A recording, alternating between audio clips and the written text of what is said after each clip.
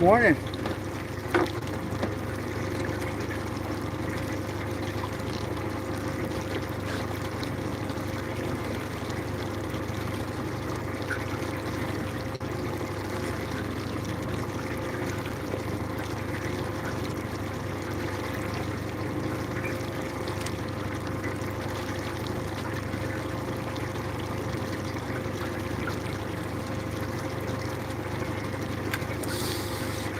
Good morning.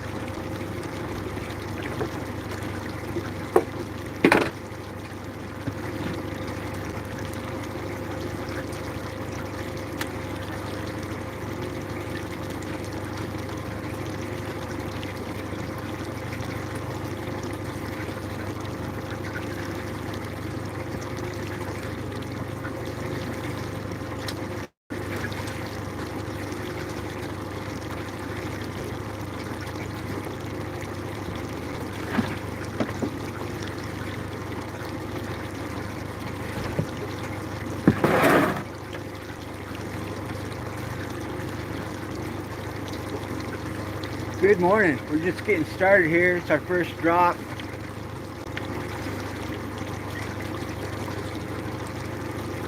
No fish yet, but they're coming.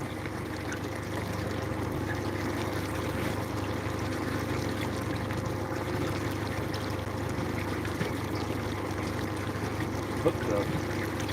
Right on, Johan. First fish of the day. Oh, the pressure. Nice.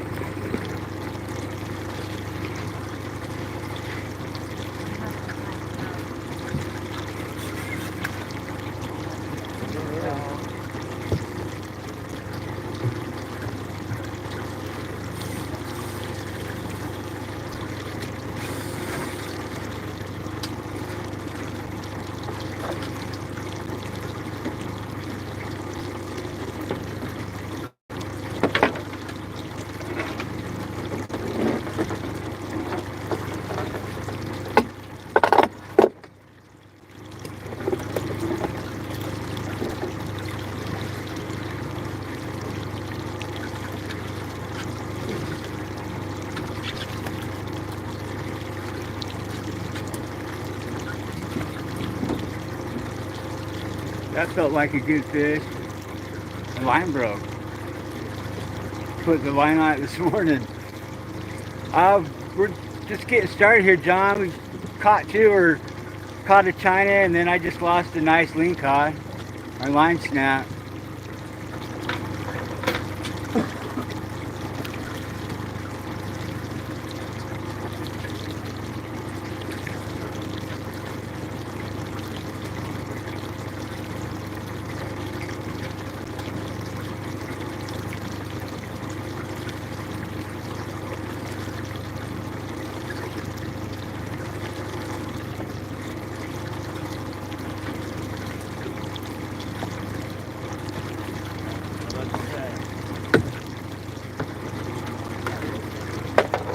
Moving.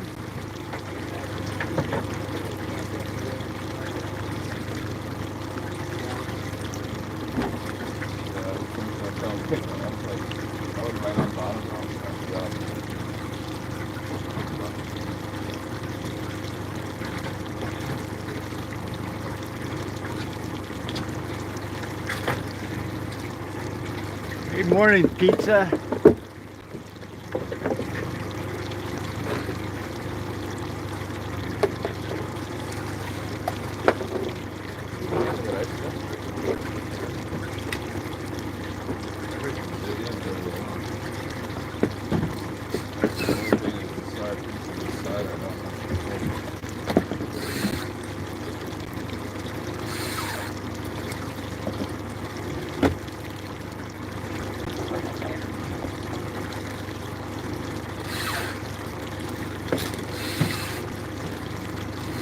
Like 3 so?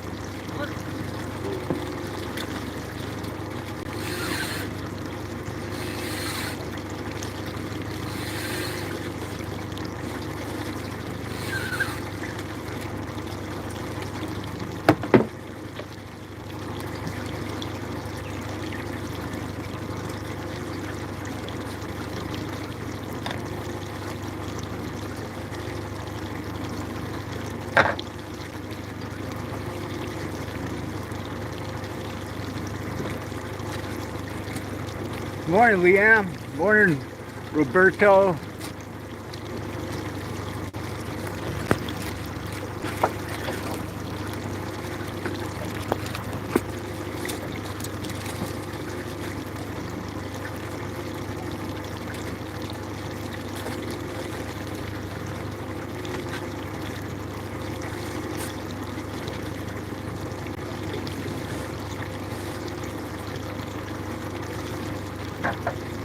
We're gonna move back up on that spot. Morning, Goddess Moral.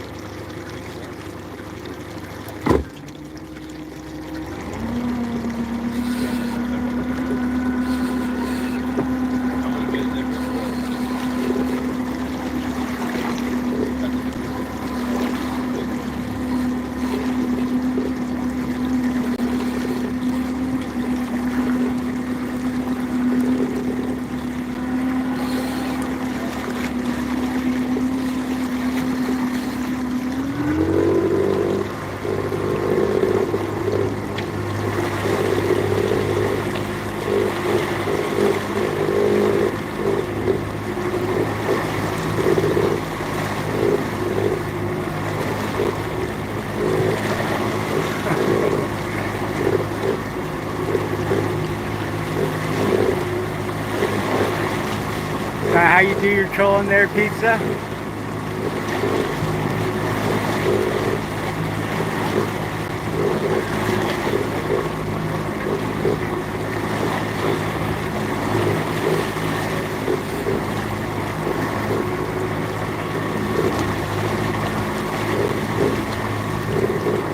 Line's got a bunch of nicks in it, so that ain't gonna work.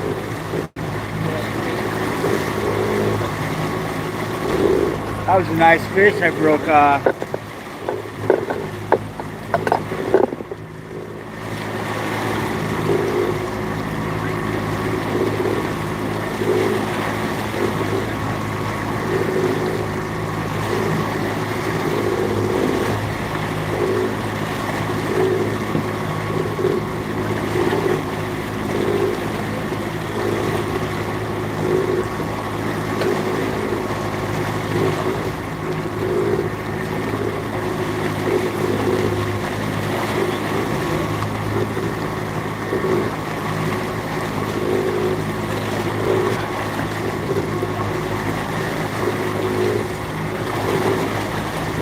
This is what I'm starting off with today.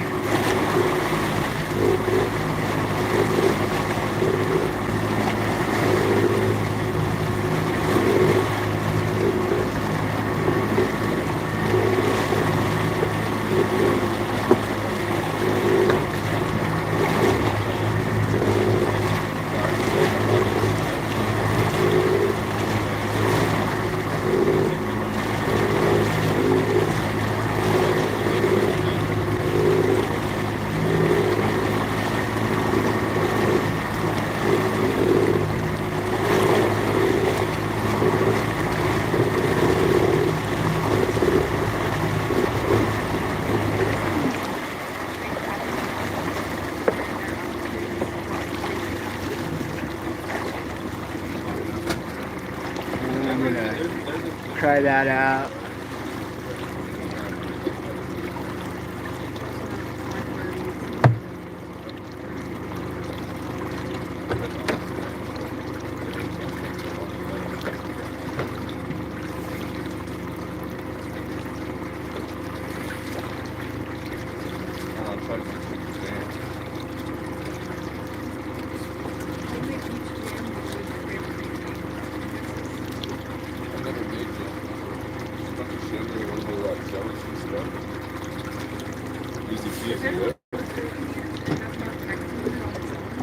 What's that? Depending on the ingredients, it might have enough pectin on its own. That's what it's called. You don't need to add anything. What, with blackberries? Blackberries? Yeah. Really? Strawberries do, blackberries do. I think grapes do too, depending on the grape.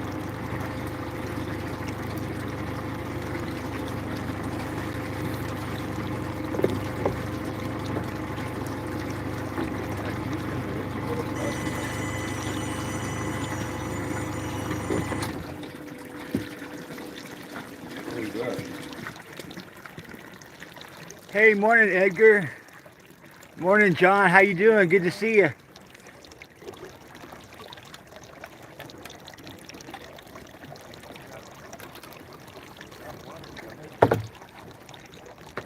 What was that last one?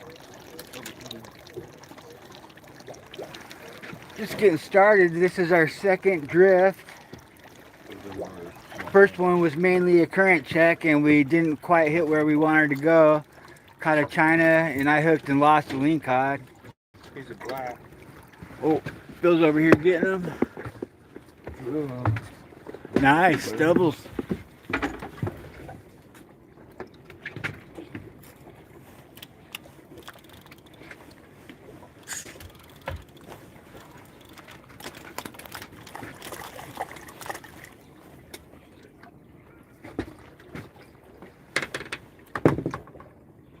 Need him at all?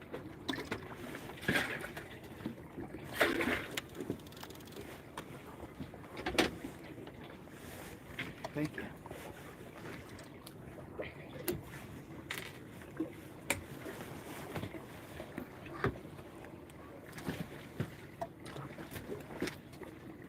How'd you like that burrito, Phil? Good. Simple, but tasty. Yeah. Because, yeah, my girlfriend made them, and like when I wanted to do it, I was like, I'm gonna throw on some onions, I'm gonna do some this and that, and then she was just like, I criticized her, and I regret it. But she likes to cook, and I like to cook, because it's way different, you know? So we try to cook together. I don't understand what people do. Like, cooking together is so romantic. No, No, it's not. You put it all on my way. Hey, morning, Power Stroke. Morning, Sapin. Good to see you guys. JD Fishing, welcome.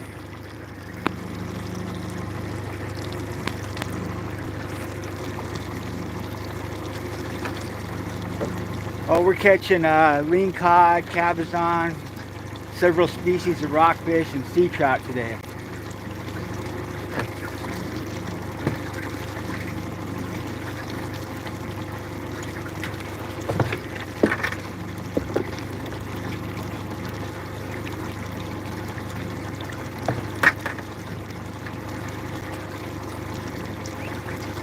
Yep, good old pan reel.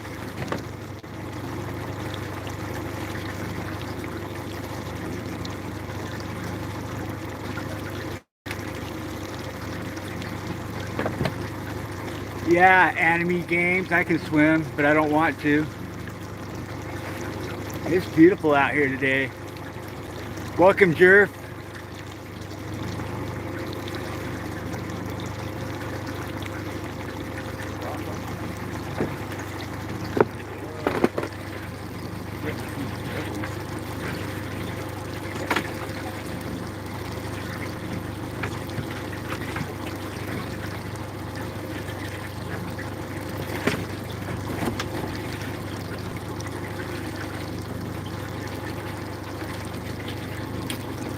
Rock.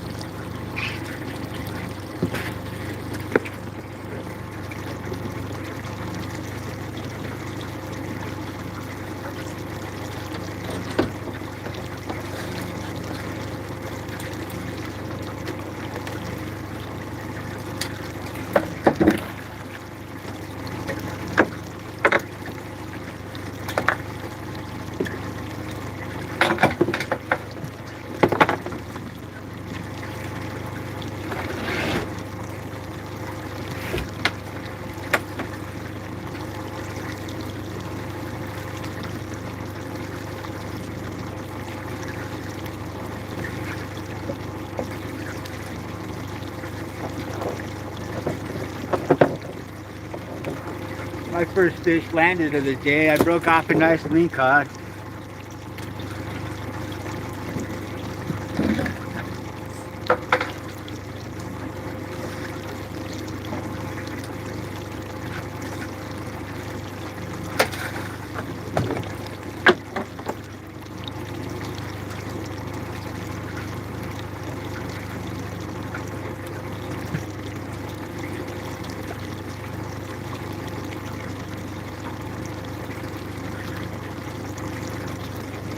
Yeah, I bet mice chewed on my line up on the boat, Bill. Probably what happened. Just like nicked all the way through.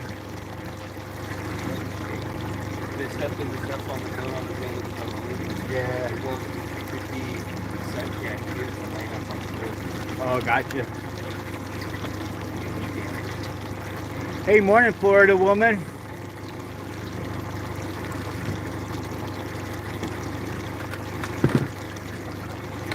That's Lauren. We got Lauren back today. Hi guys. She's our favorite scientist. Glad to be back. Morning, everybody. Chat's hopping. 74 people watching, Phil. Good on, welcome everybody. Glad to have you aboard. Always nice to have so many friends fishing with us.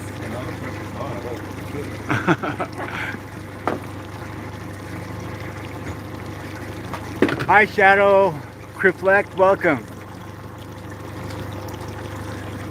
Welcome, your baby. Douglas Peterson, welcome. Corn Pop, welcome. Erethan, welcome. Agato, good to see you again. Morning, Mike. We're in the ocean. So nice out here. It looks like a bathtub. Oh, Phil's got one.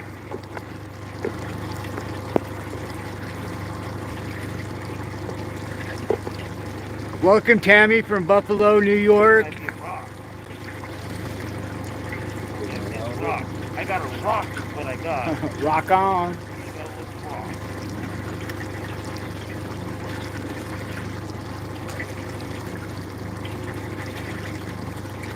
Just because we're rock fishing doesn't mean we're actually rock fishing.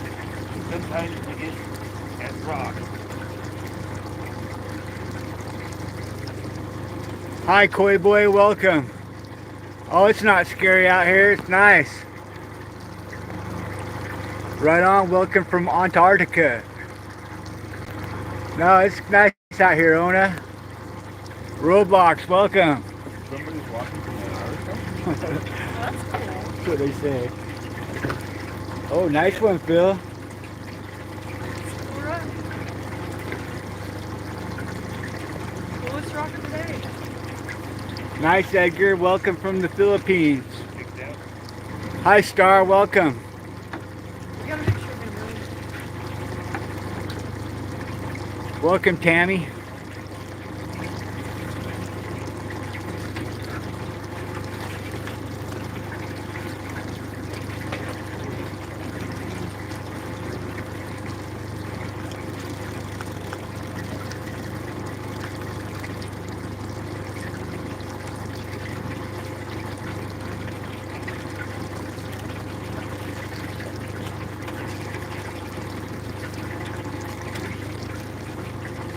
No, no Titanic. That's a little further north.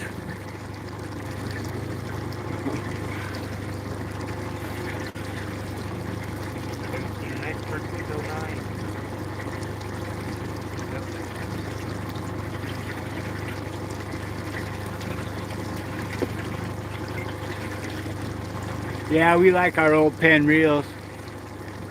We're about 10 fathoms.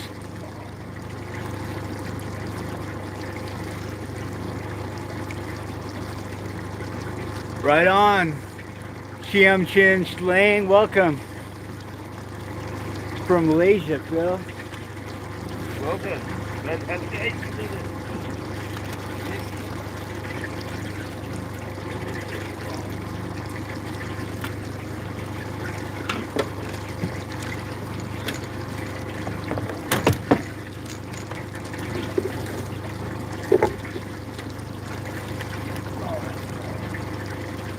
off.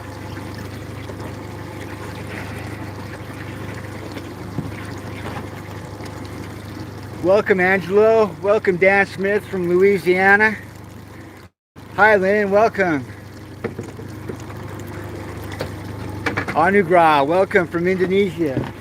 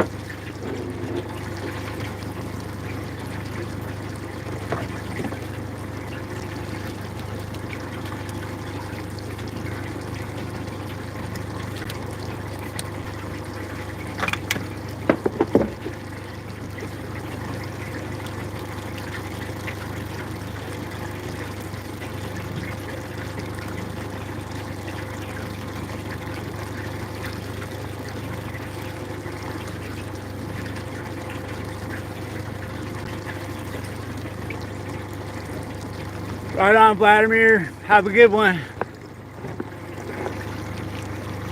Morning, Bill. Morning, Mike S. Nice. Welcome from Oahu, Hawaii, Phil. Welcome.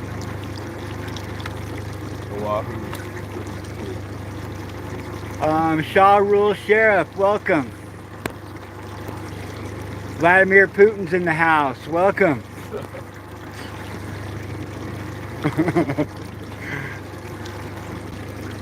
We're catching Lingcod, Cabezon, several species of rockfish, and sea trout. Welcome from Brazil, Viahara. Nice, Phil's getting them. Paul, welcome. It's rocky here. Welcome, Fish King. RC Duce, welcome from Long Beach, California.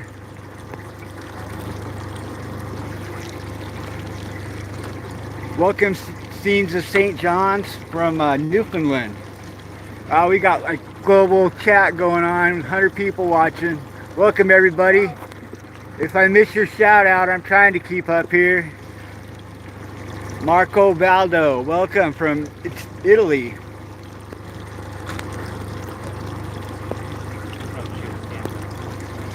Carby Film Society, welcome. Stupid Big Fan, welcome from Cali. Got a little sea trout release, pretty little guy. Yeah, the bite's been all right this morning. Not red hot, but not real bad either. We're looking like we're gonna have a good day. Hey, welcome John from Oregon. Blue 58, hi, welcome. North Korea, Stupid Vic Fan, welcome.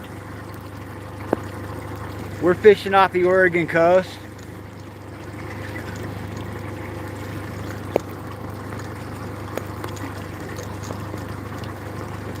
Welcome Don Smith. Sean D, welcome. We're in Oregon. Blue 55. No, we're not scared of the fog out here. Noel Wave, welcome.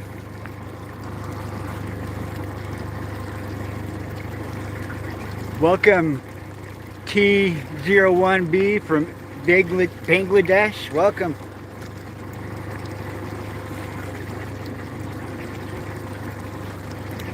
Welcome Troy from Alabama. Robert, hey.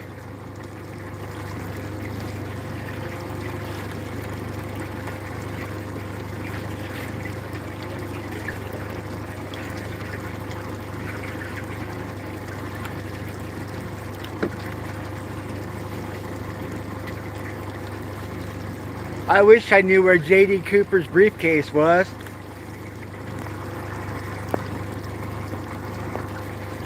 Did they ever find that? Is that the guy that jumped out of the plane, landed in the gorge? How many fish have we caught? Three or four. We're just getting started though. We're gonna jump up to. Gonna move to a close spot. Sure is nice out here today. It's like epic conditions.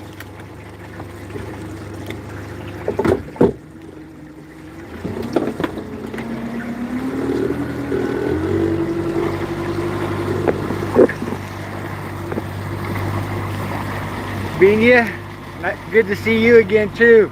She says it's nice to see you again, Laura. She missed you the other day. Yeah, it's good to be back. How many fish have we caught? Like, not enough? Got a few in there. 6, kept 4, 5, But I caught 6 and kept 4. and a rock. Caught a nice rock too. Nice rock. Very round. And a T. I don't want to show my meat. This ain't that kind of channel. If I missed you, give me another shout out. I'll give you a shout out. 116 people, welcome. Iranian God, welcome. I'm 50. I'm old. These guys are young though. They're in their 30s still. No, we're fishing out of Port Orford, Oregon. We're off Cape Blanco. Thanks,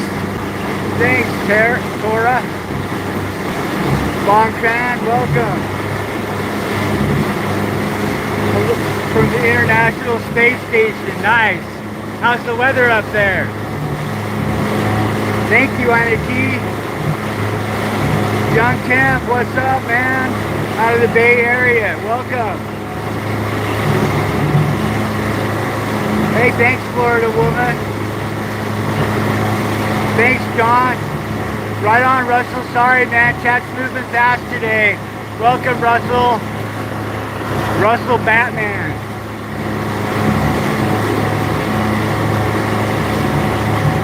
Beautiful. I'll show you the fog.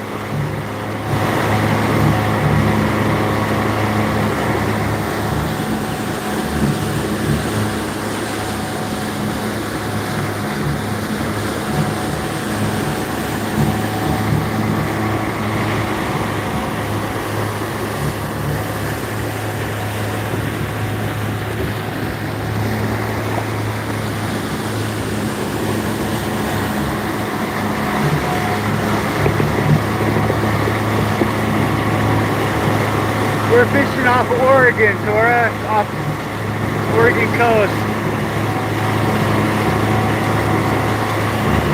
It is fun. Little pizza, welcome. Nonsense, welcome.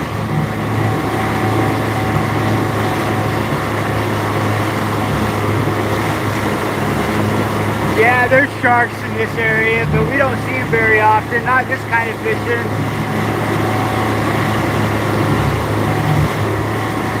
Yeah, Lauren's back today. There she is.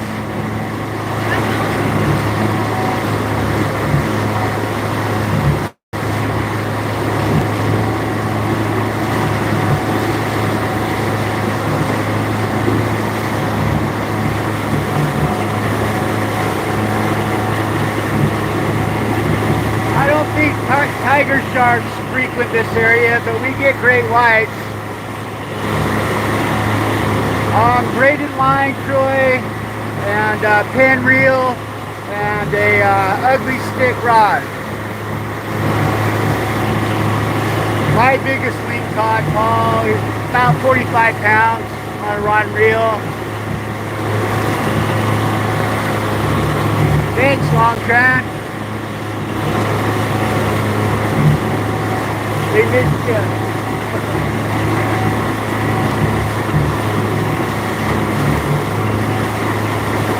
Hey Rain, welcome. My name's Jason. Life's good. Oh, she had a. She sounds like she was training other people the other day. Yeah, fresh fish. I'm spoiled. Hey, welcome, John. I've never been used by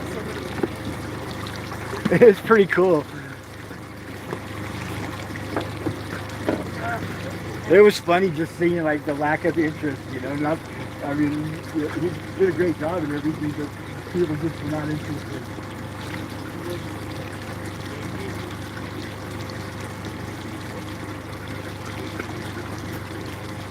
Welcome, AJ. To have a quick fix. That's a nice fish, Paul. 28 pounder. Hard fighters.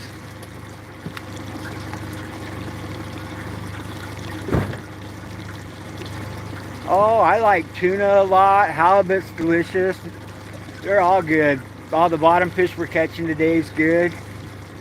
Favorite fish? I don't know. It's hard to pick one. I think it's like whatever season I'm fishing for, that first fish of the season, it tastes the best. I do love sushi. I eat a lot of sushi.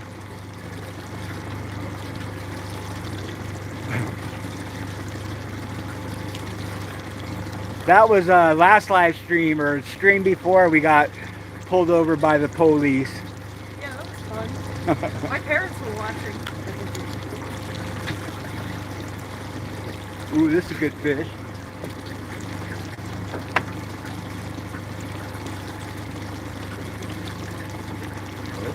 Get something. Hey. Didn't you cast it? Yeah, I hate to farm him. Trying to show off for the camera.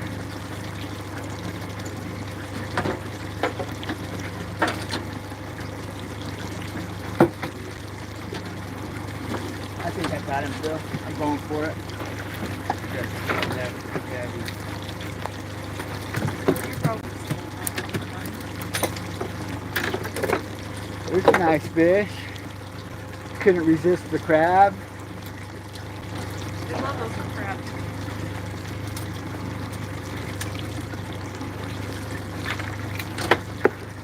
Still got a nice black there. Black rockfish here.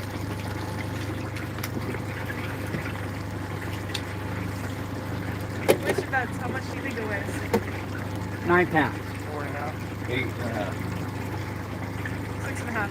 Oh, 6.5 pounder. I was looking at it, pull it up and you see the face.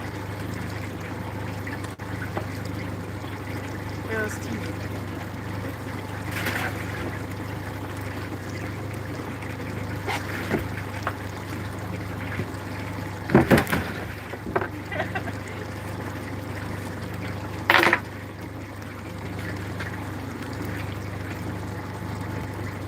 Yeah, that was a Lingcod. Welcome, low-key loaded.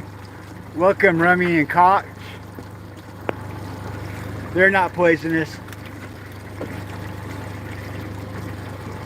but they're sharp. They got pointy fins and pointy teeth. They're real mean. They got a lot of bacteria in their mouth too, so they usually gets infected when a lingcod bites you too. They never told new observers that Lingcod have spines all up in them. So brand new observer, it's on their first boat, sticks their fingers in the Lingcod scales and rips like half the skin off one of their fingers. Oh man.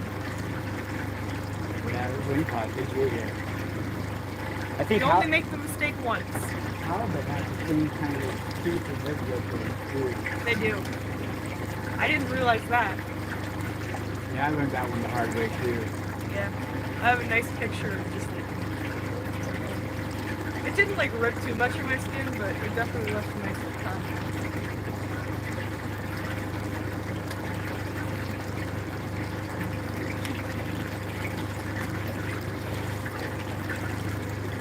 I love hunting with the observers. Welcome. It's lots of fun. We're in Oregon. They are good eating, low-key loaded.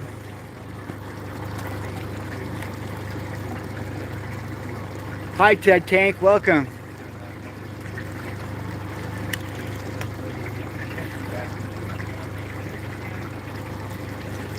know a couple of them that get so sick they can't even do a job.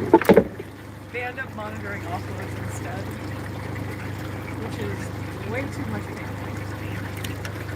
Welcome, Dwayne. Need to go fishing some more.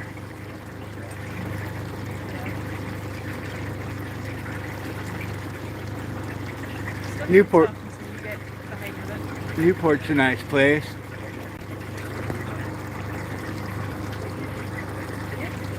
A lot of people start fresh out of college, never having done anything related to it. Welcome, Becca Turner. I'm Jason, Phil, Lauren, and Johan are our names. Nice to meet you, everybody. Howdy, folks. We're about 2.5 miles offshore here.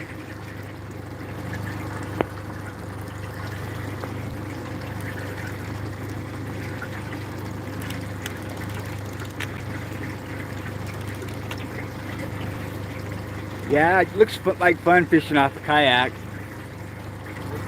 Let's come up with the next rock pile.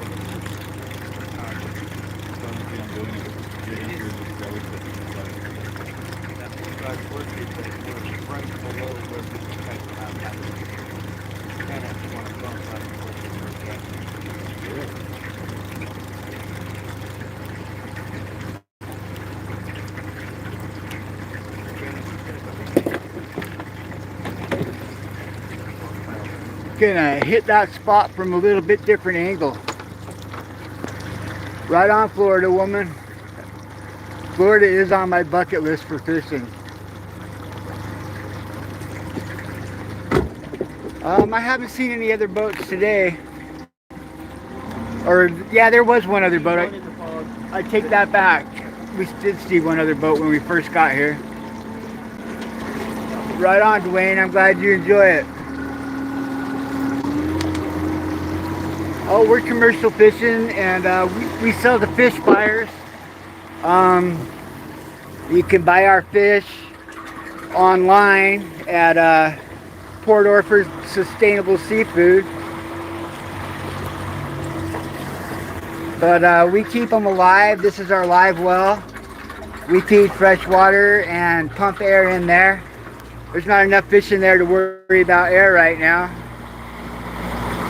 No, I've never been to Georgia, Bambi.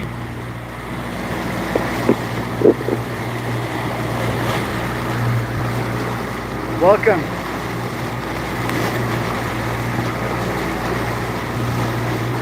Yeah, I'd like to fish the Great Lakes. You guys get a good salmon run. And steelhead. That's what got me hooked on fishing, was chasing those steelhead.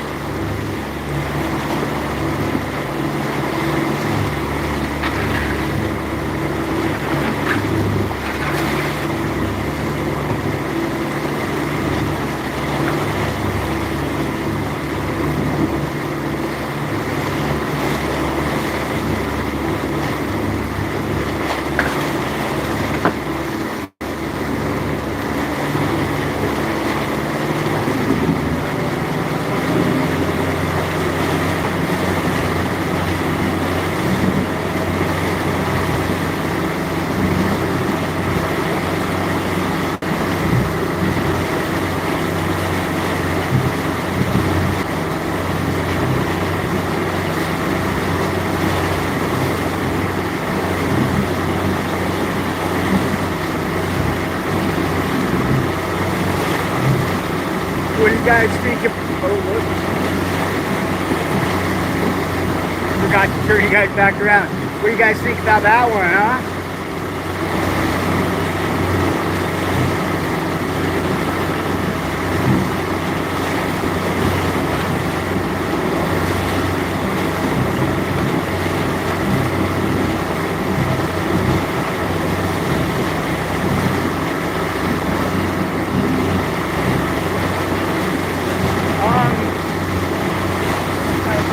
For you, Lauren. Get the microphone if you just want to be in stash there. So the question is, what kind of work do observers do when they're on land? Observers generally most of their work is done on the fishing boat, but we also manage our data. We write up information about the trips we cover. We do safety checks to make sure the vessels are safe to be on. We'll help other observers out and cover their boats for them, or we'll help drive them to different ports depending on how travel conditions are. We do lots of stuff. It's really fun. Just because we're not out doesn't mean we're not busy. Science doesn't stop for anybody. Thanks, Lauren.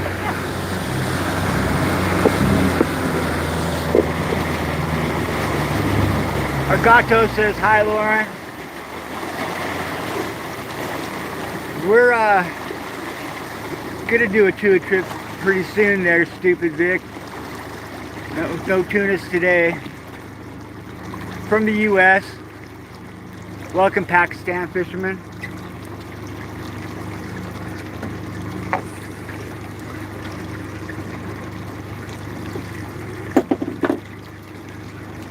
Did you show off the yellowfish?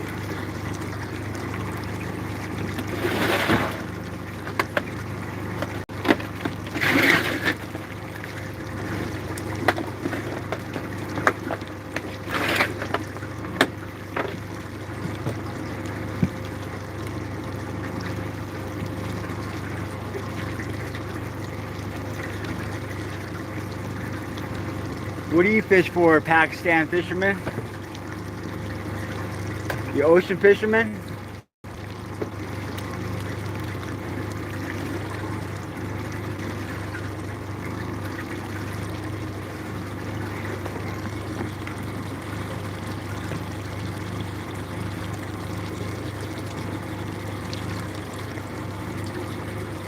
Ooh, Phil's got one.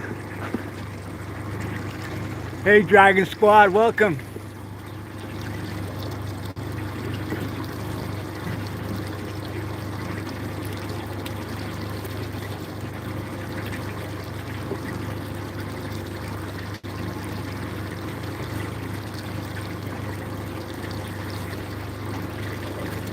Baby Gabby.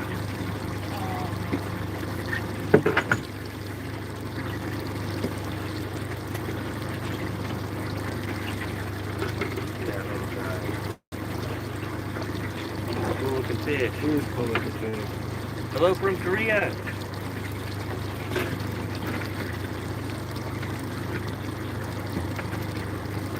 Welcome, Coyote Girl, thank you.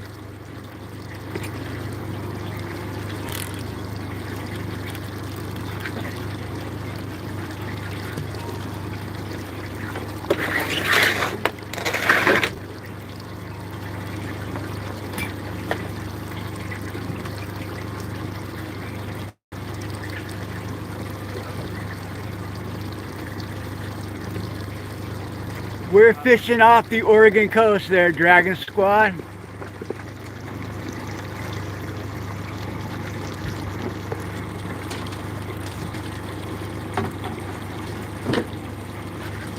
Looks like Johan's got one. Farmed him. Right when you said it. I jinxed him. It was something small though.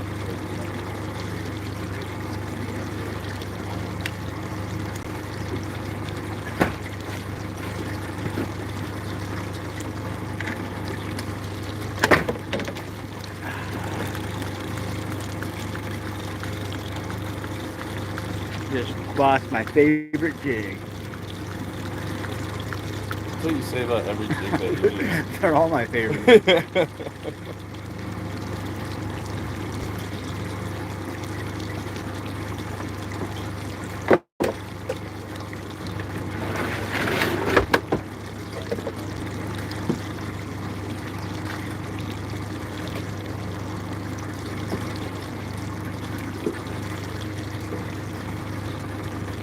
What do you think about that one?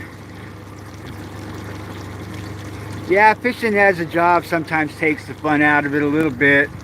There, Coyote Girl. I don't know. I tried having a real job again a few years ago. I didn't like that either. I like fishing.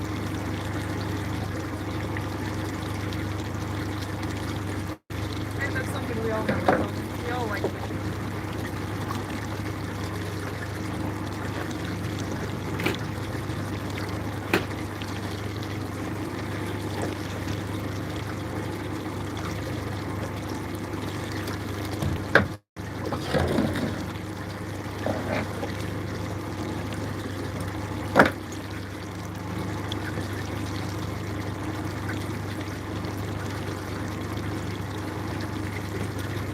We fish out of Port Orford, Oregon. We're off Cape Blanco right now, the most westerly point in Oregon. It's about a 6-mile boat ride from our port. Oh, we're commercial fishermen, Kevin.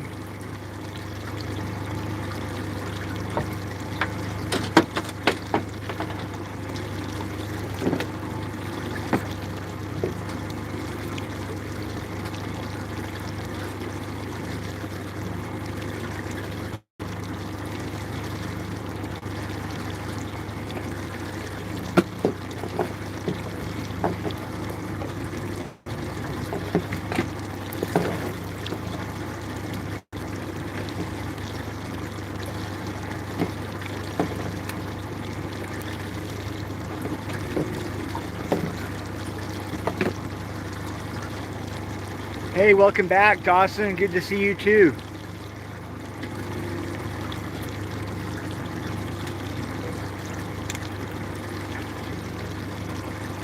I think probably the worst part is sometimes lack of sleep, like crabbing.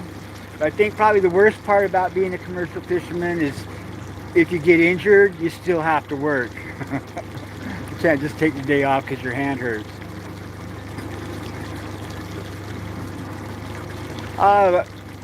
Beanie asked, when you say you manage your data on land, what does that mean? So the data I have when I collect it on boats is in its raw. It's on paper. And nobody can really do anything with like 5,000 sheets of tape, right? So it's put into a big database, and that's where all of our data is kind of put together from all different observers. There's other kinds of data that I do specifically on land. I have a personal logbook that I have to fill out, and that's really fun because I get to write about everything that happens on the boat. I get to talk about people and things that I see. And that's more of the data that I manage. If I make a mistake in my data, I have to go back and fix that because it's important things. Just little things like that. Hey, welcome back, Aaron. Good to see you. Good morning. It's just foggy, beautiful ocean conditions, no wind, and it's warm. Feels like something's coming from the south.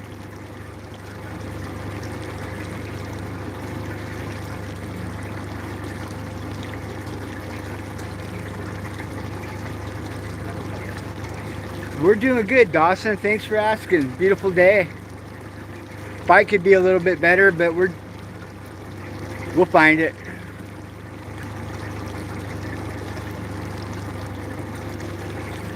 There's fish somewhere.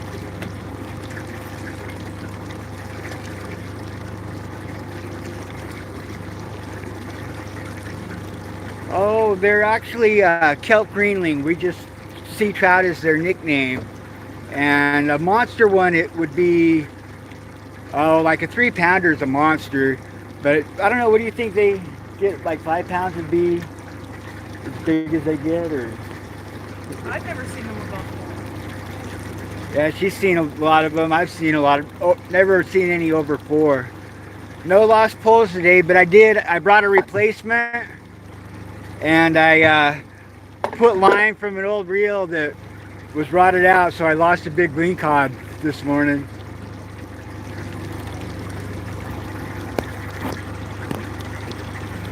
Good to see you, Gabe. Welcome back.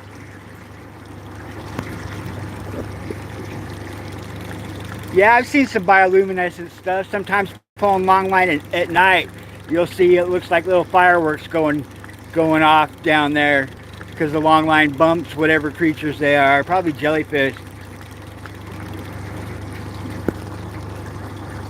You're welcome, Bill. Nope, not rainy season, not yet.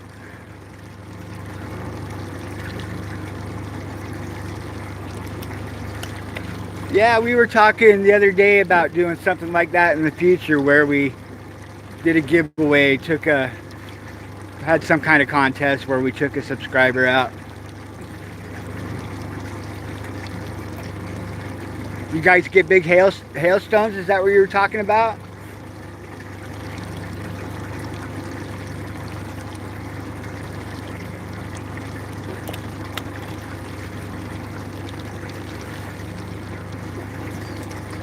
Welcome, Jenny.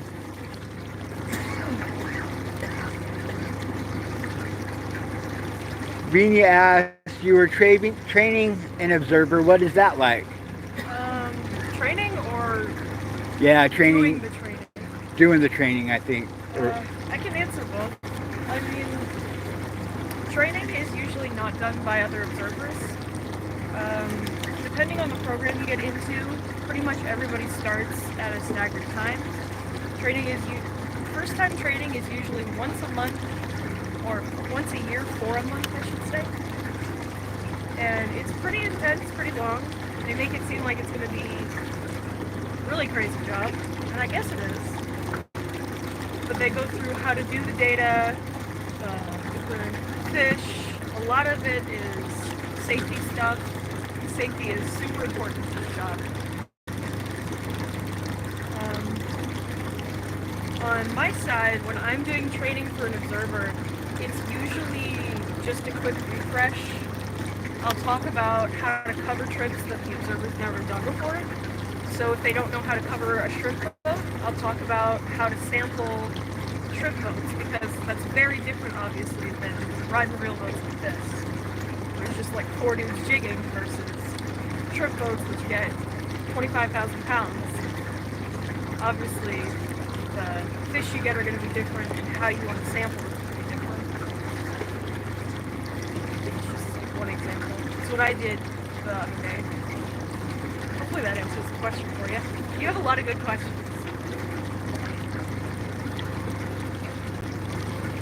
Yeah, we tuna fish, Pakistan fishermen. I don't get seasick, or they're probably asking, we could probably all answer that. I don't get seasick. I've been lucky and that skipped me, but it doesn't look like any fun. I've been seasick and still doing this for, it's been about 22 years since I jumped on a boat. Until I felt vapor locked and wasn't sure if I was going to make it through the day, and I still kept doing it. Not sure why, but I did. I guess I love the punishment. And I just ended up falling in love with the life, and I mean, you got days like this. I mean, even on a slow bite, what beautiful life, man. I mean, you can't ask for a whole lot better. We got a good, tight-knit community. It's a nice small town in our area. So, I don't know, things just feel good in this life. So, seasick or not, I'm still here.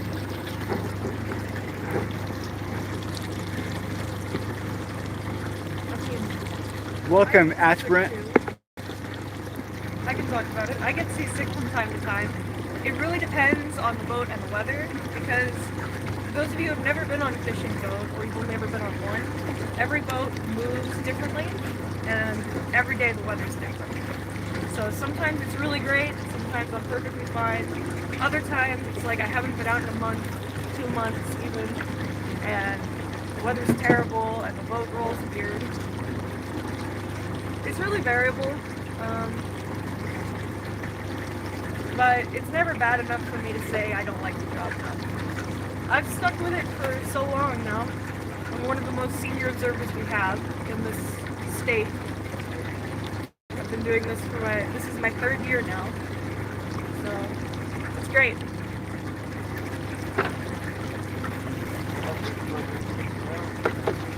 They're making it hard for me to want to stick around. Got the nice disco squid action.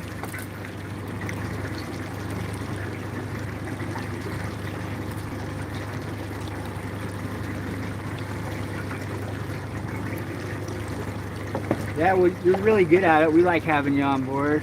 And you'd be a great teacher in the future if you ever, think of, going down or open up in your line of work. You would definitely got a natural talent for it, I think. I have been told I'd be a good teacher, but I don't think I have the patience for it.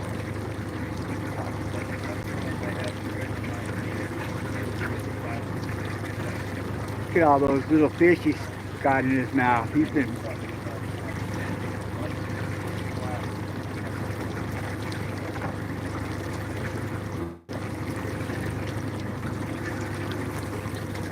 The thing about teaching is you need the patience of a saint, and I am of very impatient person. I can only explain something so many ways before I run out.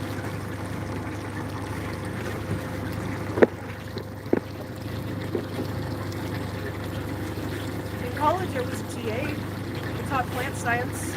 That was really fun. I single-handedly raised the test scores by like 10%. Yeah. I'm really good at telling people like it is.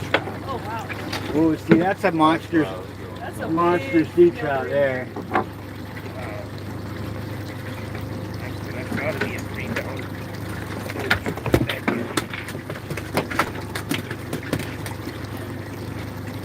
Nice fish. That is a really nice fish. I actually can weigh that one. Nice fish. Look at the colors on him. Beautiful. So how do you tell the difference between a male and a female streamer? The females have this like dot pattern on them, and the males have like the blue spots on them. Yeah. So females are always going to look about like this. Males are dark and they have blue spots. I'll show you when we get a male. Or Phil will.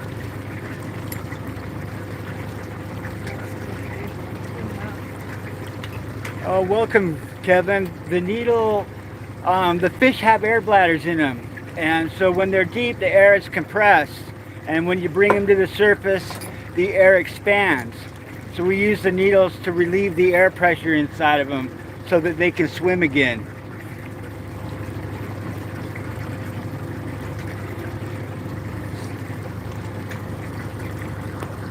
Welcome, High Pack. Rosemary, welcome. Nico, welcome. Fox too big, but I know very good about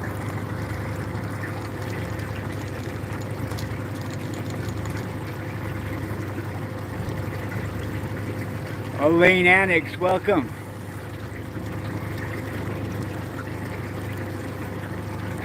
Oh, it's just where I was taught and lots of practice.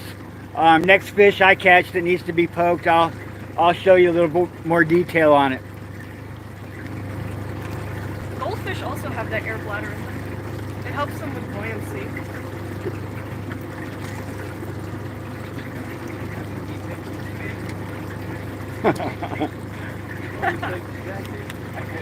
Yeah, you bet, Kevin.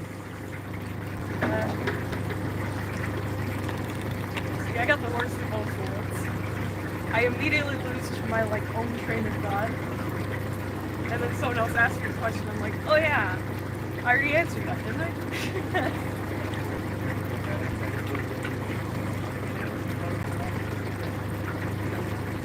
No, not all fish do, The Kevin. thing is, I don't like school enough to want to work with it. Lingcod and Cabezon don't have air bladders. I can hear a boat, but I couldn't see it, but now I can see its lights.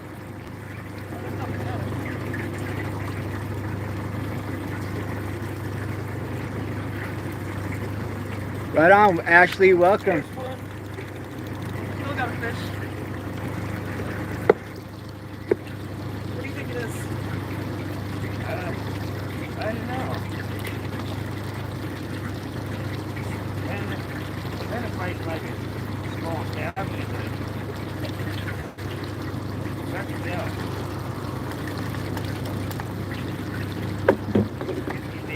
What exactly is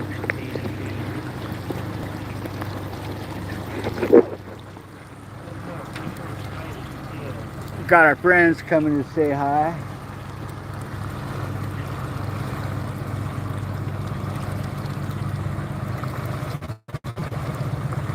That's the Top Gun there. Morning, guys. You're on YouTube. I'm on YouTube. Yeah. Cabezon. Tommy, I'll get him. Tommy, let's get him. You guys getting them? Ooh, Phil got him. Phil's getting them.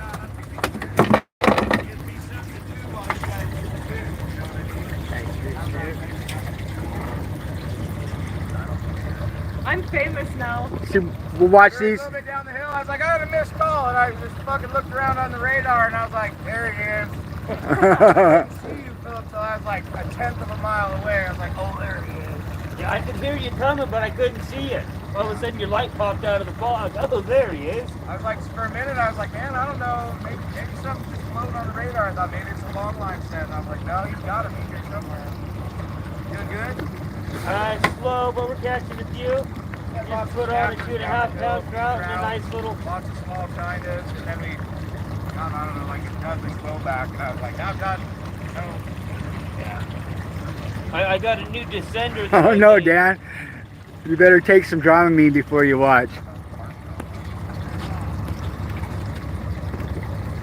I like it.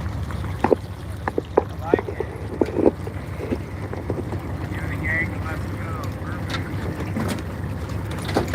You got a full boat there, Chris.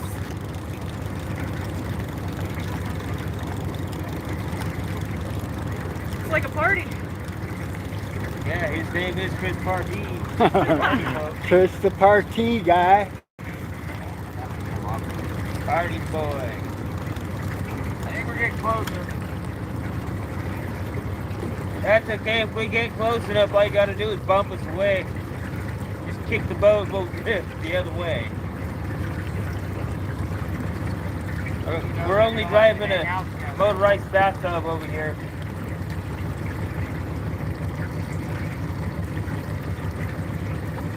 Hey, thanks, Gabe. Have a good one.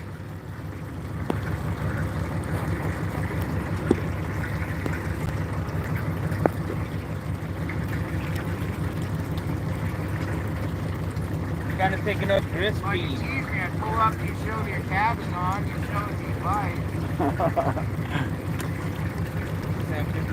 Hopefully it's trout.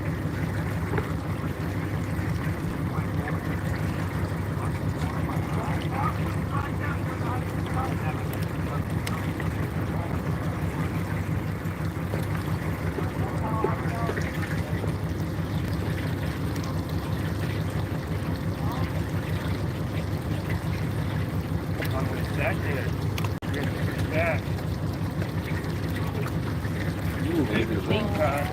That is a sharp tooth trout. Look how little that guy is. Whoop.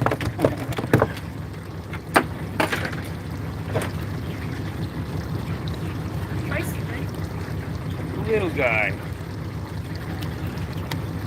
Not even a fish stick. I think you can get half a fish stick out there. Yeah, at least a fish nugget. Fish nugget.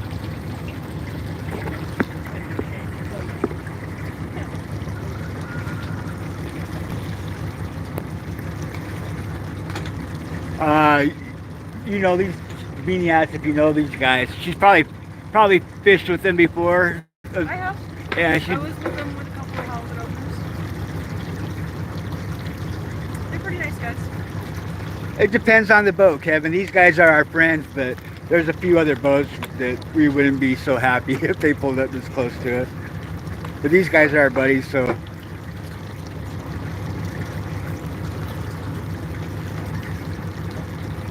Hey, Stacy, Jerry.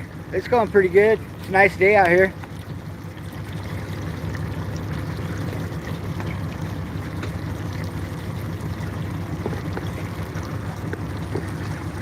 So like they got one on over there.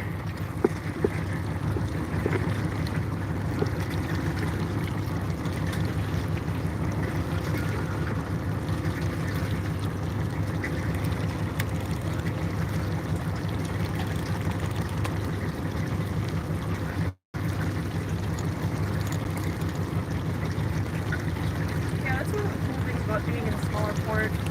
You get to know pretty much everybody.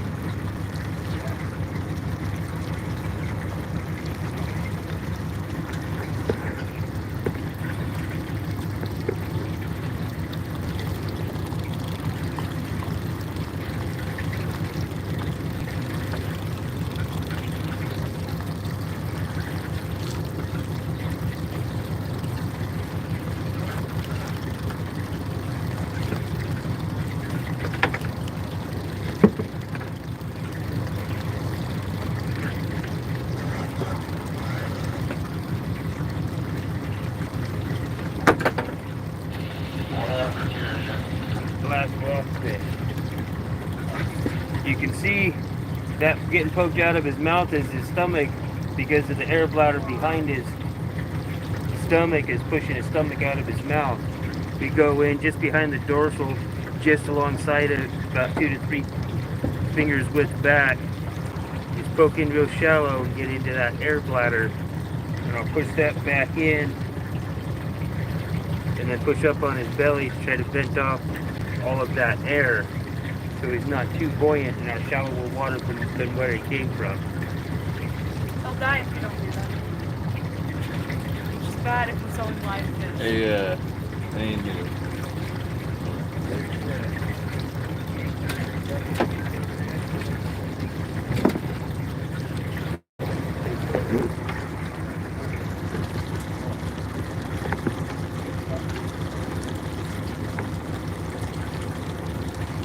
Right, they do need another guy on the back of that boat, don't they? They can fit at least 2 more, maybe. Call it combat fishing over there.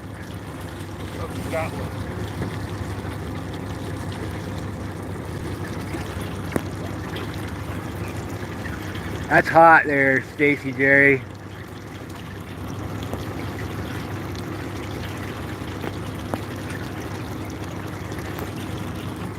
I don't want to play here either. What do you got there? Gotcha.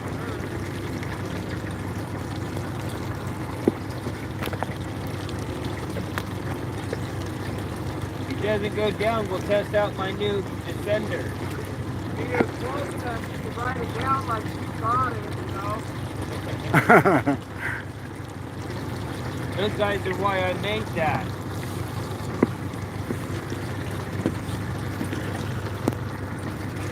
Hey Terry D, welcome. We're fishing off the Oregon coast.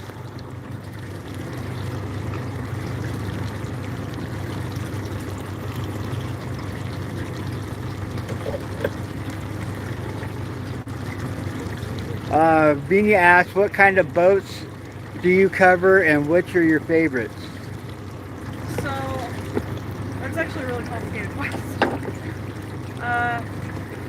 Generally speaking, as a whole, the boats we cover are, right now, are near-shore boats like this, boats with long line.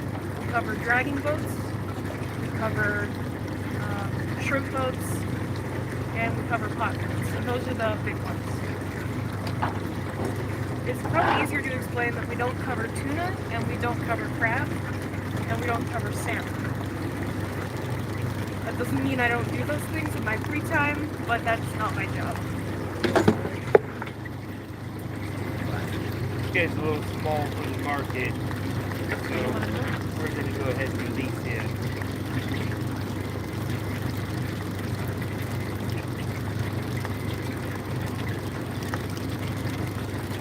But yeah, there's another count to that question. My favorite boats. Because I'm a senior observer, I can pick and choose what I want to do, and I can pick and choose what ports I go to. Which means I have an idea of what kind of work I'll do. Like, obviously, if you're fishing a small port like this that pretty much just does near shore, it's going to be different than a really big port like in the Bay Area of California. So I really do like near shore boats like this. Just a couple guys out here jigging. Yeah, this is the funnest job. It's so fun.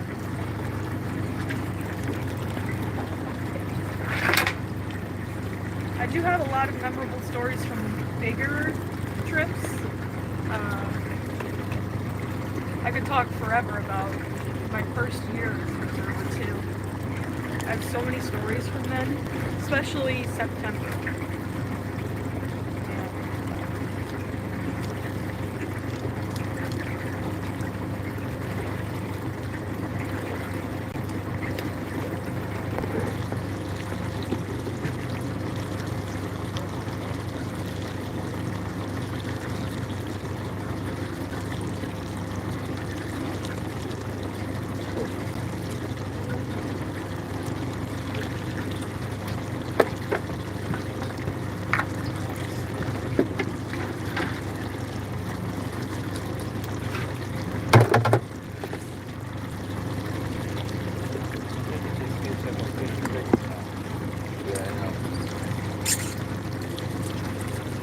you can hear the air or not.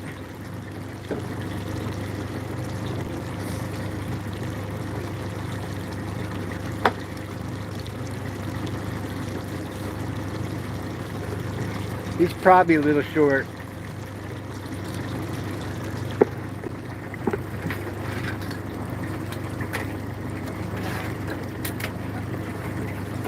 China. This one's not short.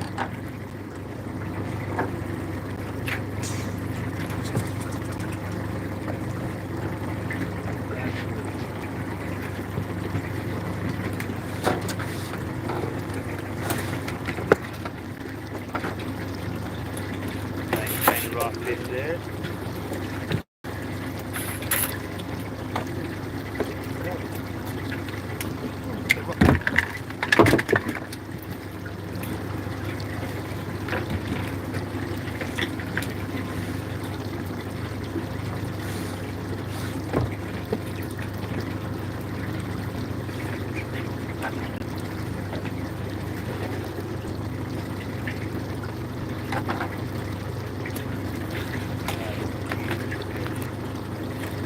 Nice, happy, healthy fish.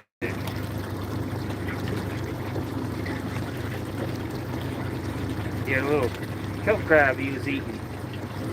Little Nice. guy. Is he still alive? Yeah, he's still alive too. Kelp crab's like, You got oh, me a chance at life. thank you.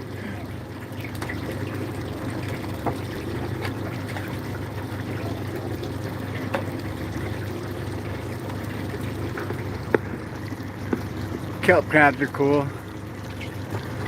Aaron wants to know what's the biggest pot of orcas or dolphins you've seen, Lauren? I've seen a pot of 2,000 dolphins at once. Nice. That was definitely while I was up in northern Washington area. Oh shit. I was almost up in Canadian waters. It was September that we went. Big storm hit. This pod had been following us probably about 50 to 100. It could have been Other two end's different- over here. We just crossed it. But super pods are pretty common too. They're really cool because there are lots of different species together. And you can see hundreds of them at once. I've never personally seen one because they're just not super common around here, but they are really, really cool. And then the other part of this question was, how come sharks don't form pods or have a family system like them? Sharks, there's lots of different kinds of sharks, but generally speaking, they're fairly territorial and they compete a lot for resources. Whereas the dolphins understand the idea that everybody works together to achieve something. It's just different ways to live.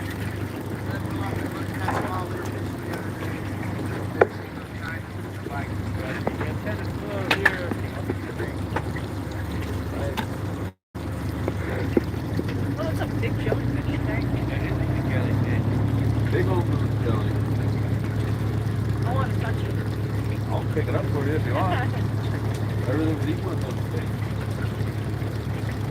The darker they are, the more they burn. Salmon seining, I get them because we catch like thousands of pounds of jellyfish.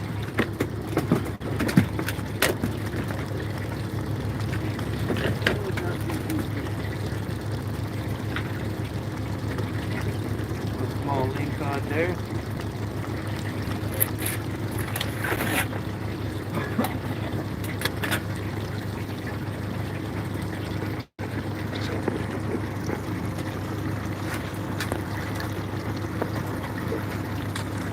Welcome, Manuel. Welcome, Sia.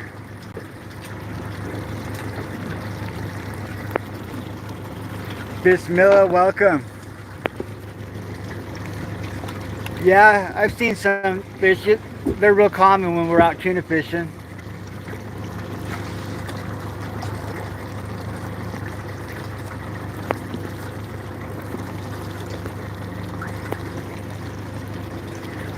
No, but I'd like to go muskie fishing. I fished for them one time in a lake that was supposed to be really good, but I didn't have enough time to really get dialed in on anything. It was just like a drive-through fishing trip. But I'd like to catch some muskie. They look like fun. I think lingcod are very similar in their aggressive nature. Pretty rare, Aaron. I've see orcas maybe once a year, if that, some years. And I've never seen them up close.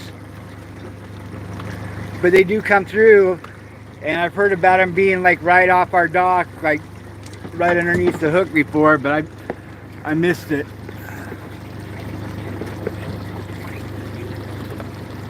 Black rockfish there.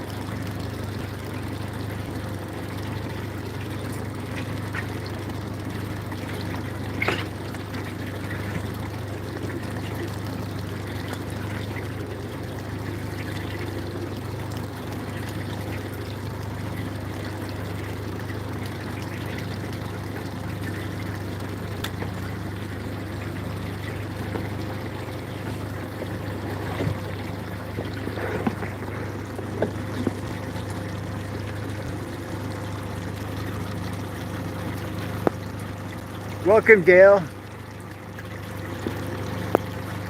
Right on, Kevin. What do you think would happen if you jumped in the water with the orca in the wild? They generally don't see humans as prey. There's not one recorded orca that on a human. And can you tell us some stories from your first year as an observer? I'm not entirely sure how much I can say. Part of my job is to be kind of hush-hush about things that happen. I can talk about my very first trip out, because it's incredibly memorable for me. I am fresh out of training. I'm still moving into my new apartment. It's actually an Airbnb at this point. I'm not expecting to get called for like a month, because they want to give new observers time to get ready. And instead of getting that time, I'm called last minute for a trip 2 hours away that's leaving at like 2 a.m. I am obviously a little flustered. I don't know what's going on, so I pack as much gear as I can, and I get down there as fast as I can because this captain's calling me, yelling at me, saying, "Why aren't you here yet?" Get a hotel for the night. Leave first thing in the morning. I am so seasick. I'm seasick for 3 days straight. I'm so seasick I don't sleep. I'm on my hands and knees crying and throwing up on deck. They've left their gear soaking for a week at that point, so it was super gross. Everything was like skeletons and sand fleas were everywhere. One guy throws like nasty sand flea fish at me. It explodes in my face. I get sand fleas down my bibs and into my face. I was traumatized. I didn't go out for a month after that because I really couldn't. I thought I was gonna quit right there.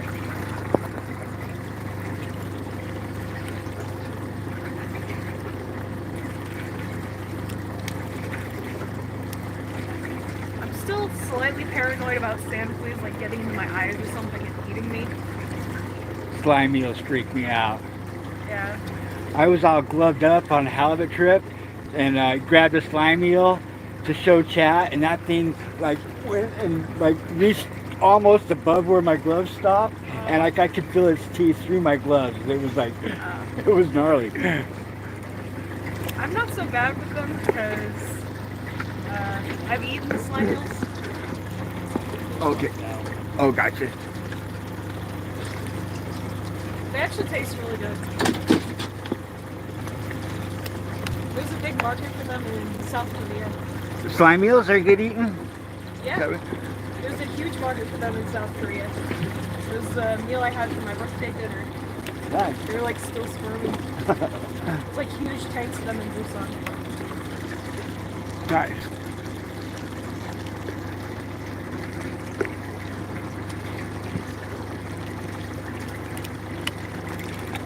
Yeah, like, you know, some people, not everybody, but I get a lot of hate comments on videos where we catch an octopus. The octopus would eat you first in a heartbeat, Aaron. It wouldn't even feel bad about it. It'd go right for your heart first, or your eyeball. That's what octopus do.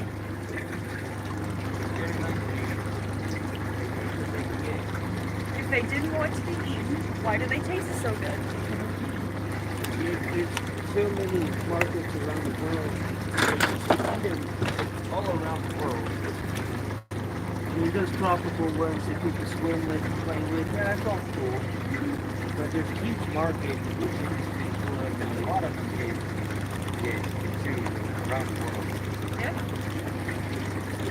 Humans generally don't taste good. I've been told. I don't know that for sure. On the record.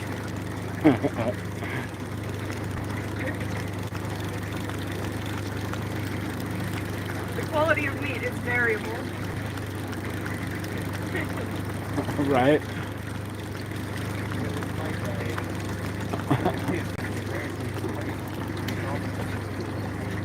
It probably tastes like a raccoon.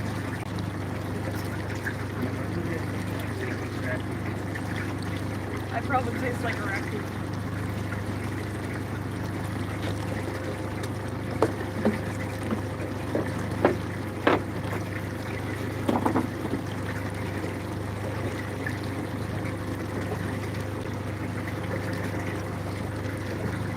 Hey, welcome, Lifestyle Yashan.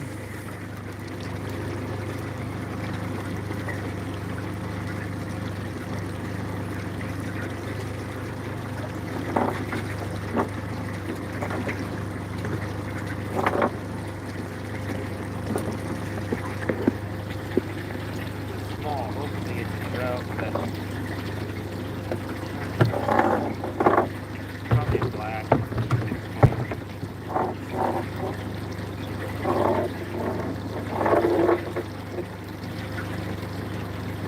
Johan's got one too. Nice.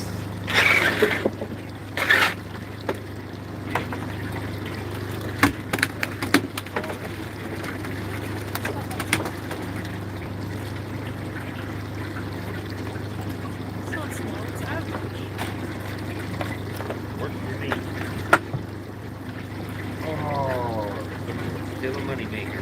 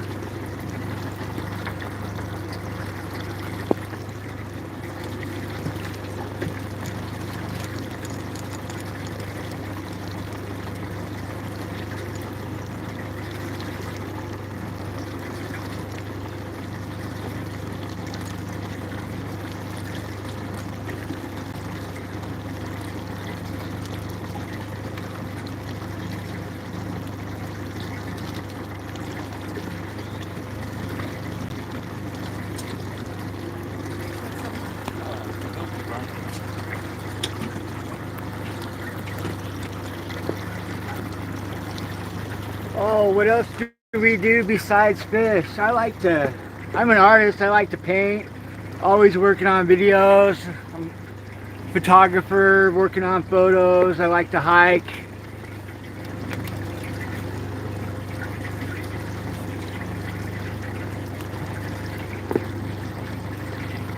Bill, all he does is work. He doesn't know time off. I haven't been doing some months. Yeah, between all the boats and then what I've been doing for the community program that I've been working on, it's definitely pretty busy. Between the fish and the food bank, all kinds of projects, and then the community barbecues that we do, that takes a lot of time. Now down to 3. Thank you.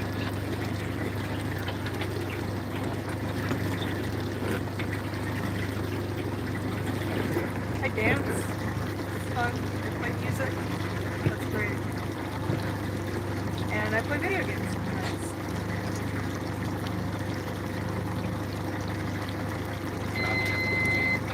I like to live pretty quietly when I'm not working.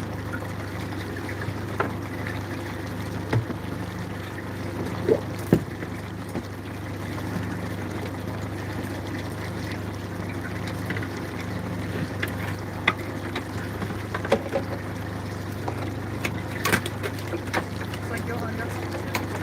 Right?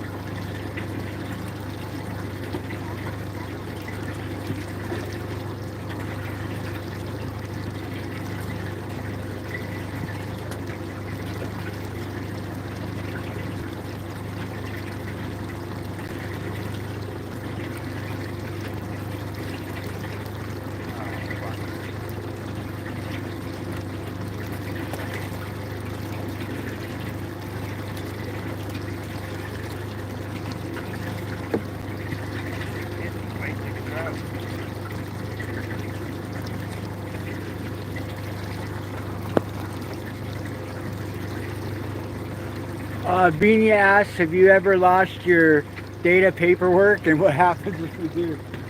I personally never lost it, but most observers lose their paperwork at least once. When that happens, it depends on if that paperwork just like flew off the boat as you're steaming in, or if you just lost the paperwork in the mail or something, you were sending it and it's already in the database. If you lose it when it goes flying off the boat, you weren't able to put it in the database, there's nothing that can be done really. The trip is marked as failed, which really sucks, but it does happen. If you lose your like physical paperwork, but you have the data already in it, that doesn't happen very often either, but it can. And when that happens, we kind of just roll with it. Like, it's not great, but it does. But there's nothing that can be really done. It can't be recovered. Sometimes they'll say like, how much do you remember? But generally, if it's lost, it's lost. You can't cry out the story.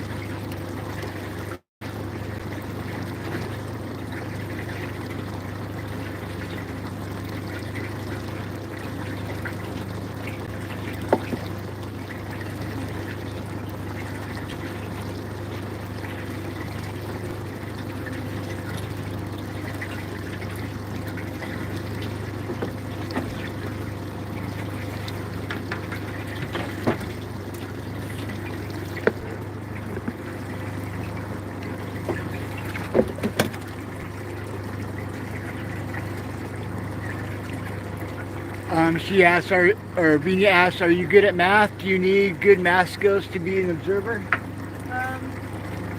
You're a scientist, so you have to at least be decent in algebra. That's really all there is to it.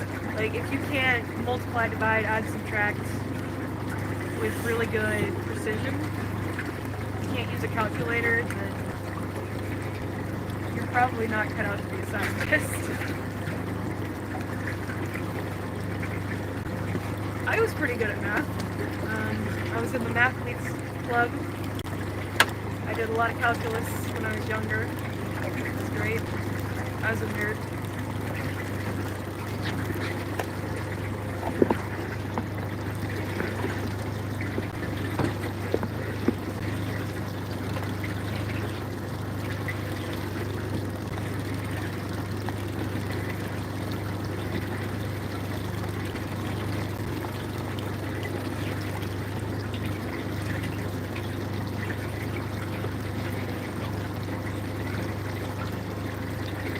Thank you for being with us today, everybody. Just want to take a minute and give a shout out to my Aunt Kay and my Uncle Dennis. Love you guys. Sorry about your loss, Aunt Kay. My heart's with you. Will back. Give me some more.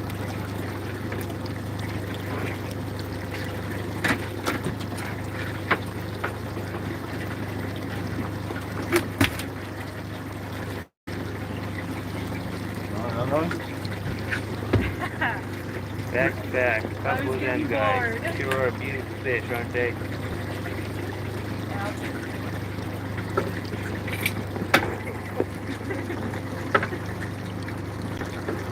Wonder if I have one too.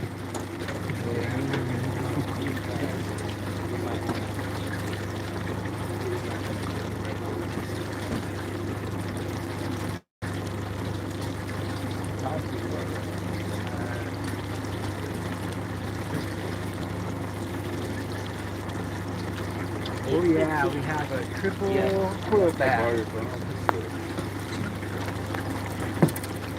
I left my phone in my neighbor's trailer this morning. Yesterday, the old lady said we were to bed by 7 o'clock. I gotta put some brains here.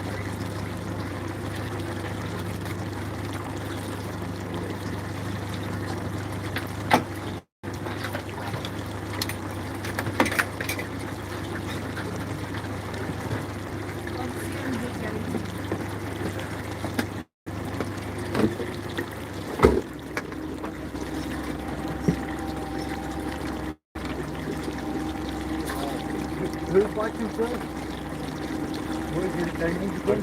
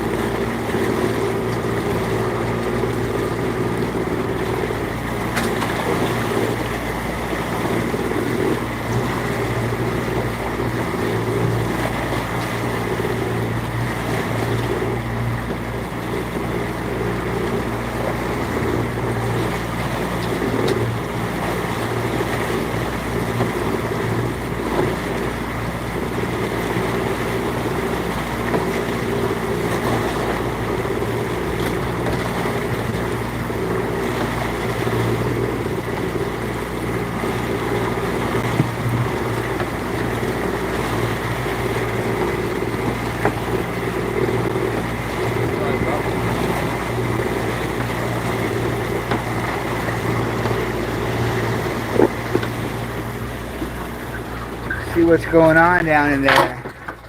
Got a few fish in there. Still see way too much floor in there. Yeah, the fish in the water today.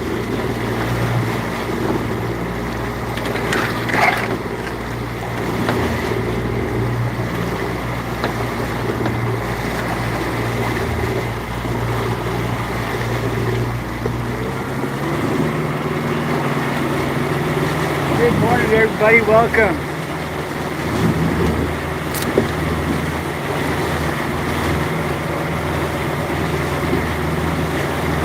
Bite's been kind of slow today, but sure is nice out here. We're gonna keep on trying. You never know. Bites get hot at any time. This might be the drift.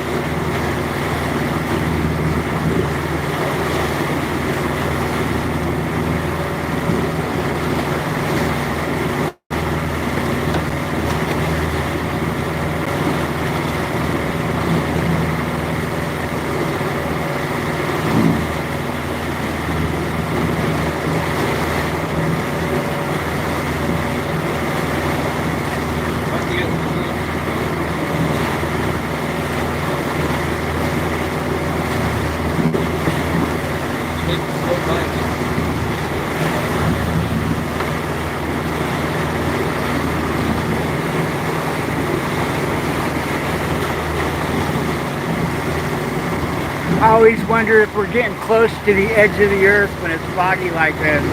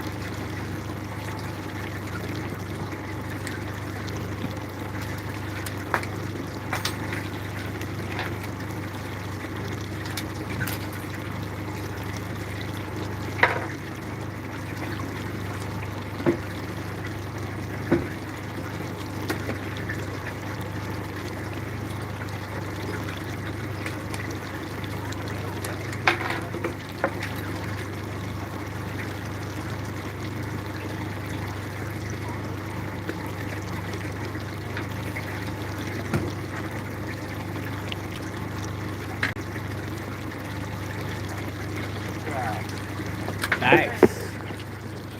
Another female.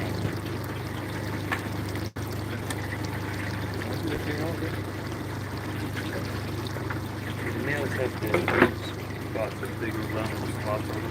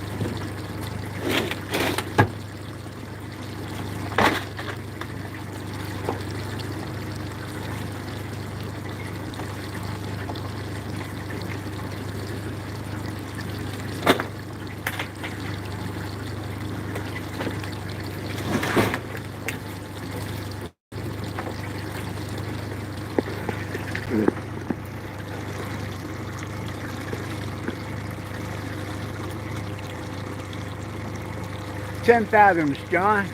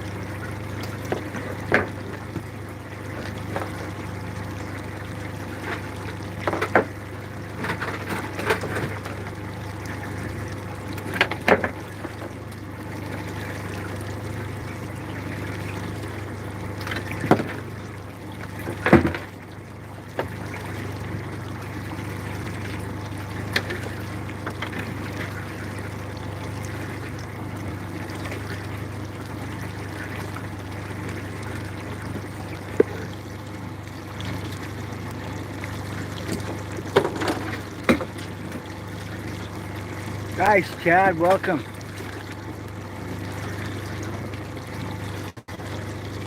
That is cool.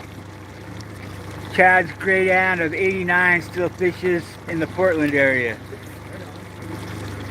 Yeah, that's awesome. It can't be hard work, Skelter. What we're doing today is pretty easy, though.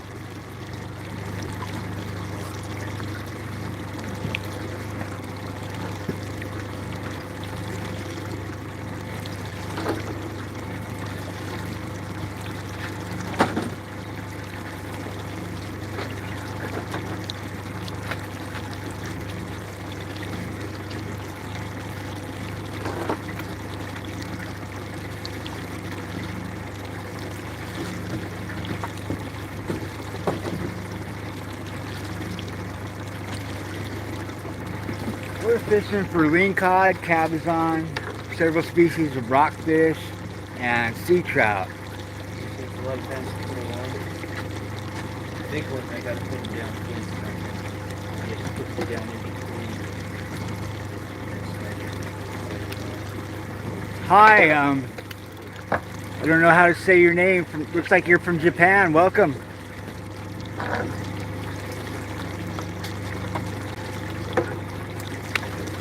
On the boat.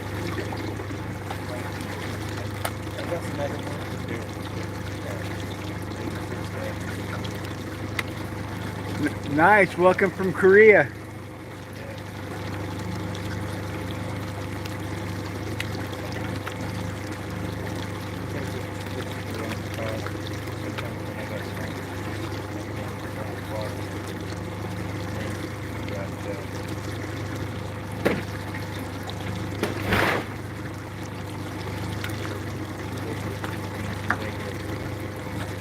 Thank you.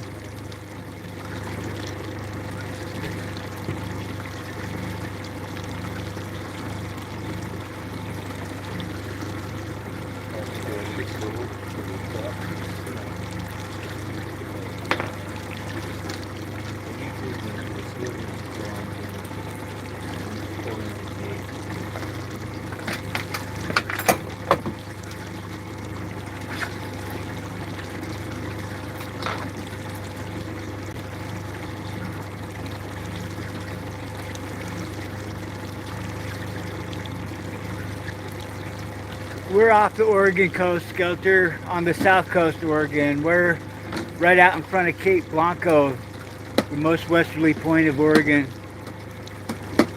Welcome from Pasadena, Fig.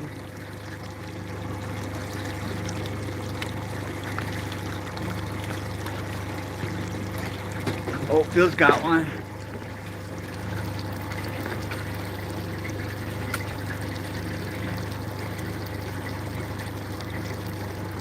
Hi, for real, welcome.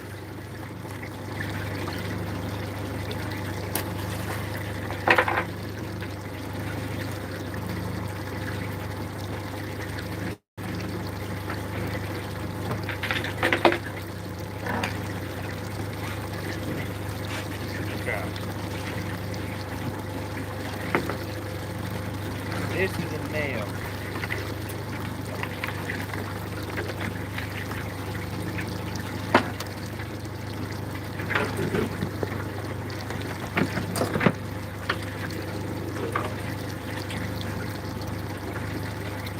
Those blue spots on it shows that this is a male sea trout.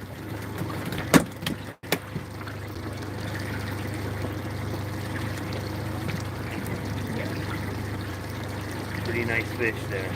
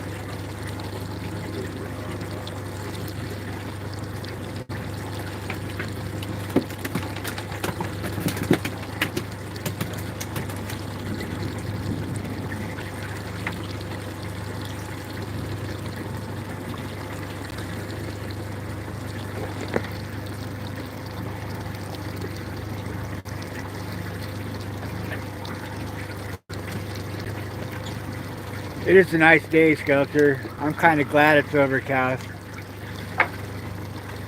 Looks like it's going to clear off though.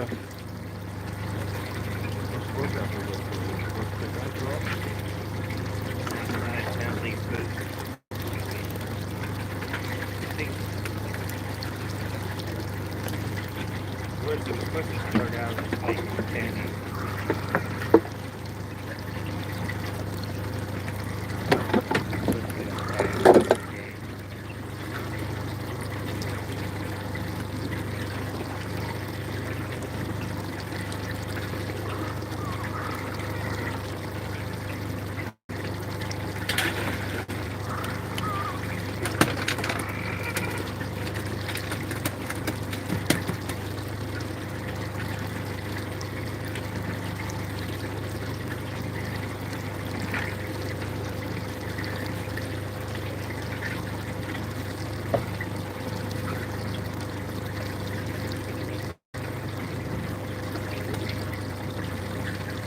Welcome, Kiri.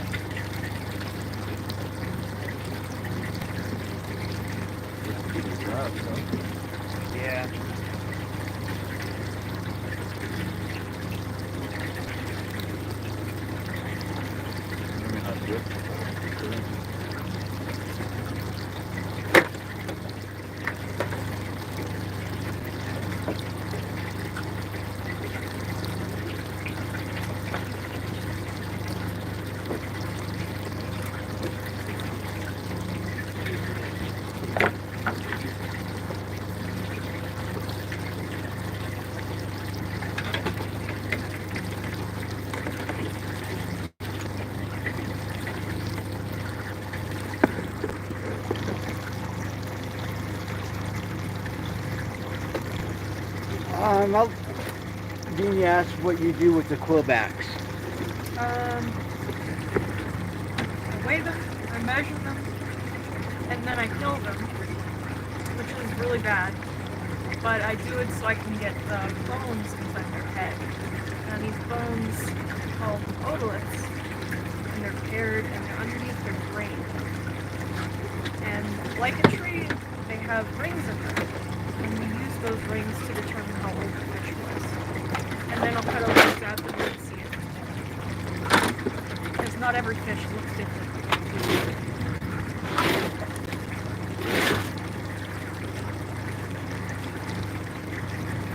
And then afterwards I'll throw it back. Let the birds have it.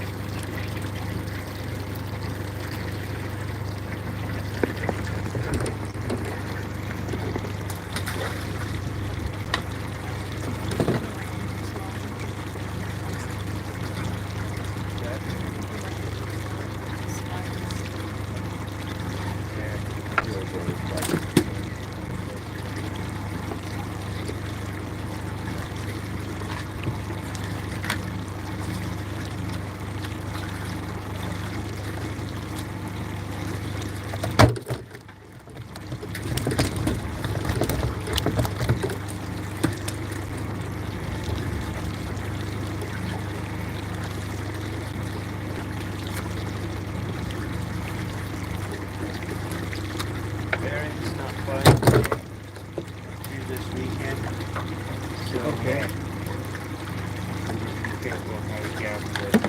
Copy that.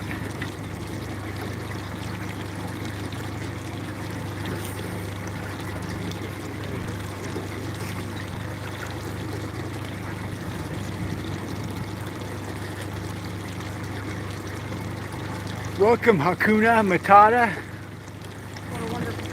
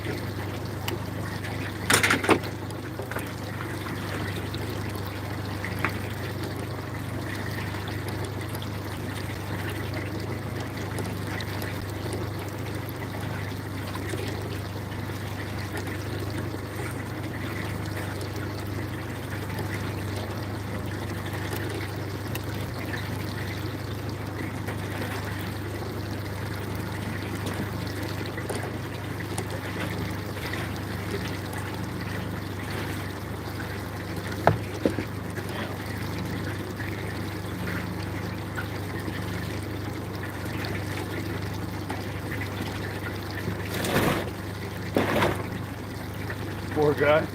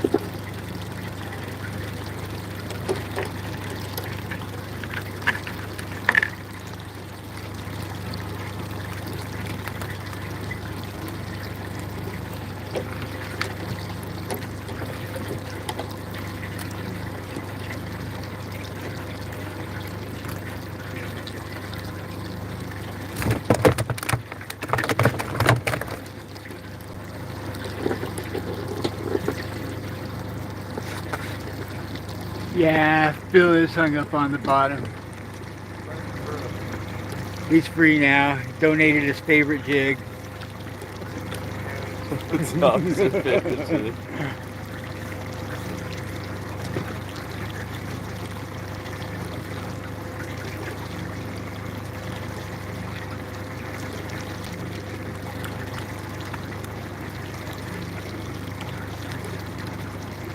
Nice and calm. There's no wind, but the current's ripping pretty good.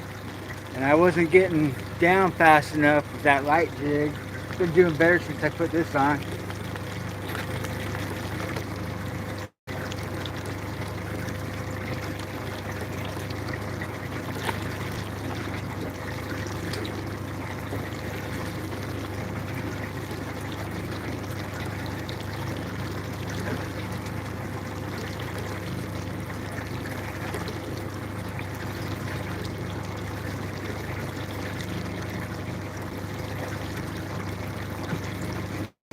11 fathoms.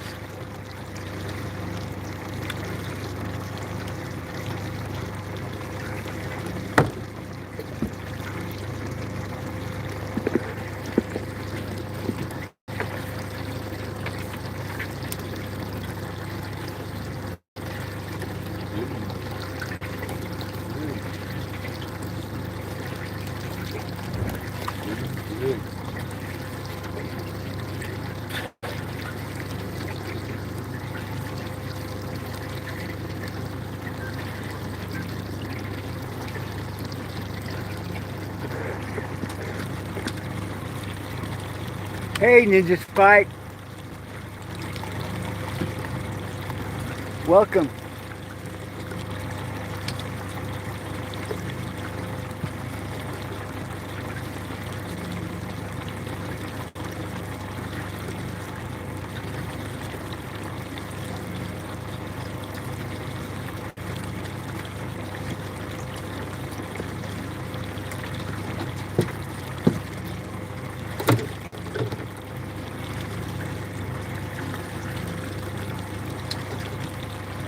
Female.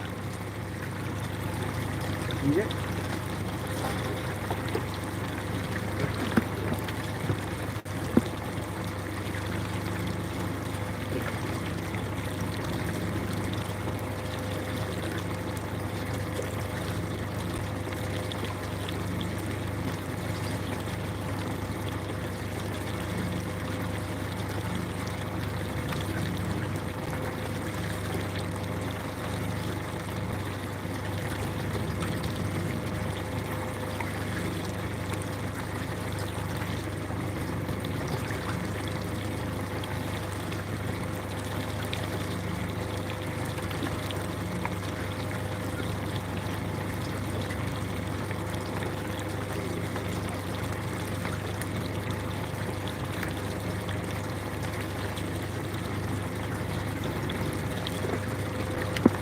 Thanks, Ninja Spike. I think the biggest fish of the day is about, what, 8 pounds? I think we'll get something a lot bigger, though. Hey, Tom. Good morning. It's always good to see you stopping by.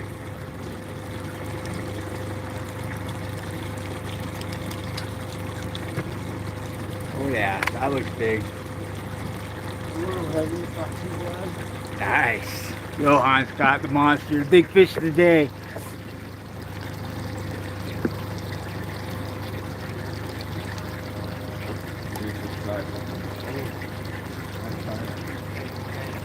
Ooh, nice one. Ooh. Is it floating? Is it floating? Nope. I just had this kind of flash before my eyes. Catch and release.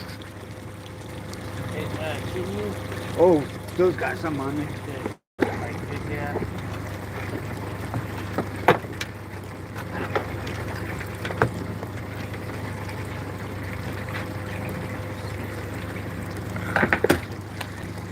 Where's the head piece?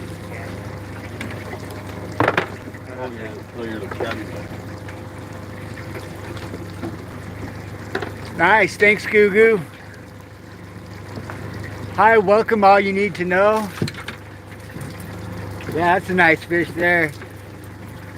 That's why we call them big fish Phil around here.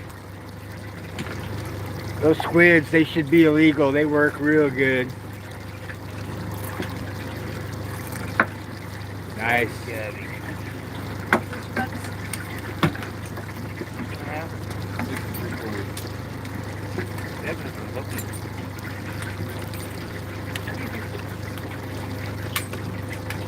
I'm gonna say 7. 6.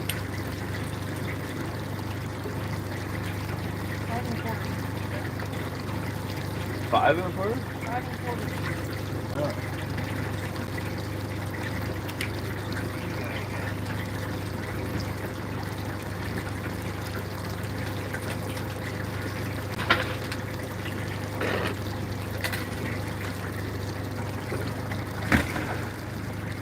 Hi, Insulin Opperman. Welcome. That was the Cabezon.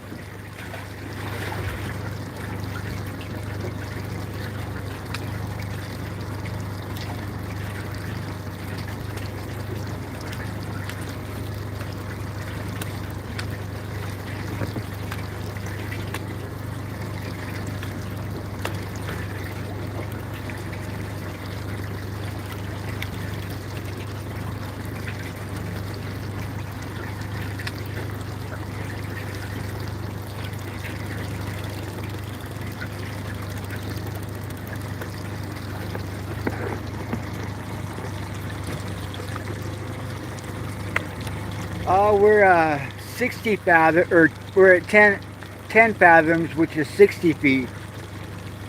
Just come off the edge and we're just about to get these back.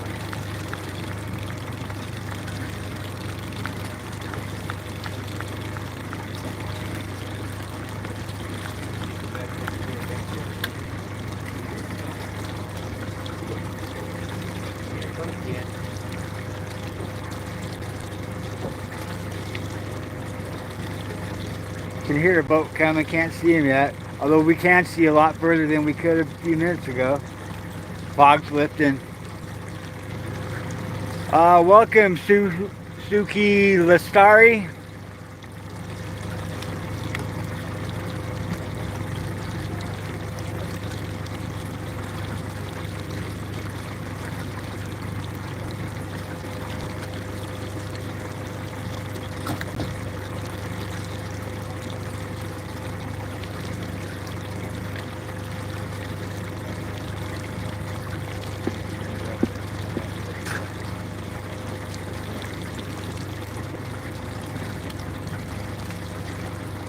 Are you threatening to move, Phil? Is that what I heard you just say? Yep, they're putting up the tail. Just wanted to make sure the fish heard that.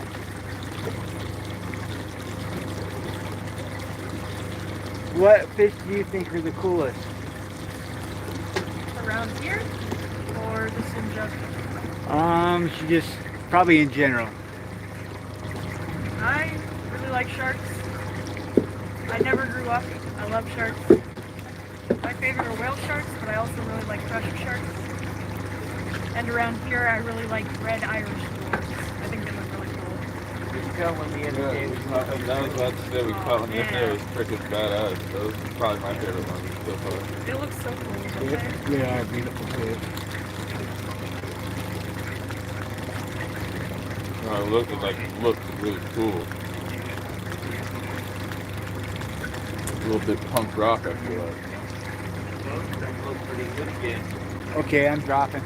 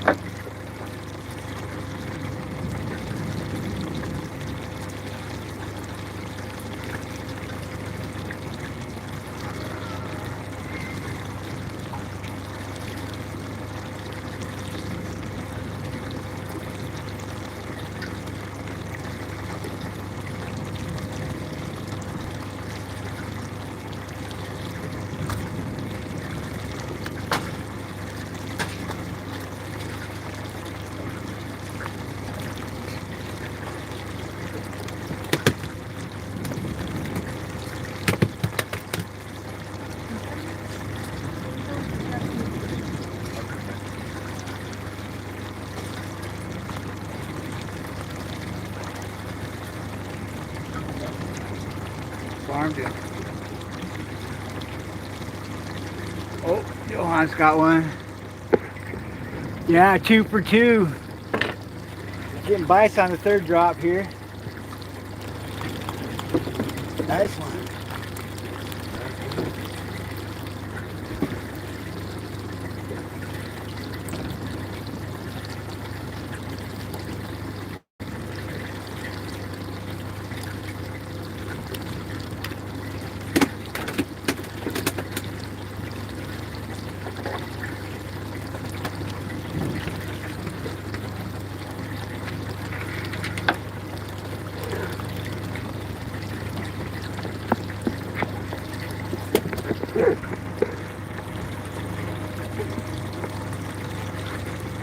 Hi Holden, welcome.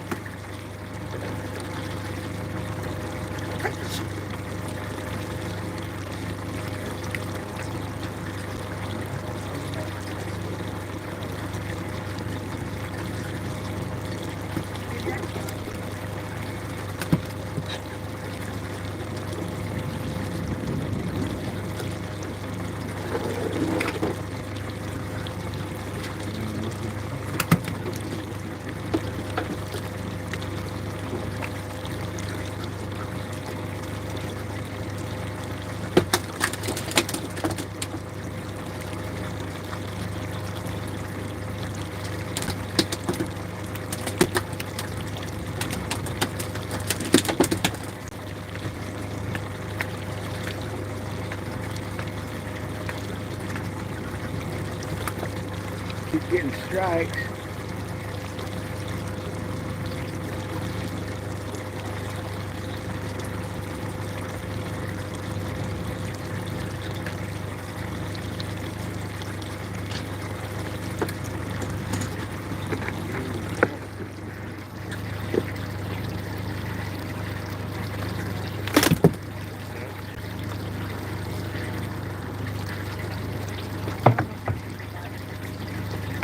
Nice one.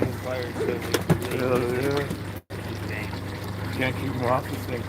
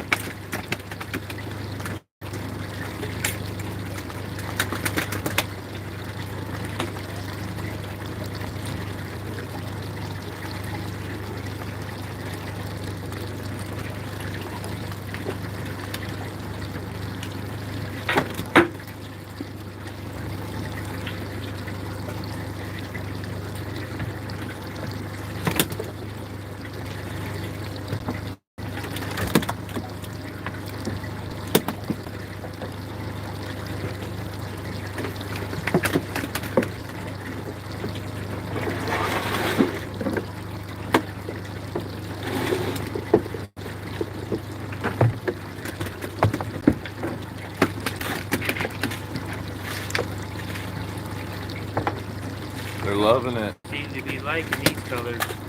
I've been hammering on this color too.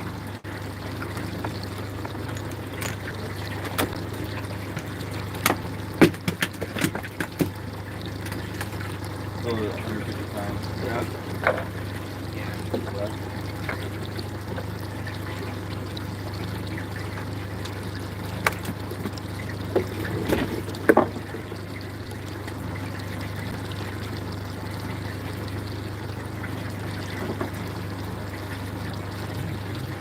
I didn't even have time to get your bottle ran. You're hungry.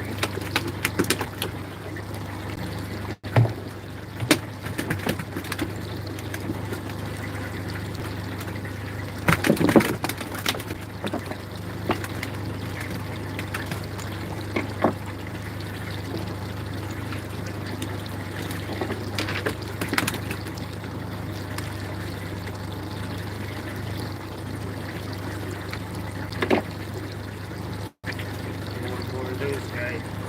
Got a pile of stuff to build up here. Show you the pile up here in a minute.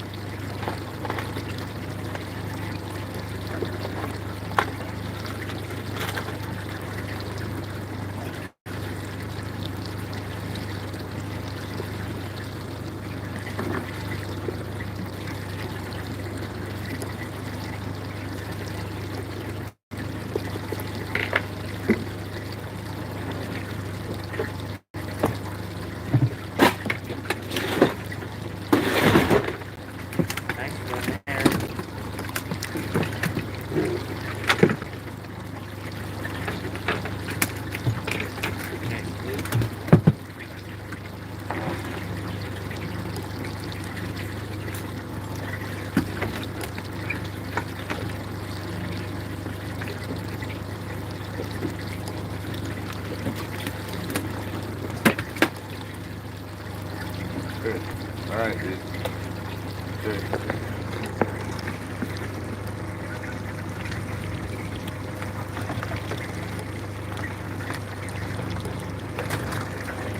Oh my God.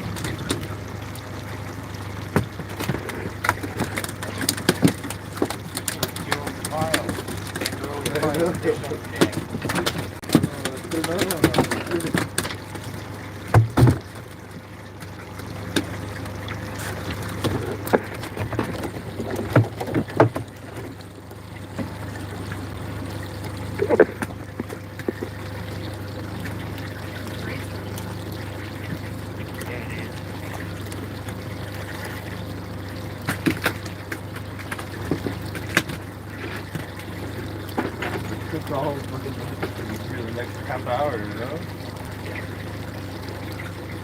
We got a pile coming. Looks like Jason's got one too.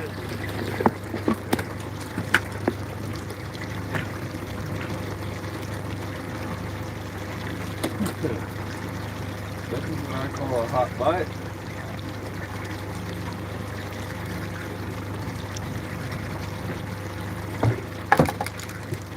Oh, that's really good. Look at that pile on the deck. I will change it. Yeah, it's growing.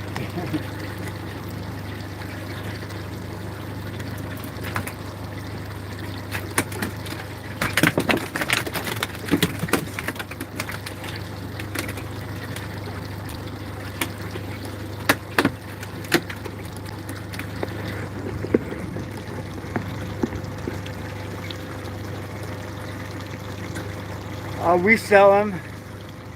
Most of these fish will end up in California.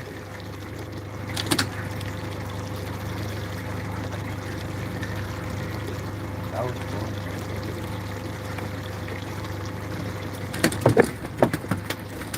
cool. Nice, got him, Johan. That was cool. I don't think I got it on camera, but I saw it. That was nice.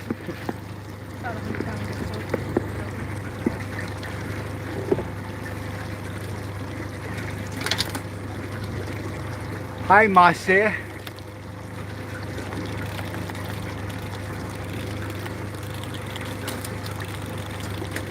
Got triples on.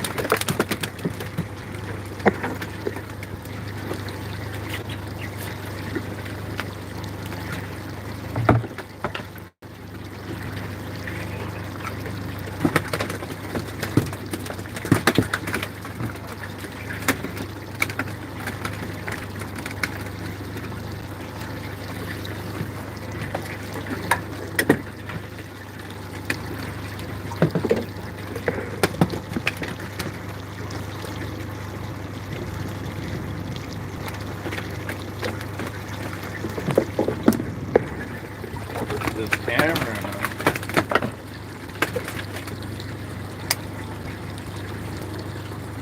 Get it while it's hot.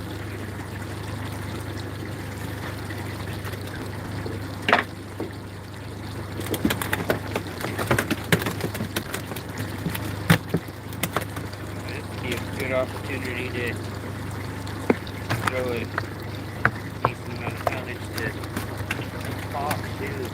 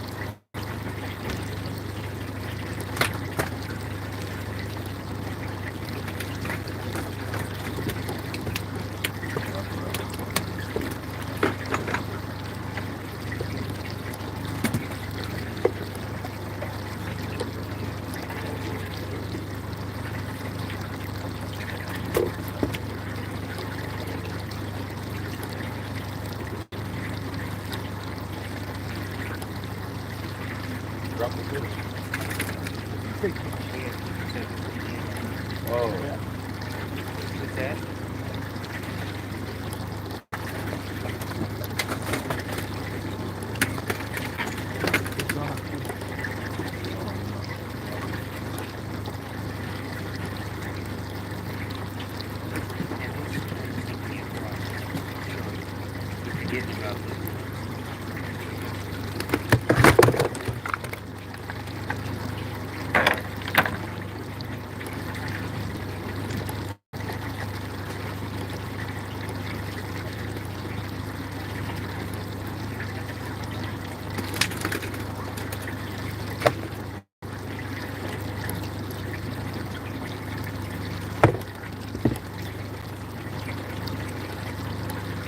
Right in the eyeball.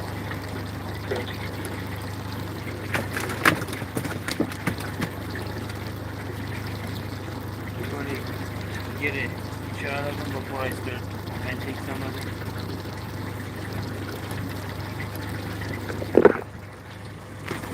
Caught a couple fish.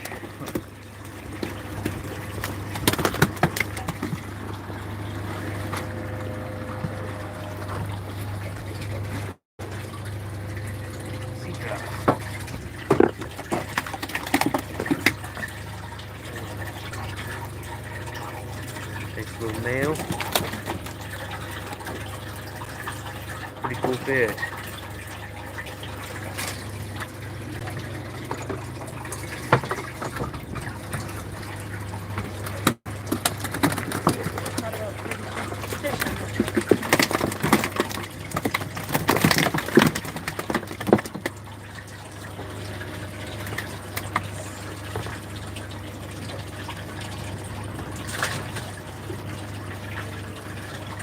Holy fast. Nice. Oh. Heck yeah, dude.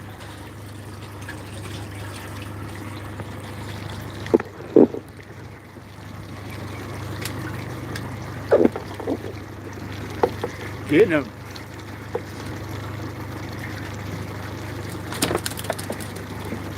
On the little foot. Long body. Can't believe I haven't caught one on the hand line.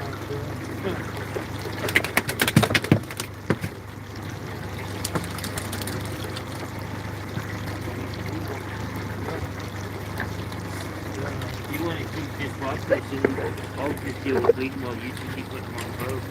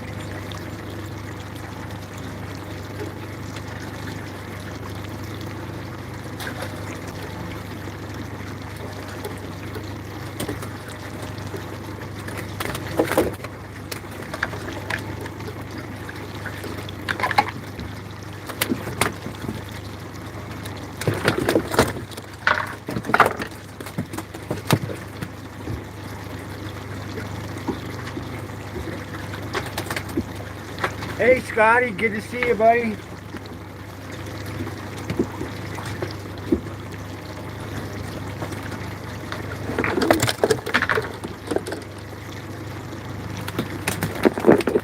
We've been putting the hammer down on him here. Phil's popping him as fast as he can.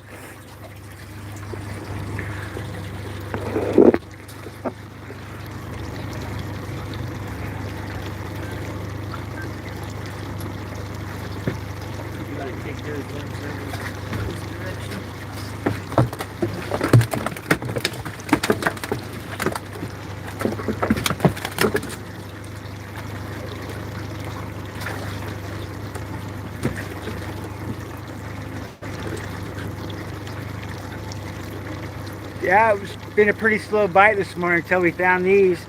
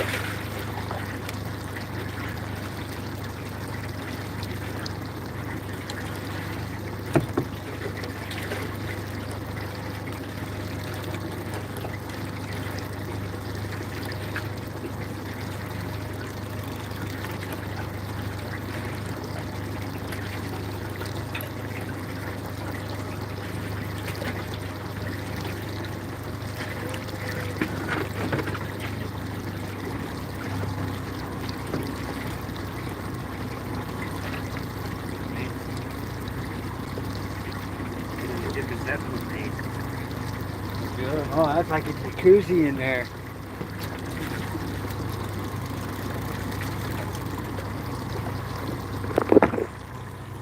We were having air issues last trip. Philip fixed it. Look at that. It's just because I'm It's a spa environment in there.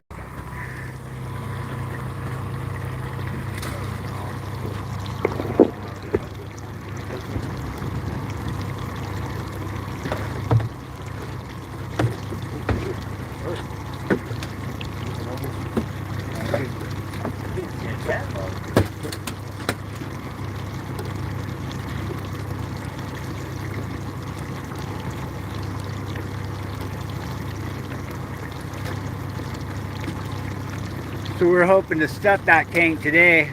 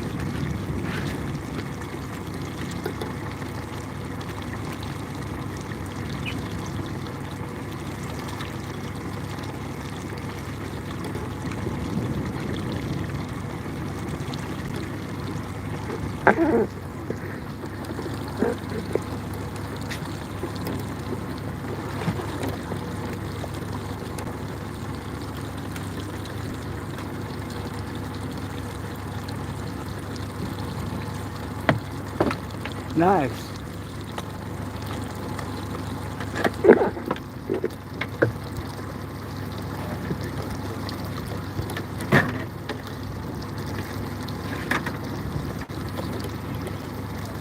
Come around your corner there.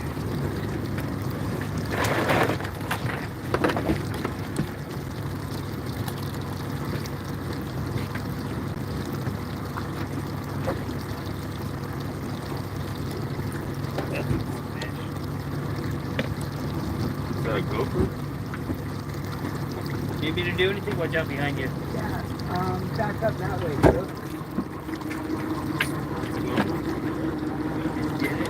Hung up.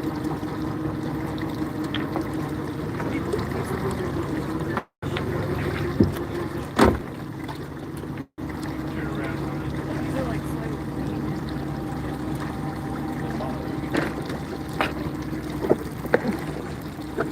Go on a jig saving mission here. I was just telling Trout we're going on a jig saving mission.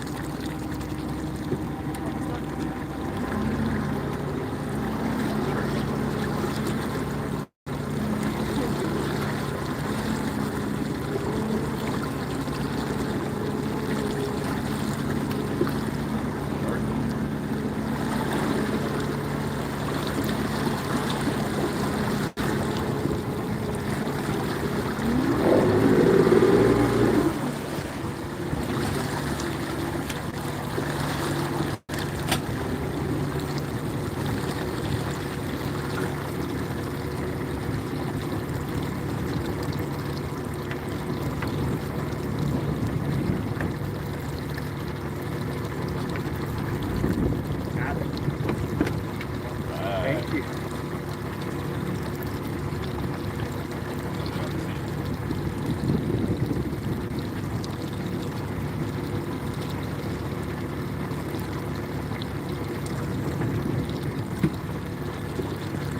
Thing's been working, it's the only one I got.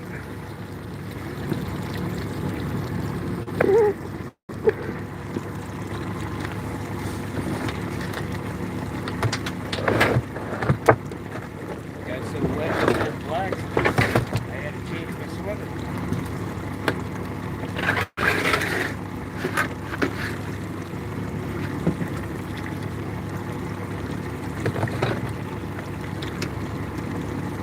Here's a nice view of the fog clearing the reef.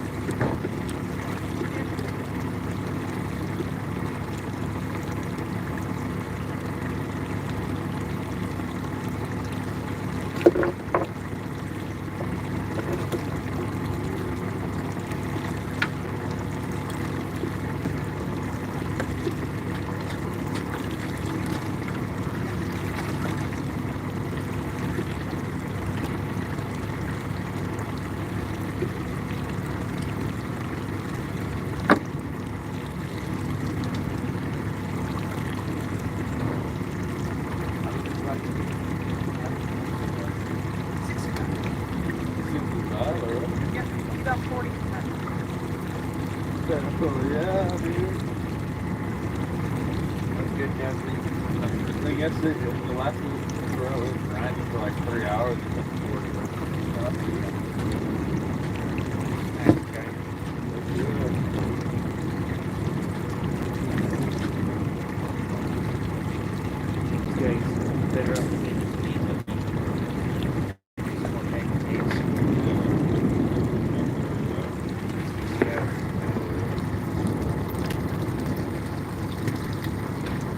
You gotta get that haircut thing off quick, or else I'm gonna go to their head.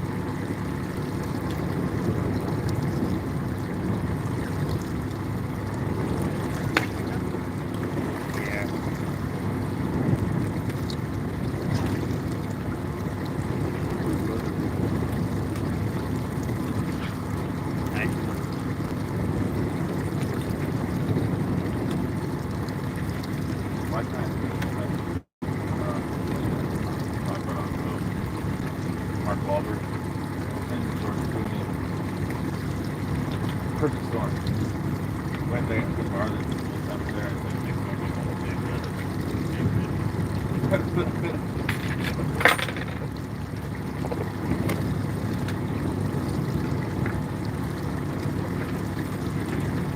Had a lot of good fish in it big weather.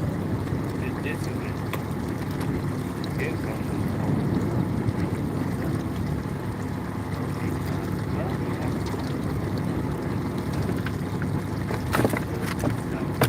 the weather's all relative.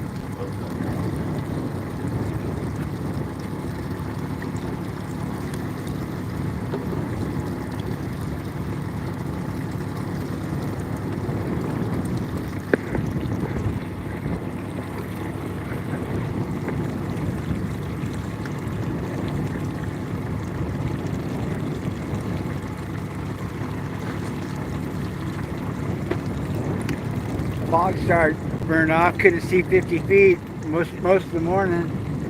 Now the wind just hit. Now you can see 5 miles in one direction, 1 mile in the other.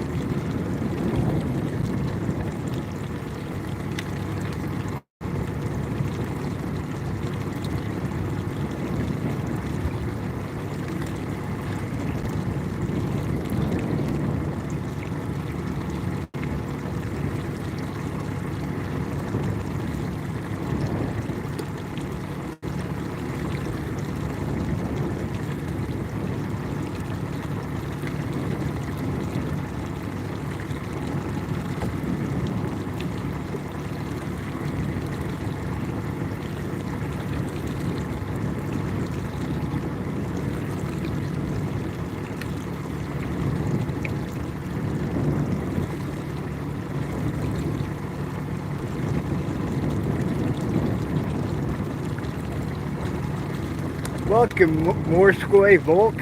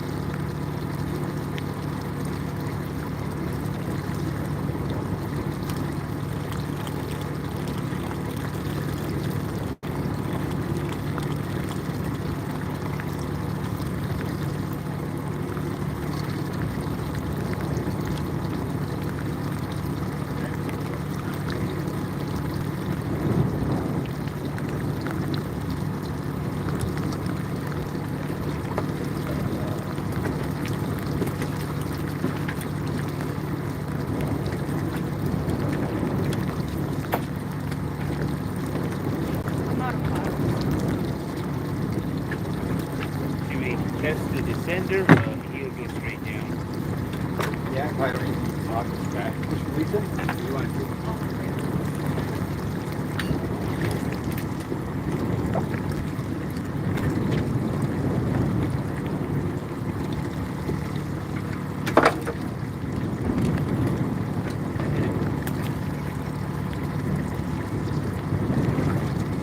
I figured he would.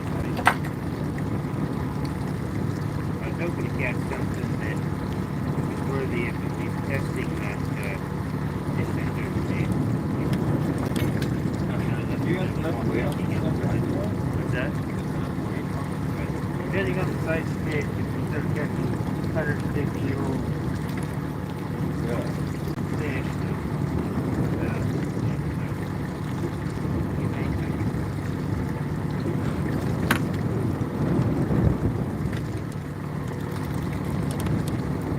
Hey James, welcome. We're after Lingcod, Cabezon, Rockfish, and sea trout. And Beanie asks, what would you say is the best fishing you've ever seen as an observer? I'm not sure how much I can say.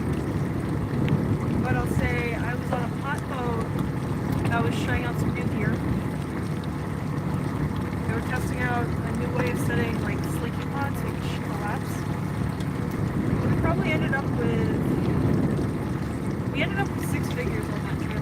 We were out for about 5 days. So, we caught so many fish in a single haul. We've probably been soaking for about 6 hours that I had to reset my goal, Oh, nice. which is about 10,000 fish. It was pretty good.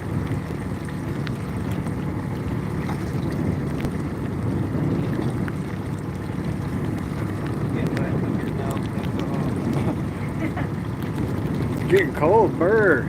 You afraid of getting wet?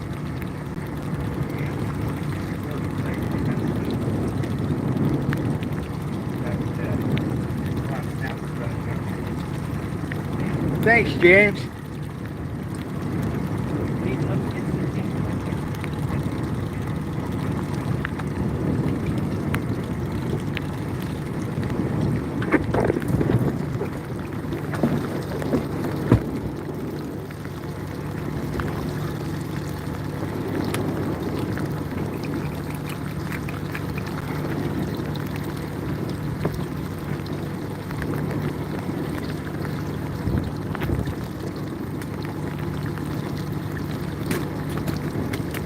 More of those will be 150.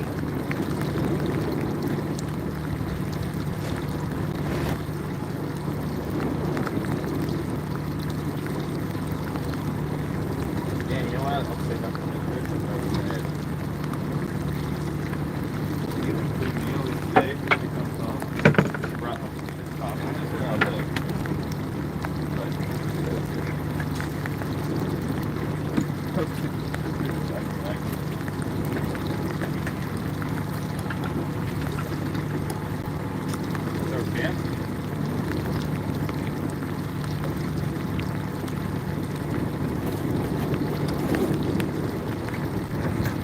I'm trying to rockfish.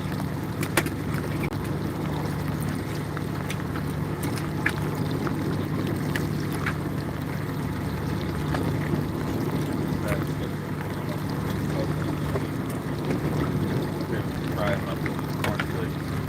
If we have any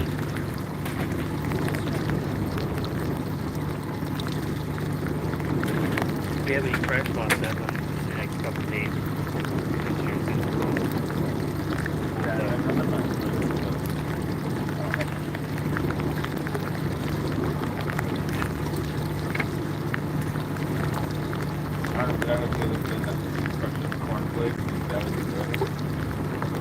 That's how we always take pictures on it too.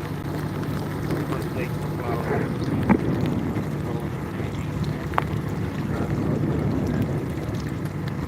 Welcome, Mavisha Sharma.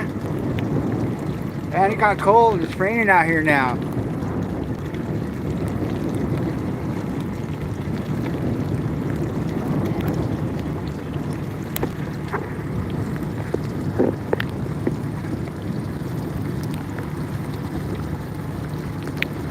My weather report said that it was a 35% chance of rain at like 3 o'clock or 6 o'clock, something like that.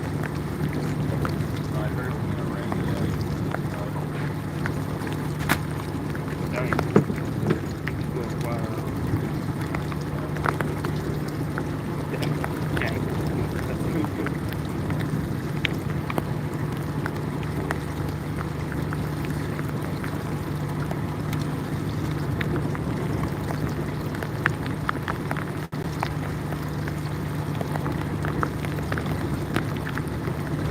There's a nice male.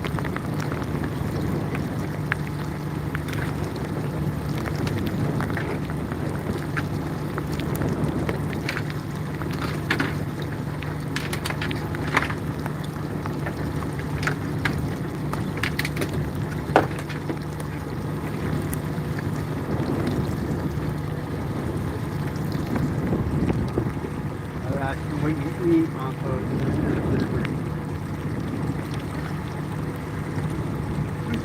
Pretty much eat the same thing as the crew does. Little boats like this, we're only out for a few hours. I don't really eat anything. Sometimes boats will eat, get dinner together, sometimes they won't. If they don't, don't, I'll usually make a sandwich. I'll have it out. I really don't like to eat when I'm just out for a few hours. If we eat, go to the bathroom.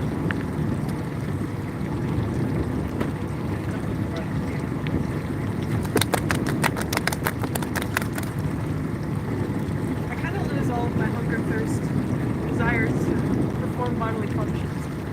I'm out at sea.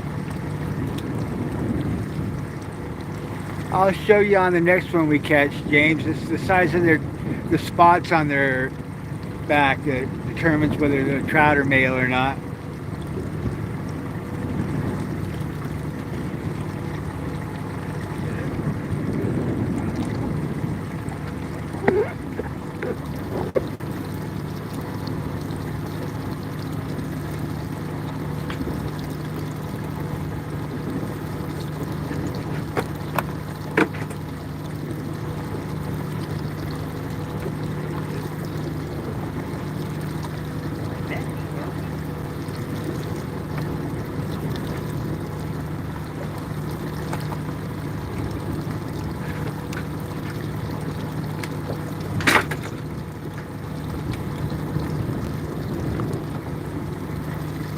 Look at it.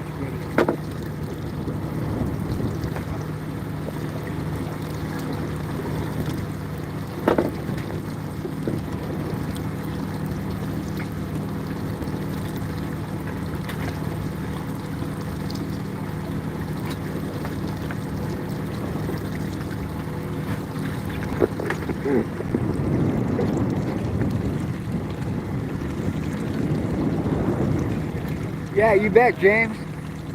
Hopefully we catch some more trouty here soon.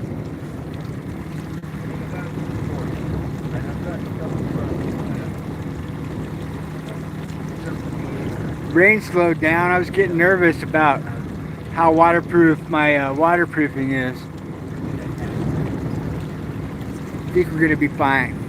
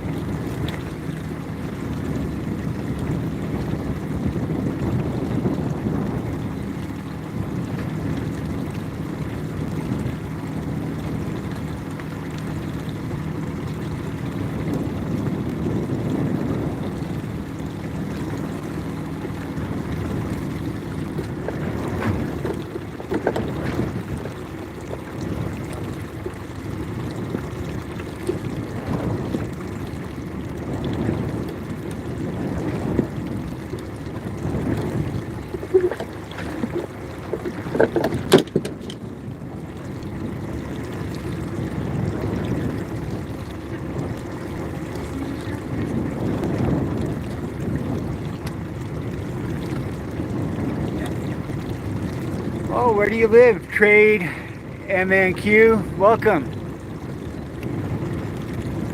Take a dab.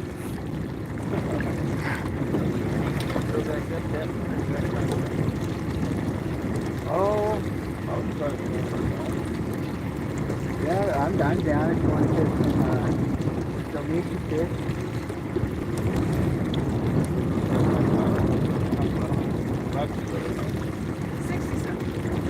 We could do another trip there, or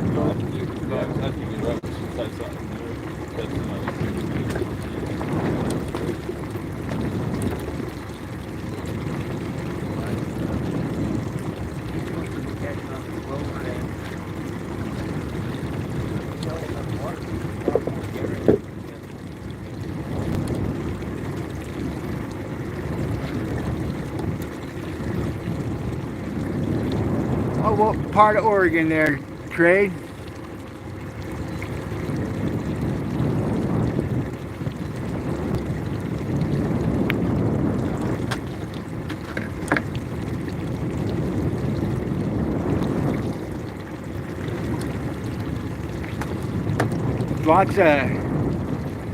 Lots of good, easy places to learn how to fish. Just depends on whether, you know, what's easiest for you to get to.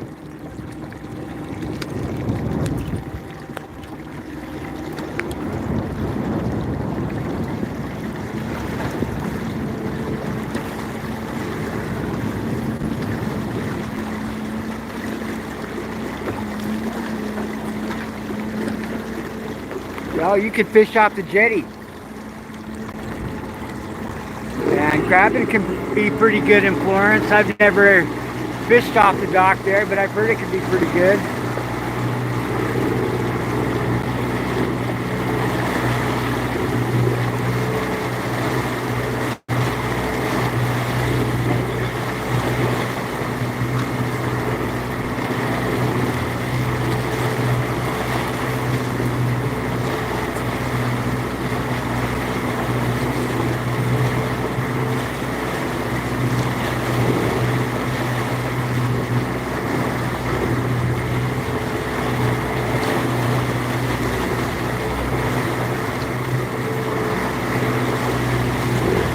Kind of depends on the area that I'm at. No, don't worry about what people think. That's how you get good at things. You just gotta get out there and give it a shot.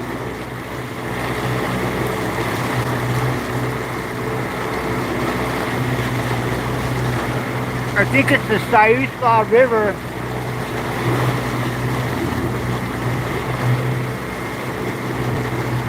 The Siuslaw River feeds into the Florence Bay, doesn't it? That's a really good salmon steelhead river. I've never actually fished the Siuslaw, but I've wanted to. I know that it gets a really good run. And anywhere heading up towards Umpqua, the main stem of the Umpqua River has unreal smallmouth bass population, and they're really easy to catch. And I think you look like a pro. I don't know. I wouldn't worry about what other people think.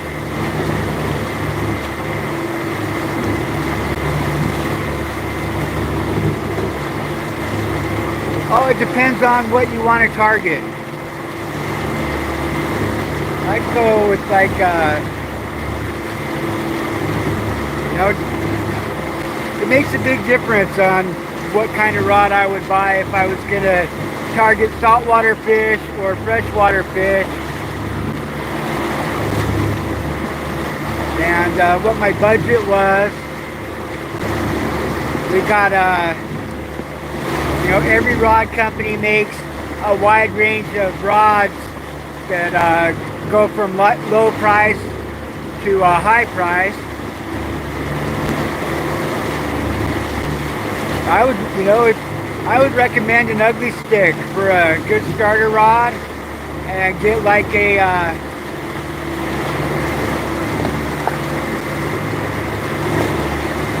this is a good general starting reel that would cover pretty much whatever you wanted to fish, and same with this rod.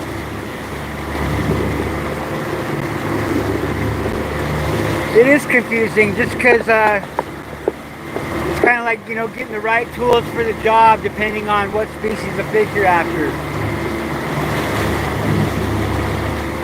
Yeah, I feel you. It's a big choice. Yeah, you bet.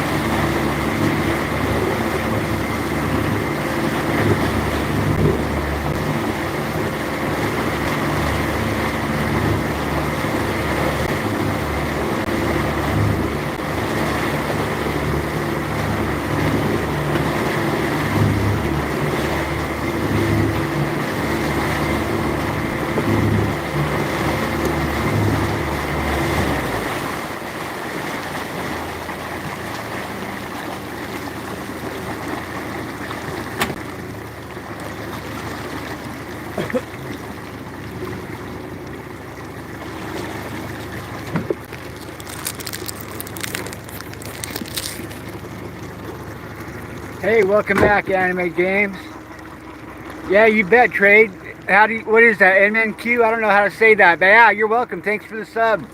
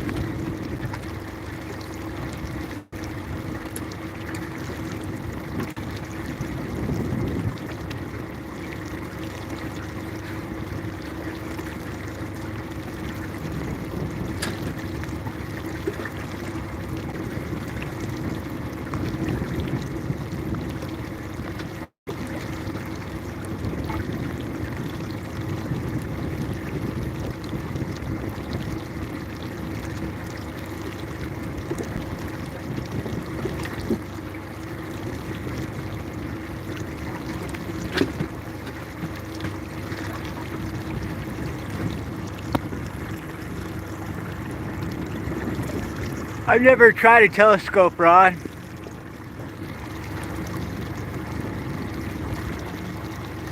Oh, right on, Kevin. Good to meet you. You're welcome.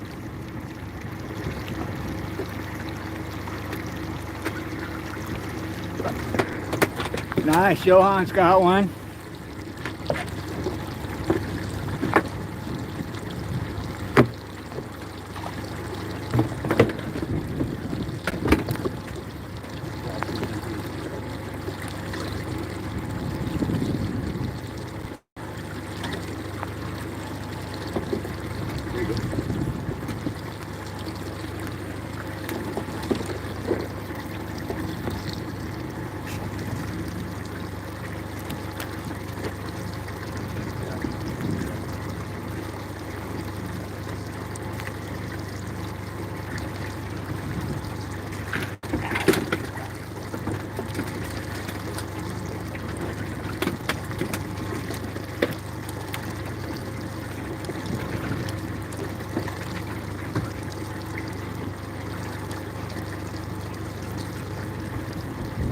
Hey, what's up, Yoshiro? Welcome. What's a math wheat? Someone who competes in competitions of math. Something who's good in competitions at math. Just like there were athletes that are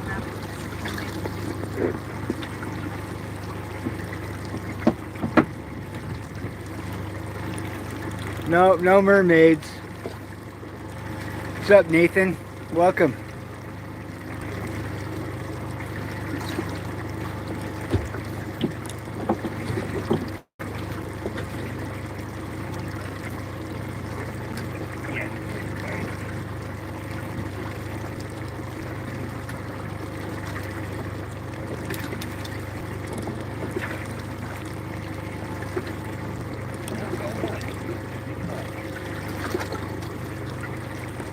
I think you had a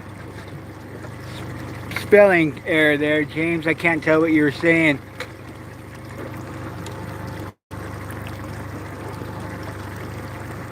Oh, Trade, I was just thinking too, up there in your area, Winchester Bay area, it's good striper fishing. I've always wanted to do that. That looks like fun.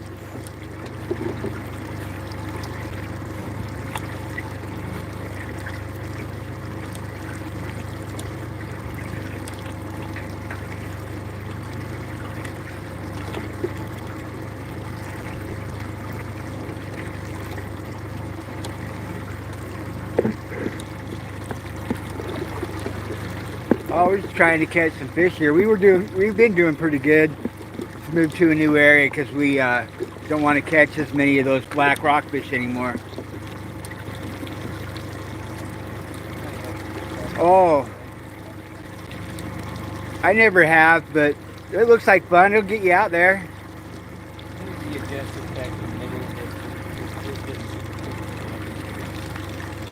We got pulled over by the state troopers the other day. They were driving a small inflatable boat.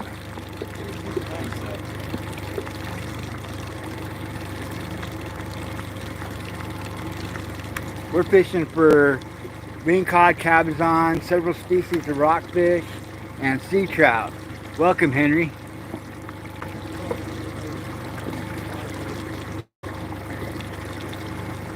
Gonna line up on another drift.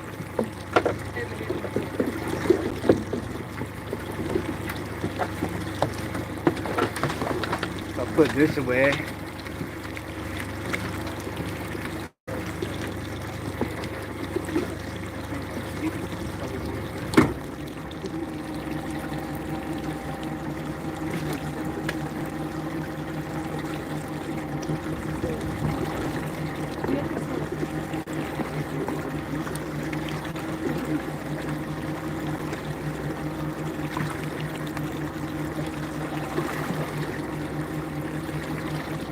Isn't what we're doing is not defined as slow pitch jigging? Is that the term that people use for it? I've heard the term, but I don't know exactly what they mean by it.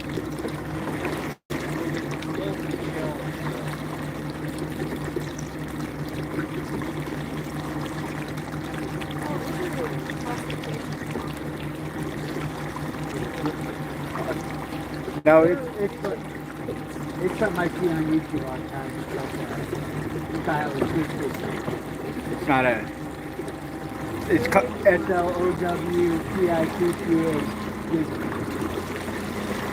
you know, I don't really know what defines a slow pitch jig or not. You know, I've seen the term, but I don't really know. We just call it jigging.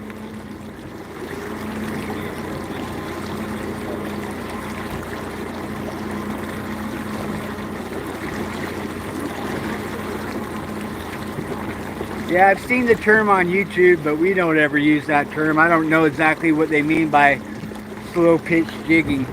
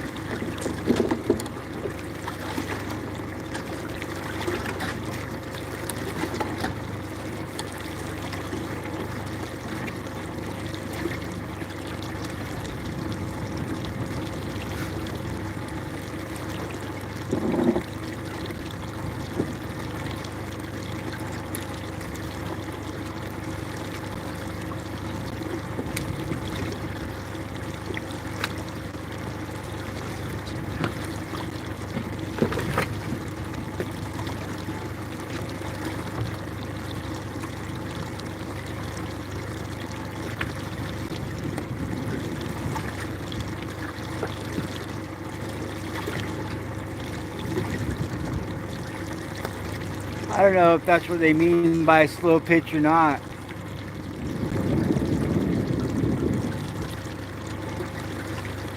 But yeah, sometimes speeding up or varying the speed of the retrieve can make the blacks bite.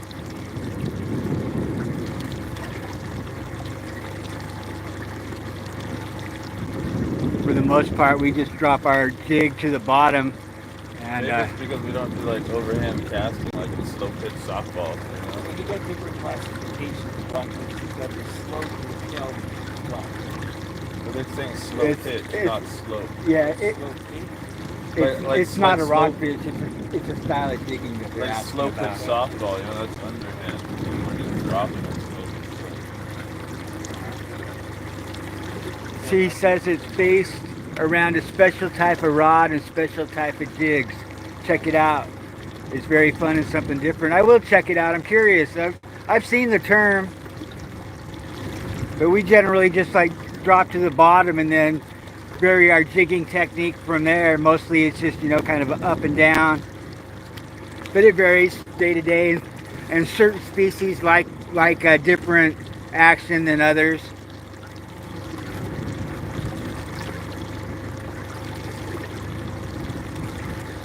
Mainly try to mimic a wounded bait fish.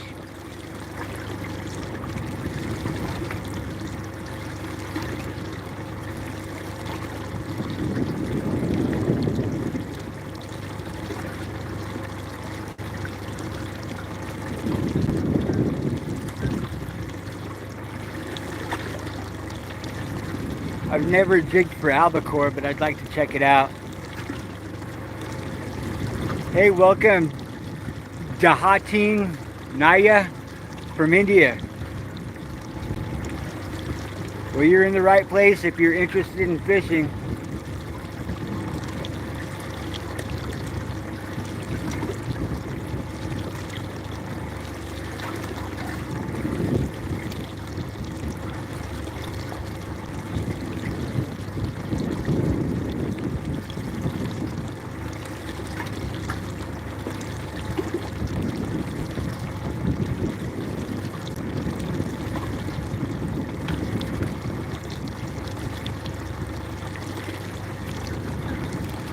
We're off the Oregon coast.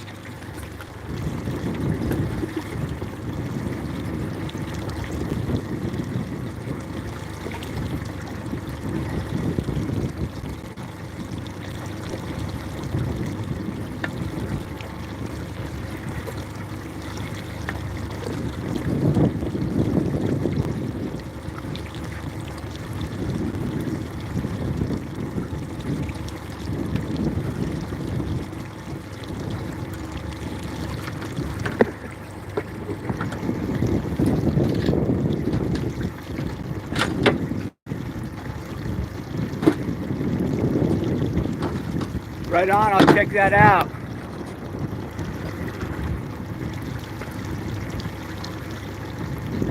"12 fathoms.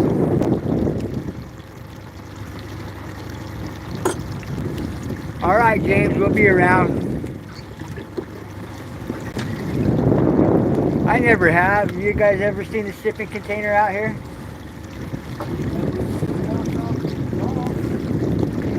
Not here. Phil brought us a windsock today.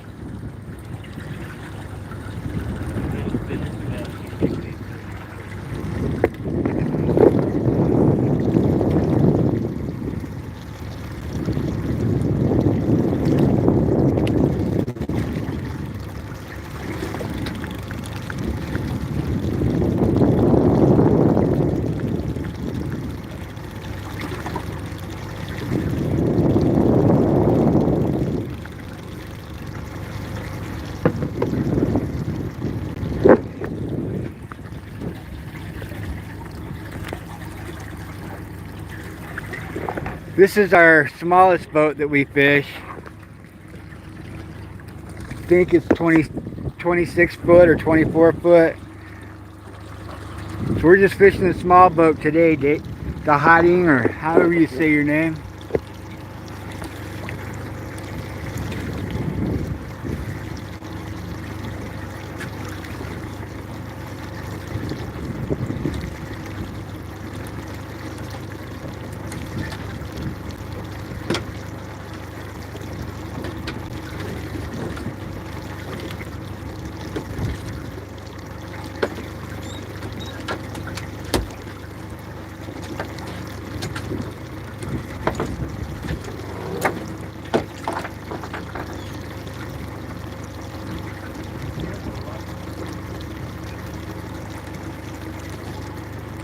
You're welcome.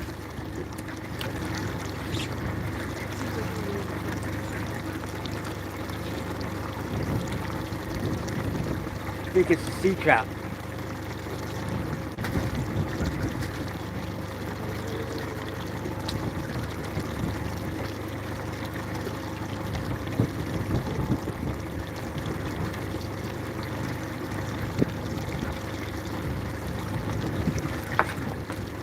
China.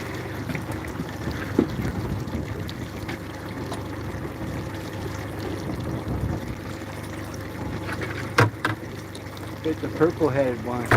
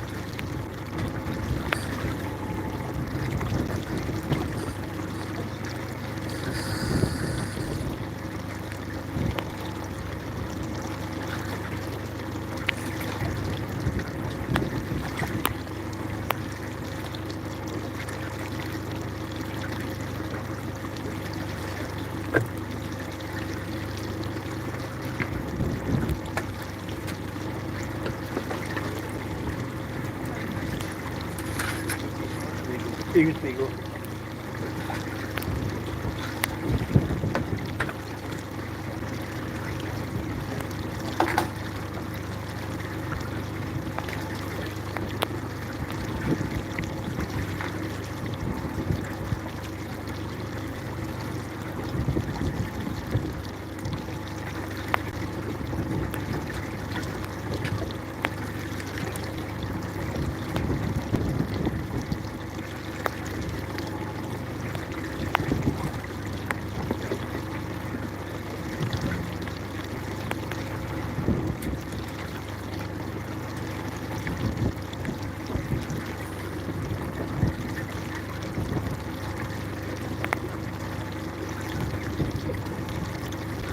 What's that, Bill? What do they make?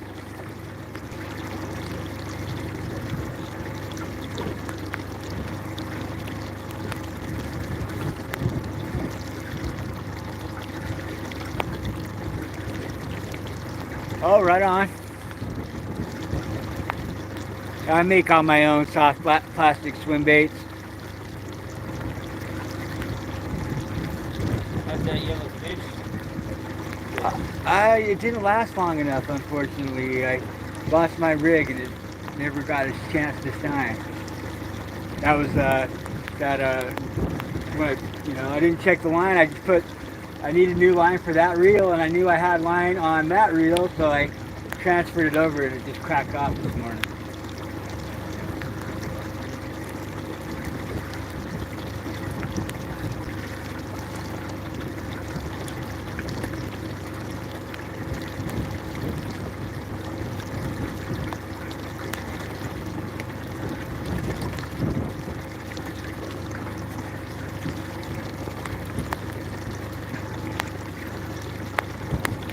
No halibut today. We're fishing bottom fish, Lingcod, Cabezon, several species of rockfish, and sea trout. We've got most of our black rockfish for the day.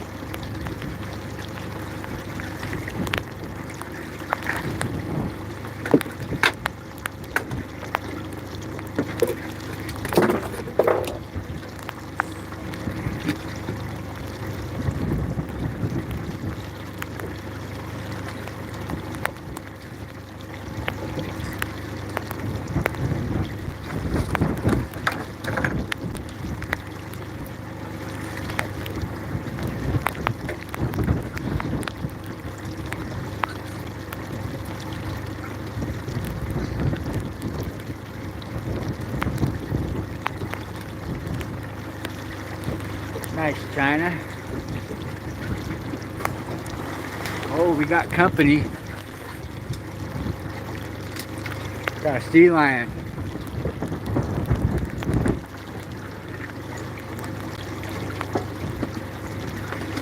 Welcome back, James.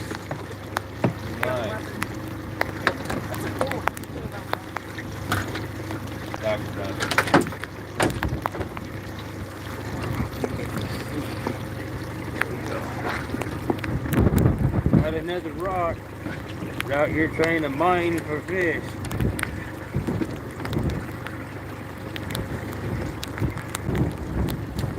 Hey, Mike from Toronto. Welcome. Got spined by that China. Got me. Ow.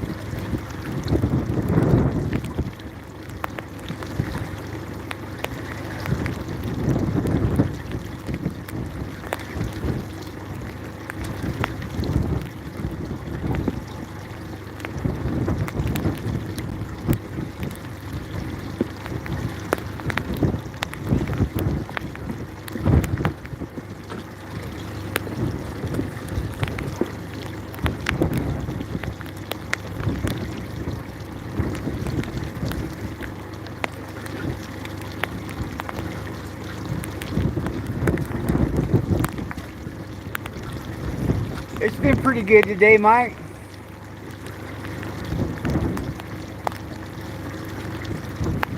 We need a windshield wiper for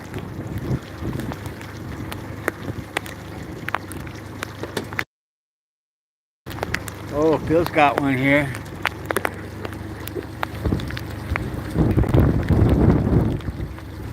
We're fishing off the Oregon coast, James. Ooh, that looks like a good one, Phil.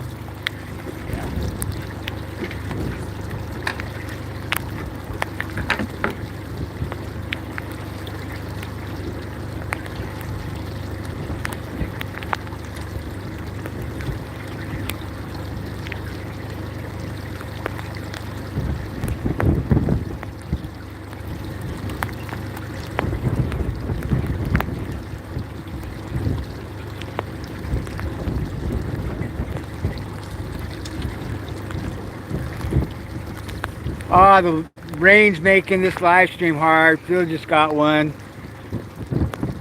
The wet screen's making my phone go crazy. So if we disappear, that's why. Heavy. I don't know if you see the teeth on the bottom end of that thing. There's a few pretty sharp ones in there.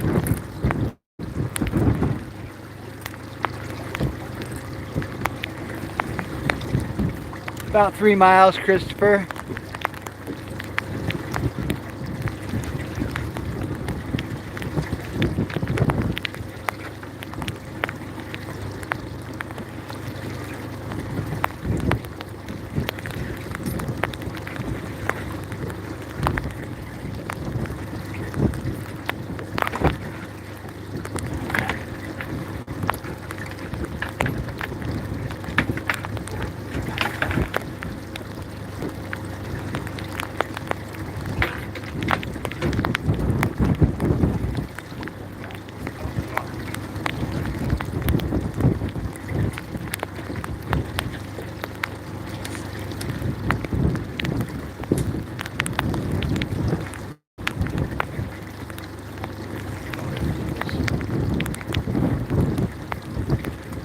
Ooh, Johan's got a monster on.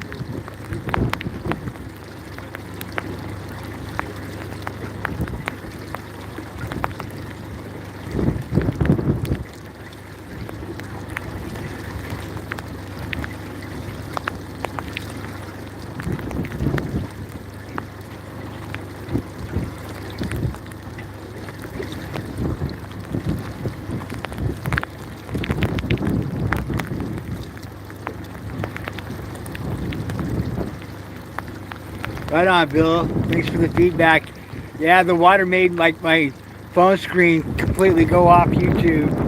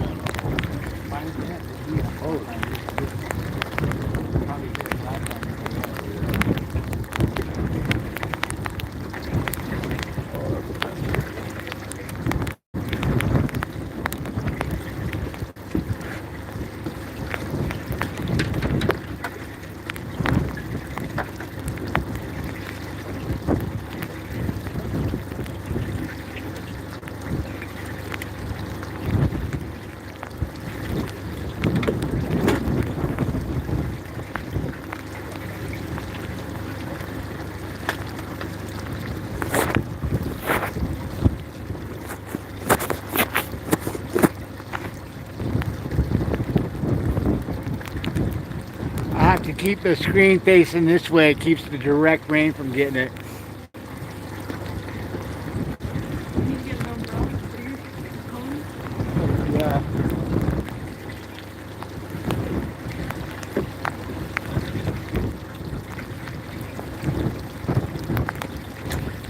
Like Bill's got a good one on.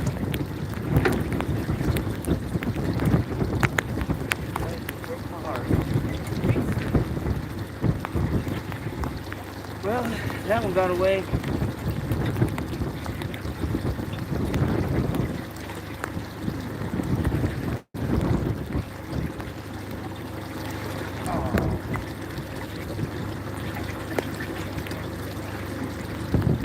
Yeah, it had.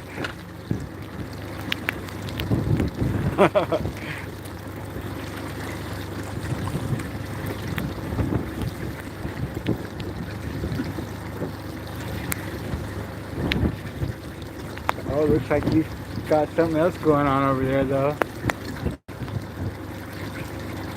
Looks like it might be bigger. He was just trading up for a bigger one. No pressure, Phil.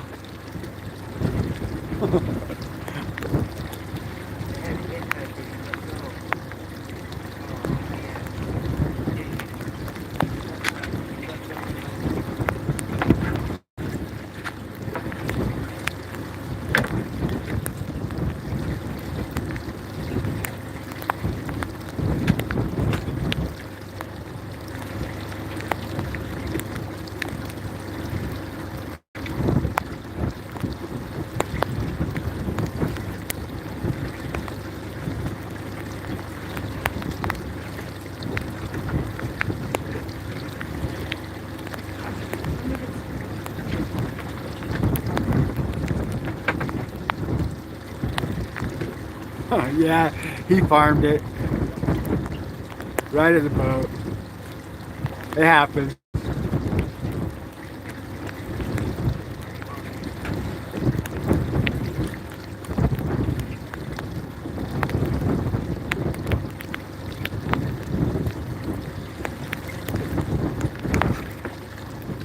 It was a black.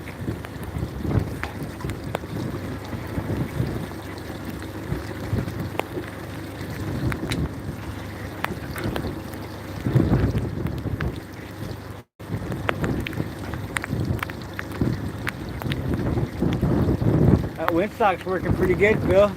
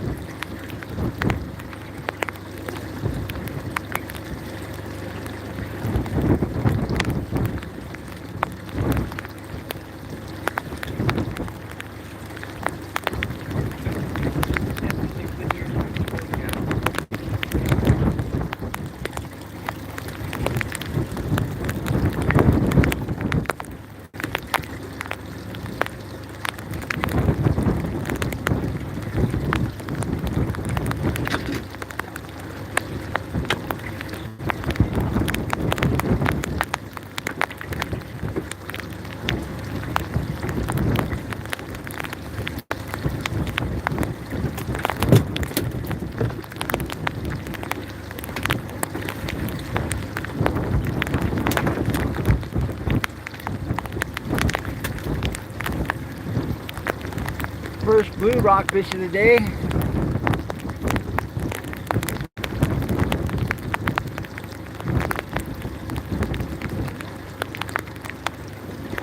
don't know if you can see the tiger stripes on their forehead, but that's how you can tell it's a blue. Plus they're a little more sparkly.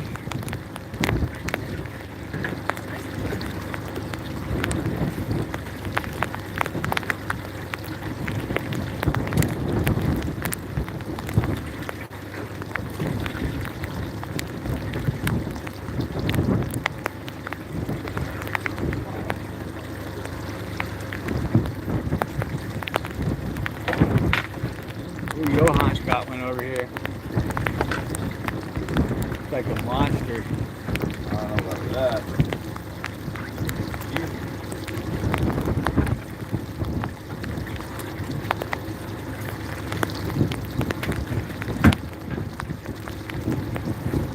Yeah, those blues are really good eating there, James.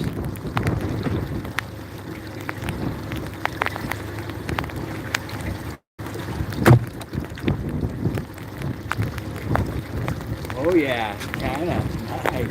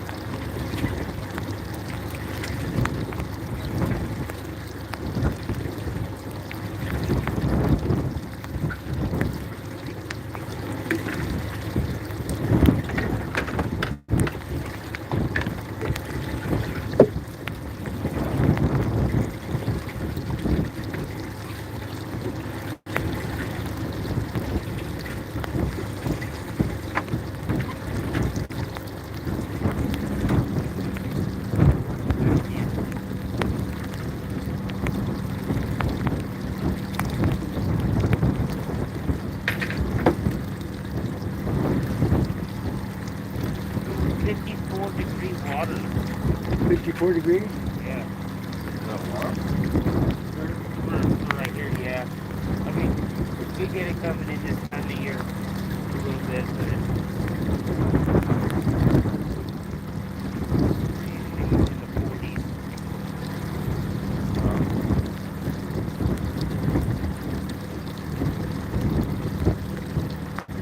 Bottom looks good.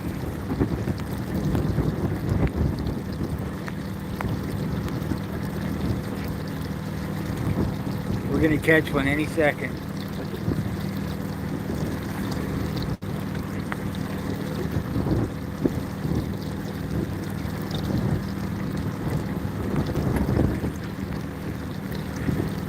Rain's slowing down and it looks like we might have better sky coming this way, so be able to move the camera around again.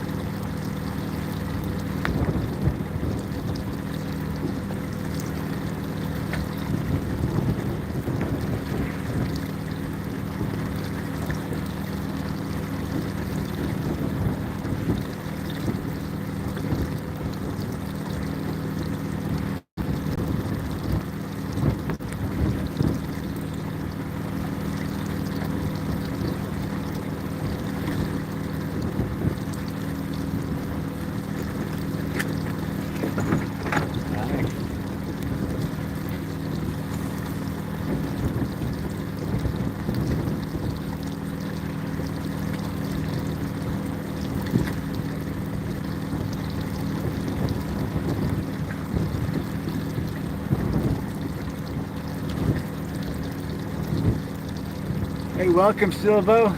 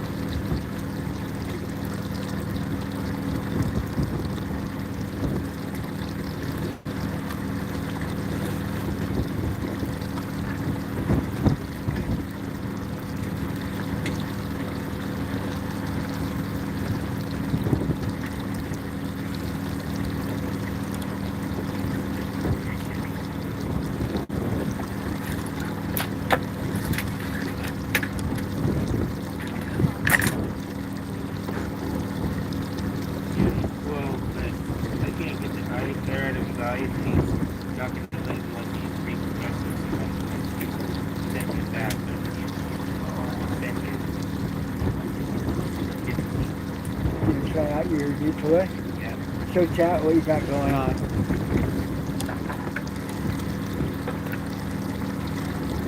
So sometimes when we get a fish that has too much air in it, we can't bleed it enough to the air out of it enough for it to not float. And they don't live too well when they stay floating like that. So send it back to the bottom so they can recompress the air, especially with stuff like the canaries. I mean the yellow eye, excuse me. Yellow eye is why I made this thing out of a fish grip, which it's got a weight, pull it down.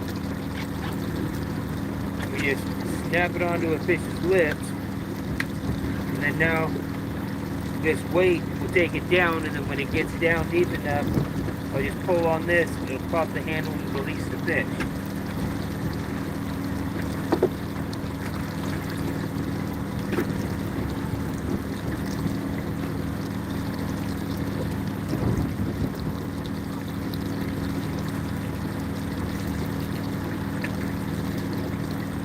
If you felt the release. Nice.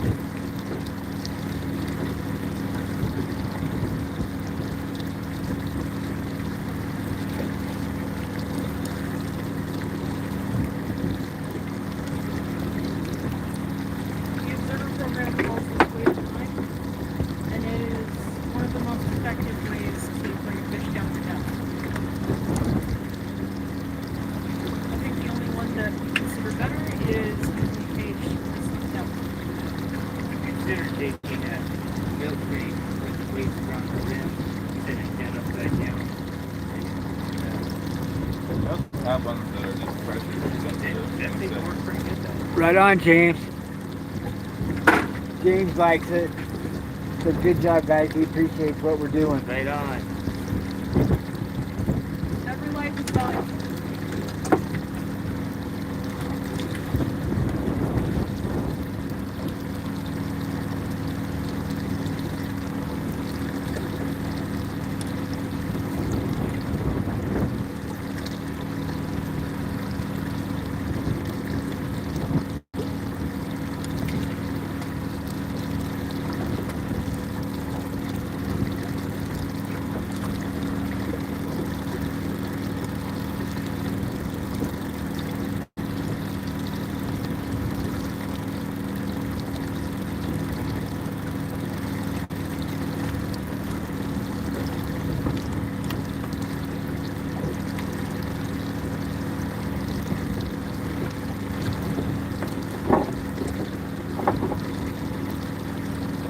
Well, I wasn't like on. I mean, we still got a few fish on it. Oh, awesome. Yeah. The bite we got going, the condition changes, so it's hard to find much of a bite somewhere. We just find something steadily producing. Sometimes it's easy to hang out on that.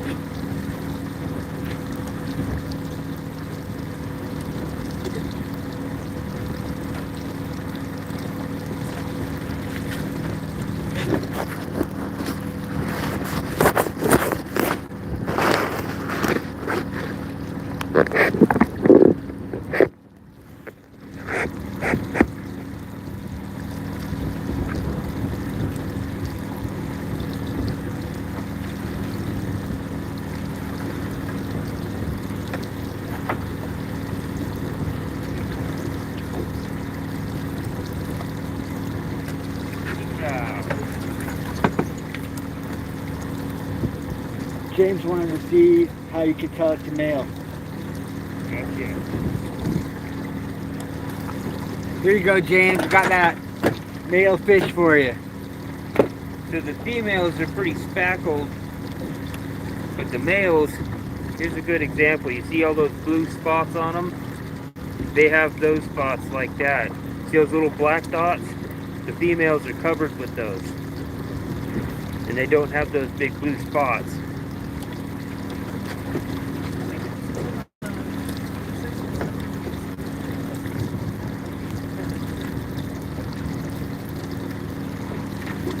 That's the cool thing about science. We still don't know how to define species yet.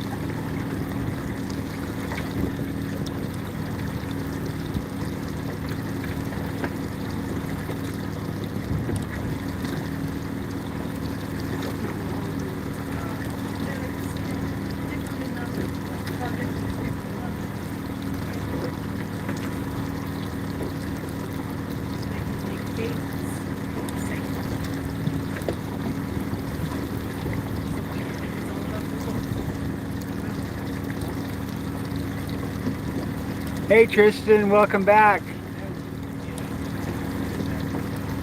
We're catching lingcod, cabezon, sea trout, and rockfish.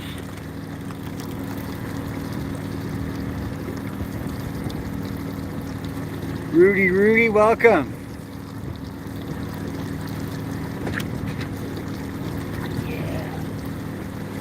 Oh, there's the monster. Spider.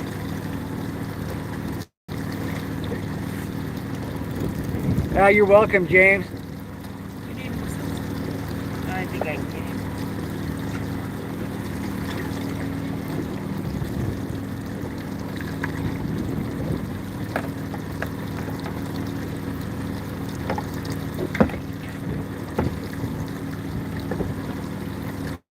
Less drag than he was quite, so.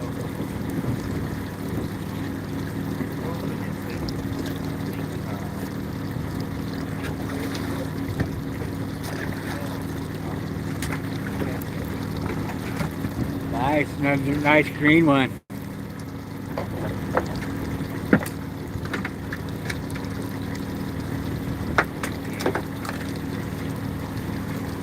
Look at the chompers on that. Look at the teeth on that thing. Swimming with fish like that don't make you feel very comfortable. Beautiful green lingcod. Look at all that color in there. Gorgeous. Show them your jig, they want to know what you're using.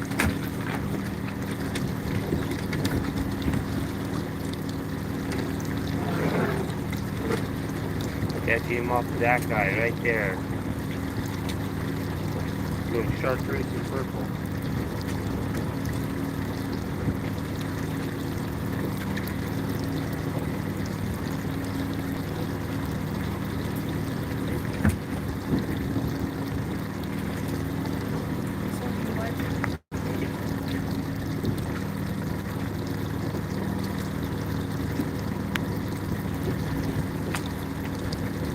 That was a lingcod, Tristan.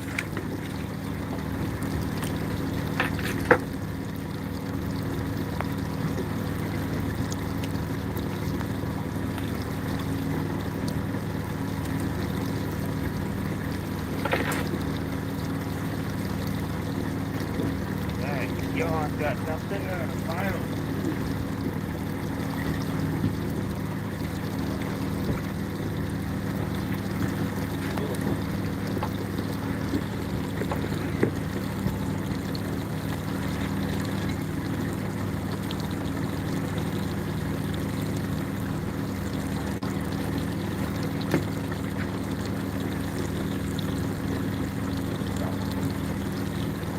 Nice.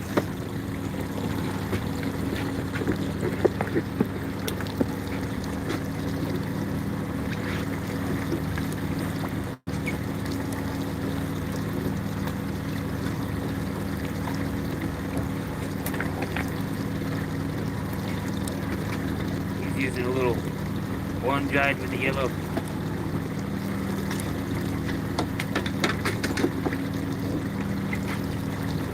Yeah, they're good eating.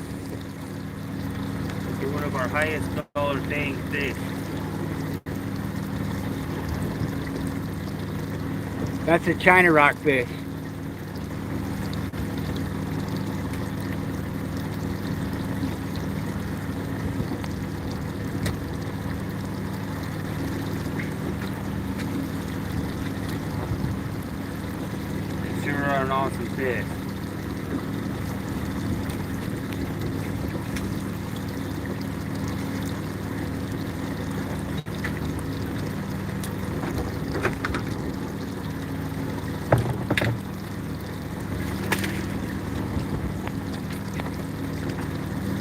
Yeah, the Chinas are good eating. You can get paid as high as $7 a pound for China rock.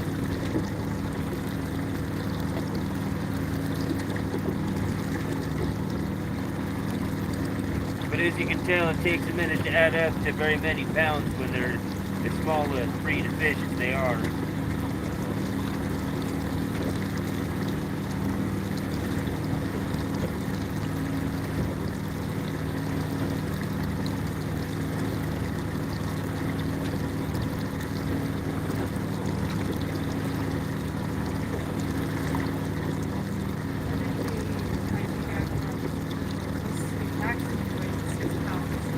But I have never seen one.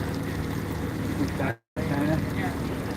Probably pretty close to 55. Yeah, Yeah, right. last week. I don't think I've ever seen I was in Alaska catching it. The biggest one I found down here was like 4. Yeah, that's what I got to see.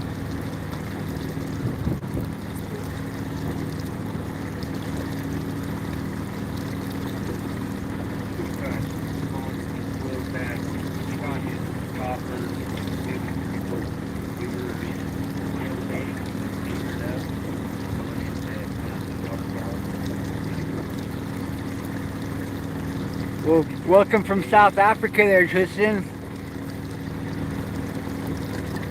You work in rands, that's your dollar system? Wonder how many rands the China would sell for.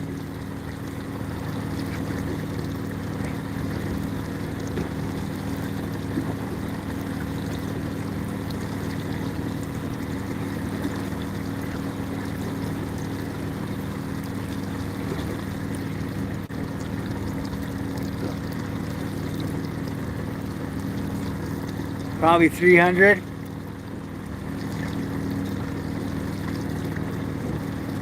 Taking off, Tristan? How you going, bud?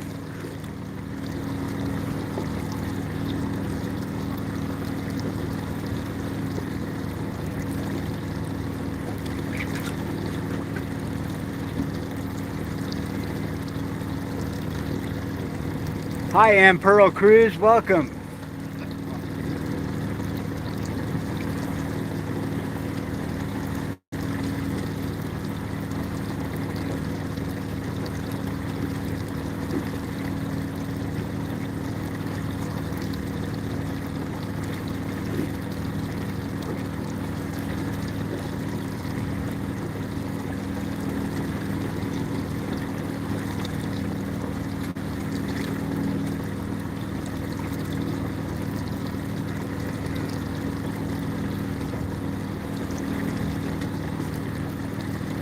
Oh, got you. $1 is 20 rands.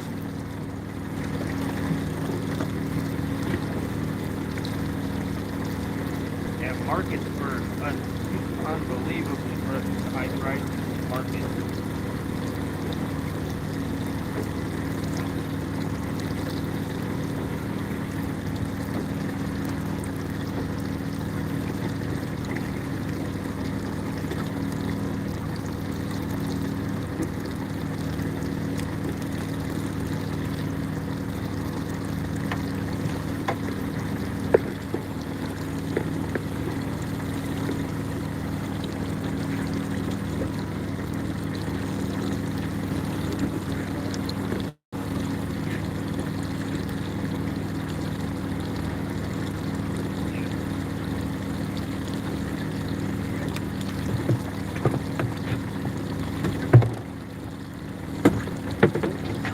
Oh, nice.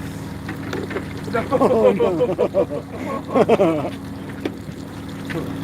I had it. Then he took the net out of it. Swim the net out of my hand. Oh, man.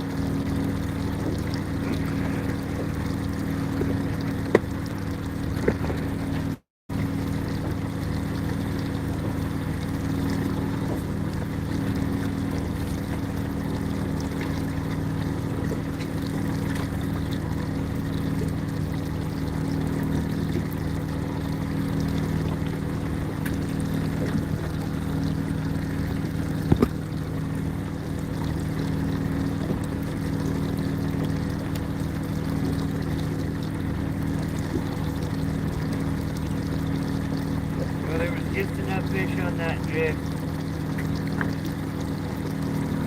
Just kind of should it. I mean, handful of Chinas, trout, black. That shabby at Lingcod, dude. Yeah, talk about going back up it. There you go. That's one. Right? Doesn't feel like a very big one.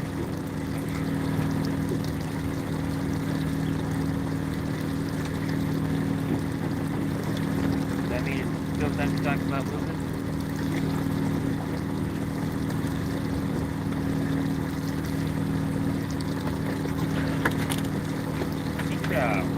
Trouty on the swim That right bait. there's a female. Swim bait's bigger than the sea trout.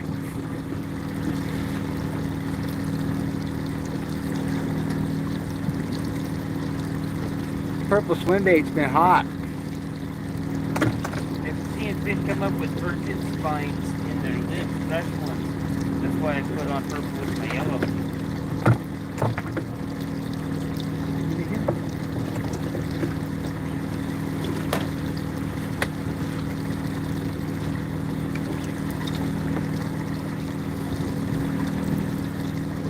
Yeah, I thought somebody uploaded.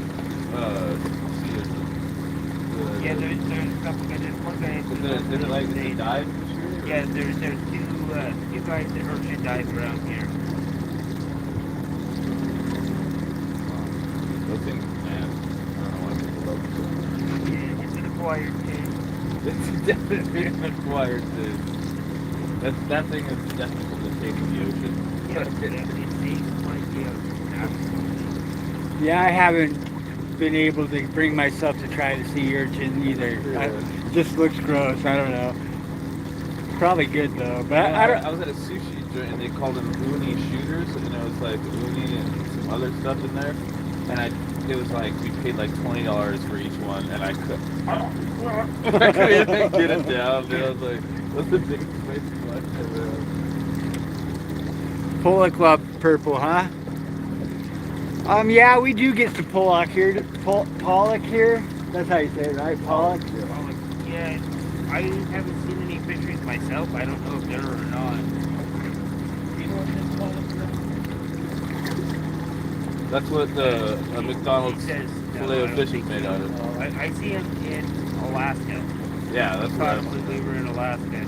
We used them Zodiac. for halibut bait. They were so greasy that the whole deck was covered in a grease, and we had to scrub the deck with Dawn the whole time we were pulling gear. It was so slick we couldn't even walk on the deck. That's what the McDonald's makes their filet of fish out of, is Alaskan pollock. Yeah, they take pollock and emulsify it and make it into a fish paste, Yeah. and then form it in layers into whatever shapes they want to make Yeah. out of it. Yeah, and Pearl, we fish a lot. What is it? Observer doing after an offload? This offload or just channel? After I don't know, any, I guess. It really depends. Some boats turn and burn, they come right back out as soon as they offload. And if that's the case, I just grab a new sheet of paper and I go.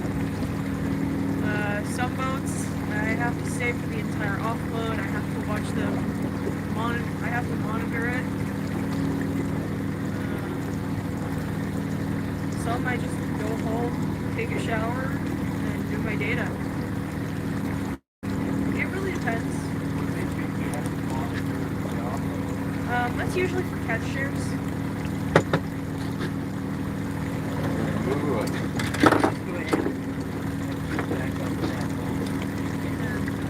I think all the catch shares boats we cover are just big draggers. They're pretty nasty. They do DTS a lot.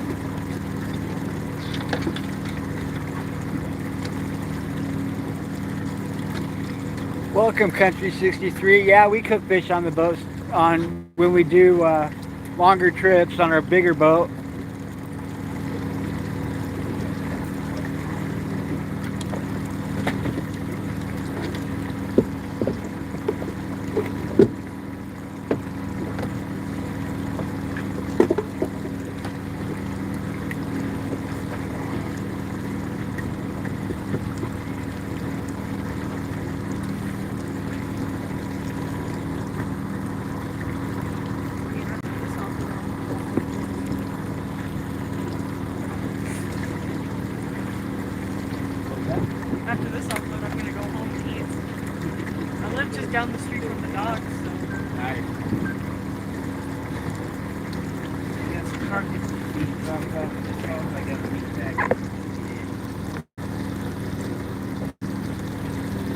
That's our windsock. When the wind picked up, that was working really good. Wind's dying down quite a bit, and it's not raining anymore. Yeah, it's a sea anchor. And our fog's mostly lifted. And it looks like we got the eye in the sky.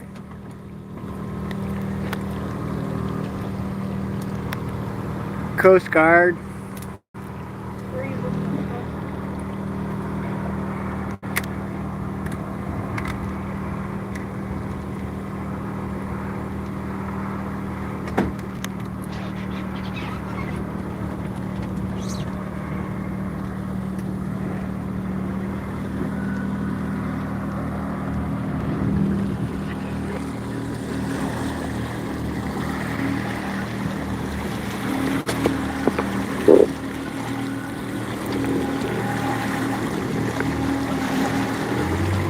Be a pretty cool job being the Coast Guard helicopter pilot.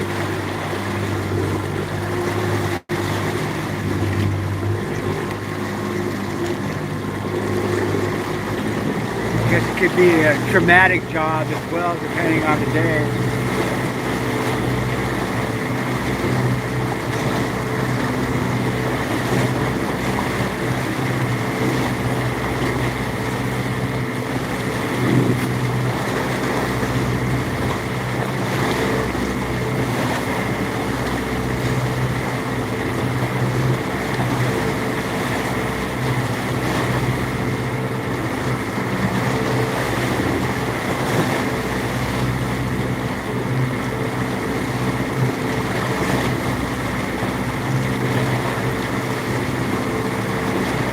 No, they get paid, James.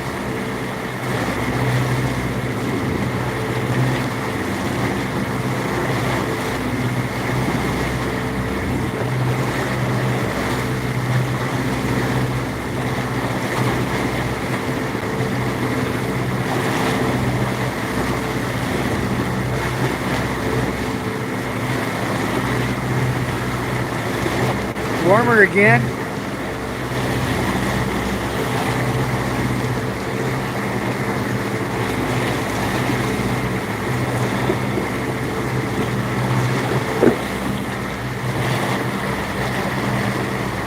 Couldn't see the reef all morning.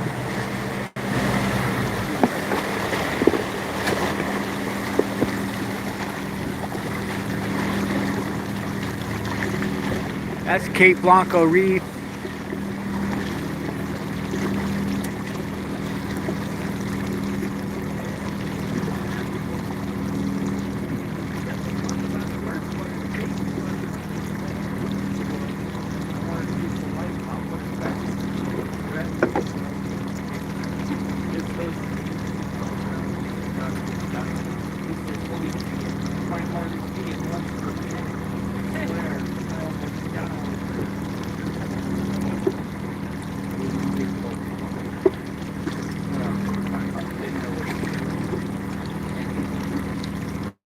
Yeah, one of these days we'll go fish inside of there.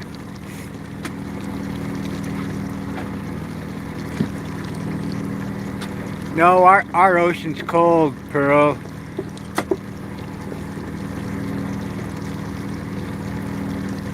You know what you see anybody swimming on the beach around here? We call them tourists. There's Phil sending our windsock, or sea anchor as some people call them.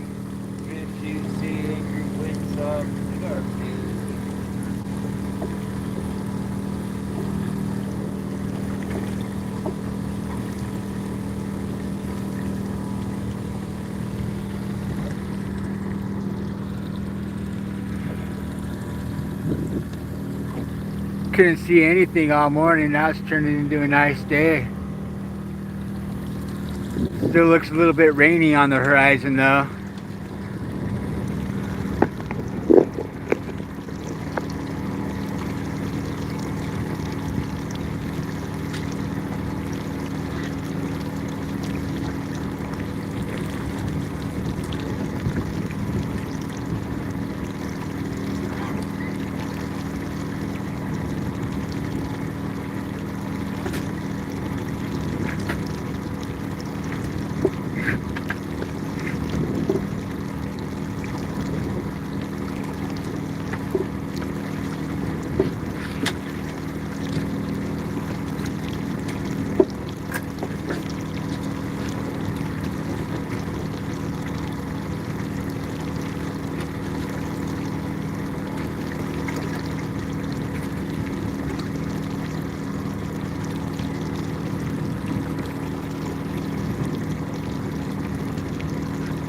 Nice. I saw that he had something. I wasn't sure if it was a bucket.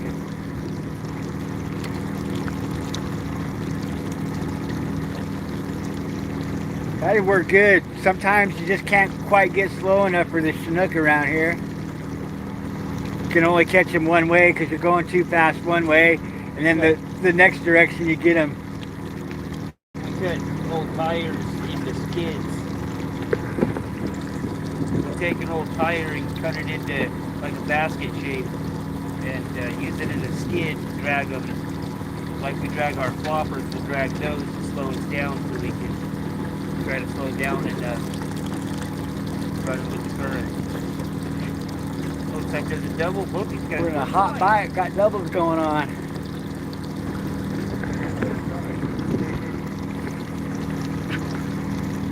I think I got a sea trout.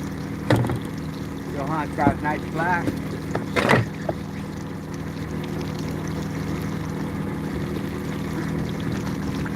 Oh yeah, sea trout. Second trout on this swim bait. And a china on this swim bait.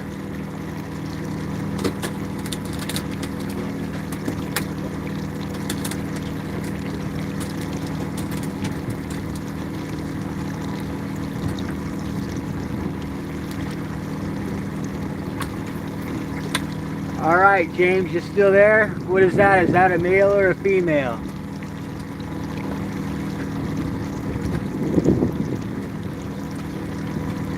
Nice.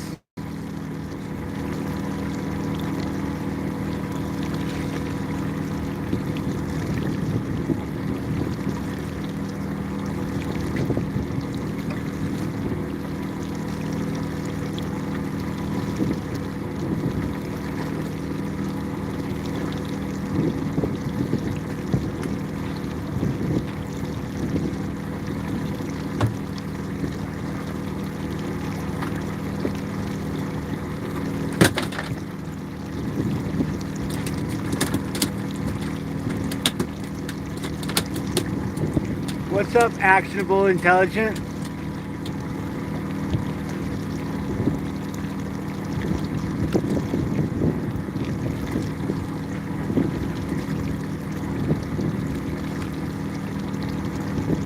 Welcome.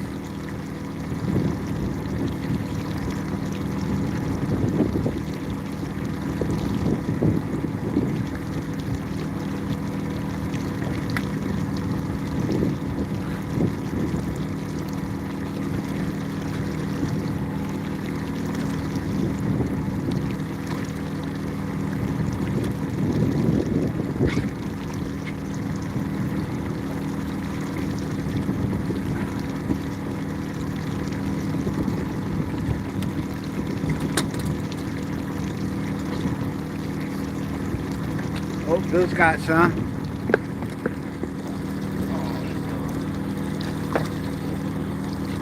Let's get a bigger one.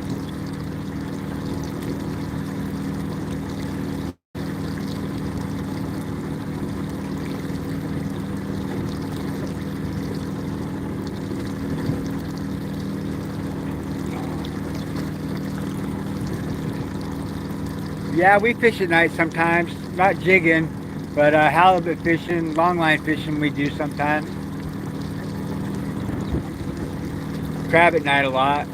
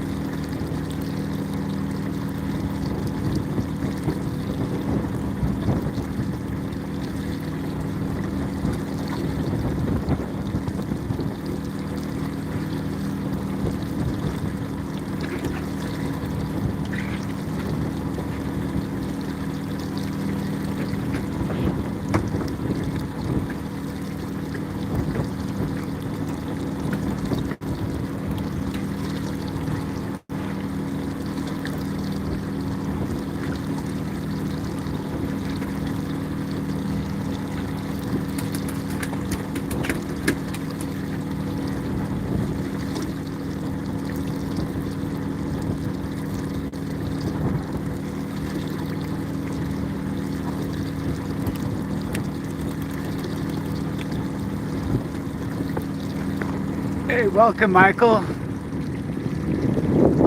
She's a scientist. She's a federal fish observer. So she watches us catch fish and takes scientific data on it. And she comes for a 2-month period. She'll come with us every time we fish this boat. If not her, another observer. But we like her the best, so we always try and get her on.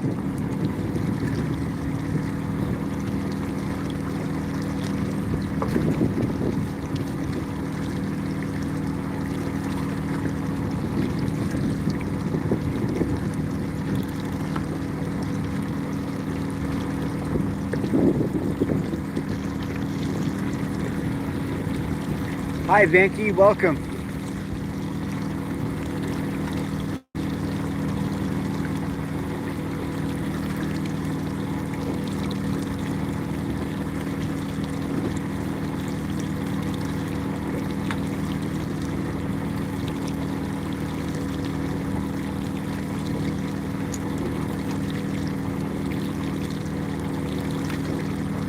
You're welcome.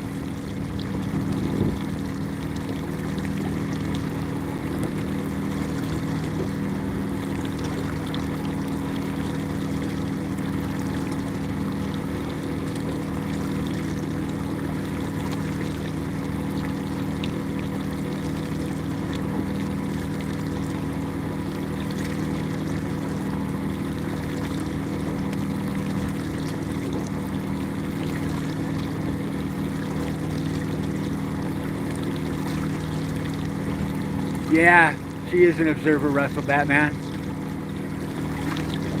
Yeah, I'd like to catch a shark.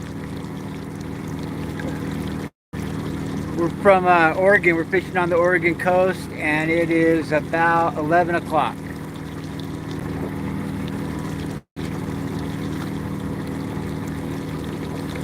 Oh, I thought that was a fish. That was.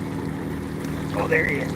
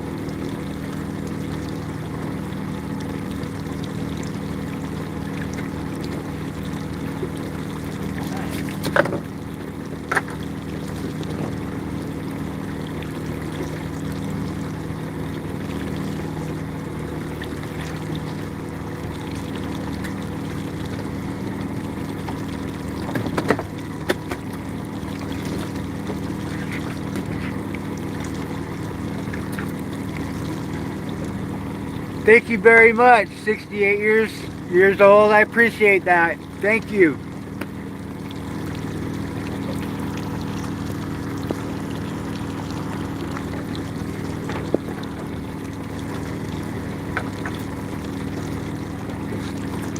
Thank you very much. I appreciate that. He bit on the purple swim bait. Swim bait's kind of deep. I'm a little nervous he might be a bleeder.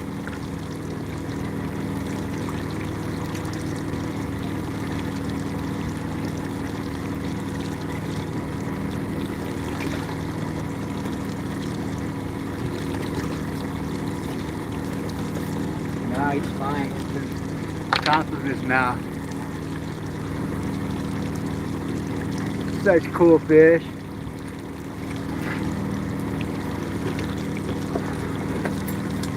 This swim bait is hot.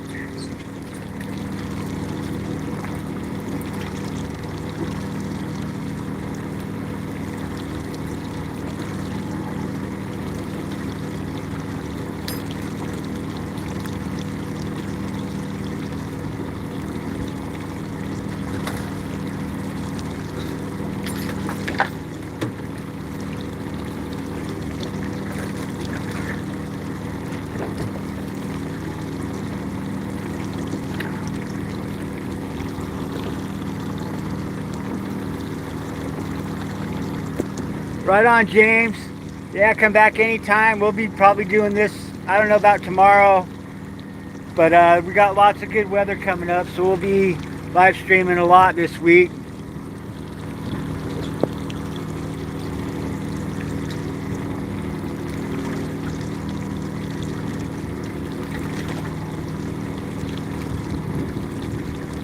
Yeah, that cabbie looked like it was hooked in the tongue, but it was in the roof of his mouth actually, so that cabbie's gonna be fine.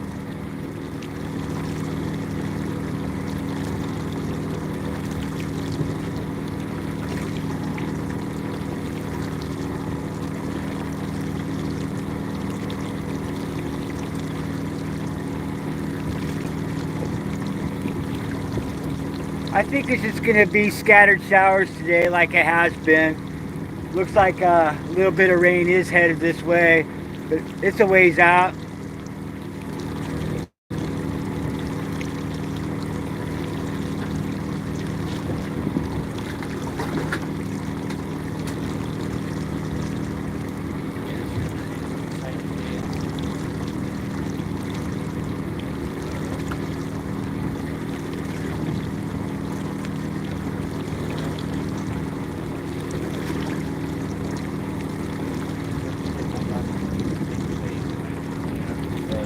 Got a good flurry.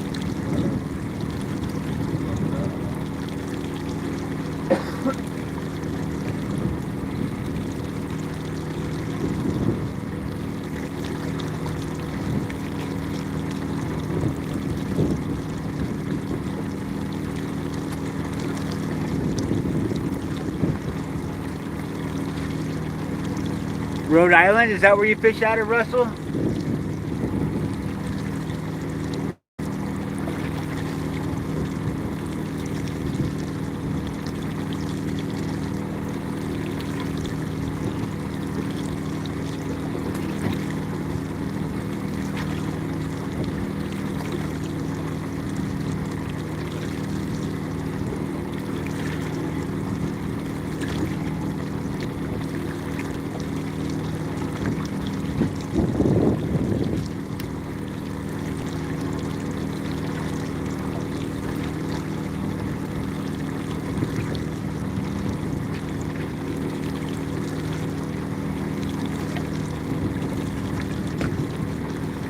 Cabbie spit up that.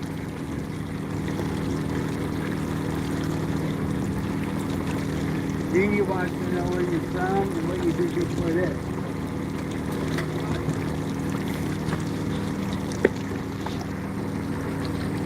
So, originally I was born in Texas, and that's where I lived for the first 20 years of my life. And then I turned 21 and got this job fresh out of college, basically.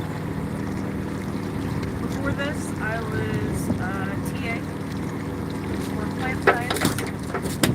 I had a pretty solid career lined up, but the coolest part is, I applied for this job a few days before I was supposed to start, just on a whim, because I thought it sounded cool. And the day I was due to start, you can believe it, I got accepted into this program. I took that as a sign, and so I traveled halfway across country by myself when I was 20 years old. Best thing I've ever done with my life. Cool.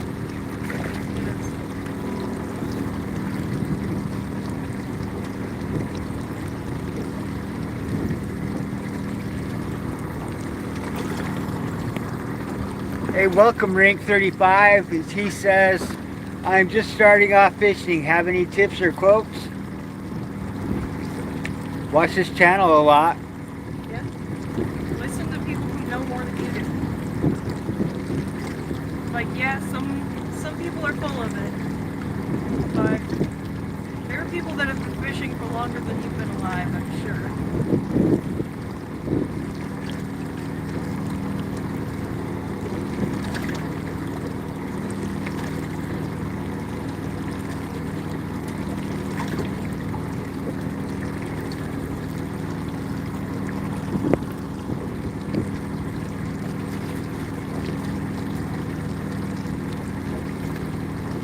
we'd like 100 more fish.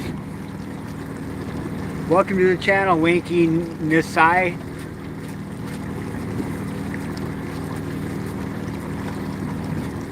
Hope I didn't butcher your name too bad.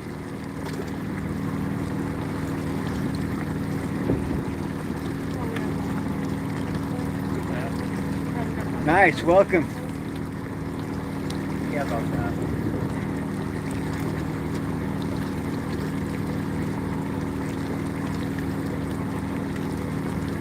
We're gonna go for that because that's probably either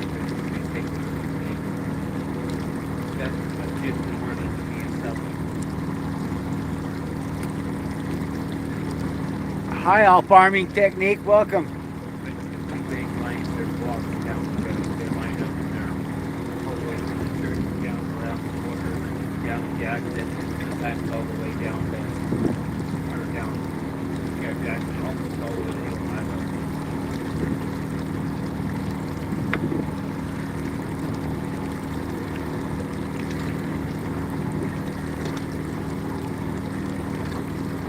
What do you think, Jason? Oh.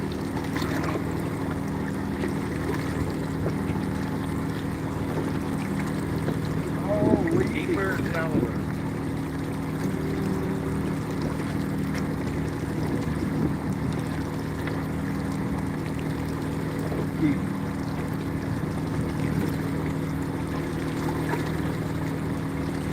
Walk down the northwest rock. Start there. That looked terrible before.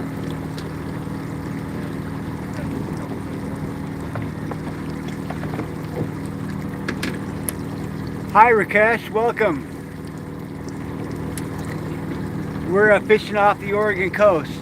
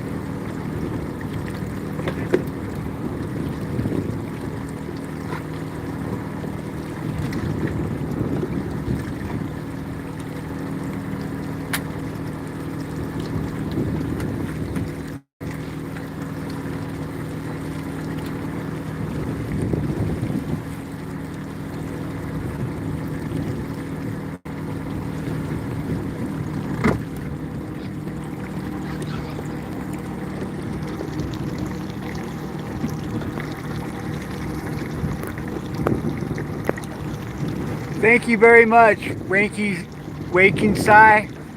Appreciate that.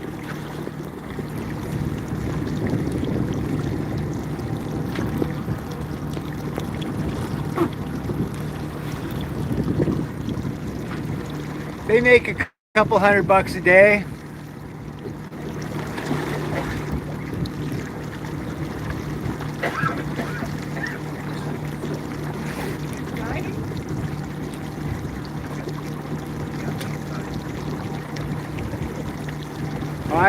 I appreciate that very much. Thank you.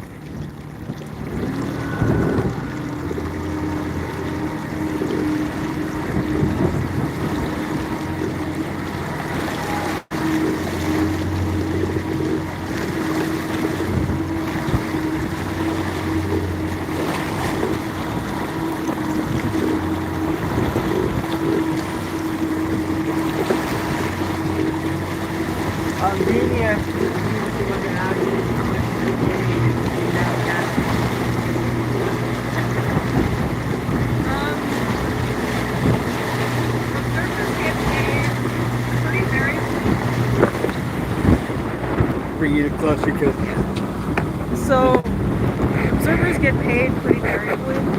Somewhere Depends on where they live, how much experience they have, which port they choose to work out of, and of course, how much they work. It can be anywhere from, starting pay is usually around $120 a day, and you get a yearly bonus. Well, it's not a yearly salary increase, and like in California, you get paid quite a bit more. I think I get paid very fairly, considering the amount of work I do. Yes, the work I do is very hard when I do it, but I do think it's very well compensated for the amount of work it is. A lot of it is that it's quite risky work. Well, it can be, as we do work with fishermen who work on fishing boats. And of course it is very physically demanding, but I think I get paid more than enough. Thank you very much.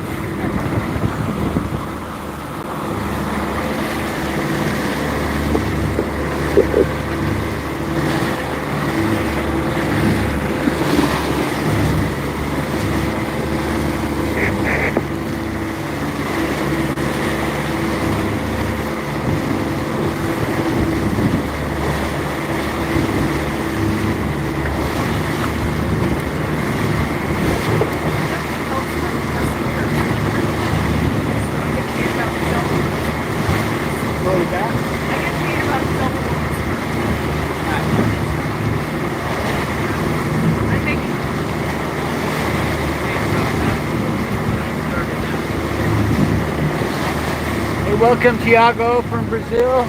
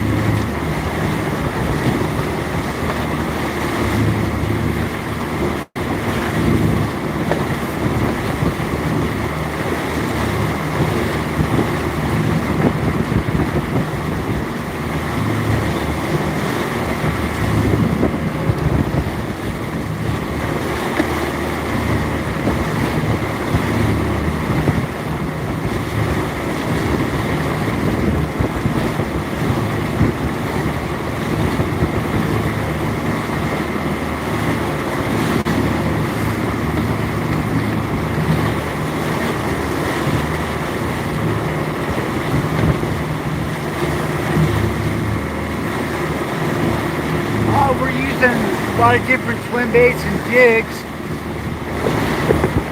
All artificials. I'll show you my tackle box here.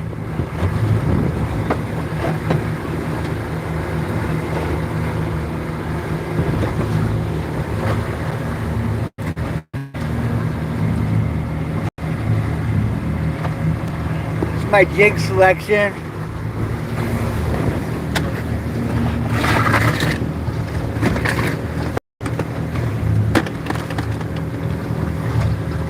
And I make swim baits.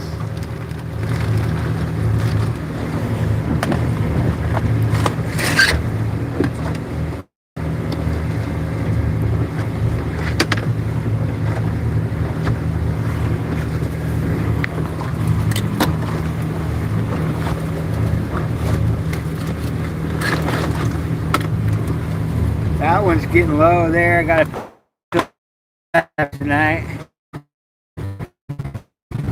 These work real good. I haven't been fishing them much lately. Maybe tomorrow. They catch blacks like crazy. I make all this stuff, so.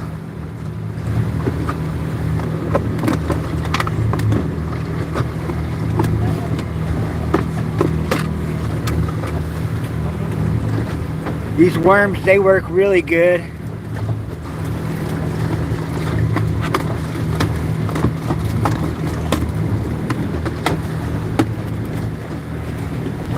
And then I was just thinking about what I wanted to fish, whether the orange or the purple one. What do you guys think?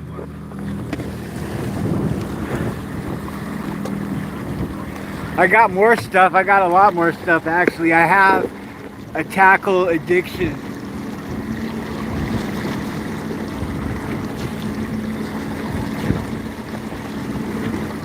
I don't know. I'm thinking that one. What do you guys think? The orange? Yeah. Good call.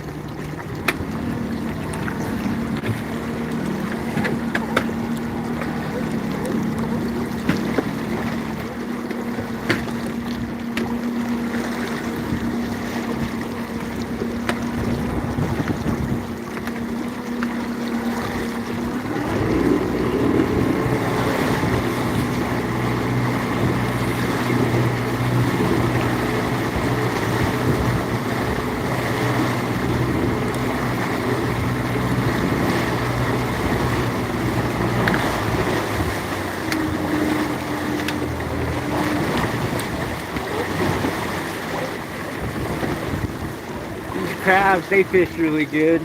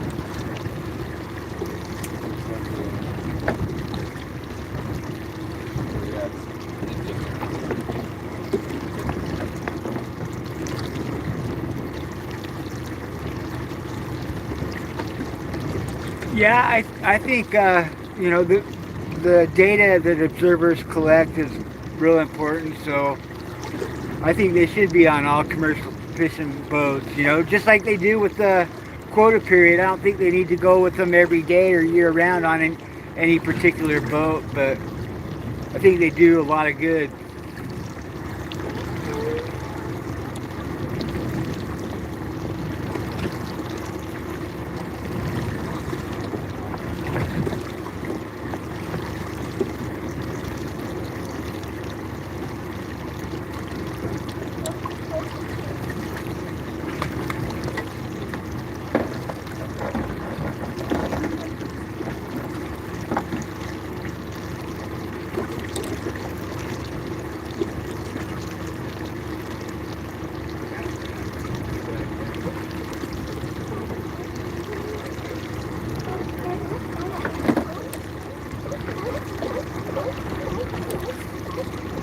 Yeah, we got pretty good spot prawns around here. I wouldn't mind getting dialed in on those, Scotty.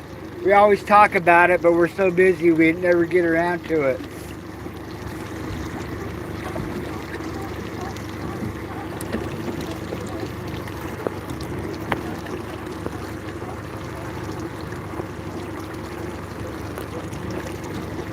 Oh, we're not that far offshore. We're only 3 or 4 miles offshore, so the internet access is pretty good here. And it does pretty good 20 miles offshore too. Our halibut, we were fishing 20 miles offshore. It's a little spotty, but pretty good. I don't think we'll be able to pull off tuna fishing though.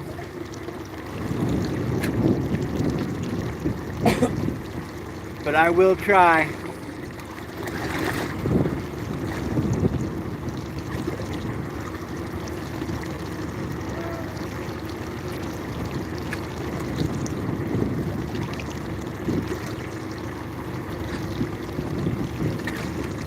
Yeah, I was just thinking I was going to show you guys.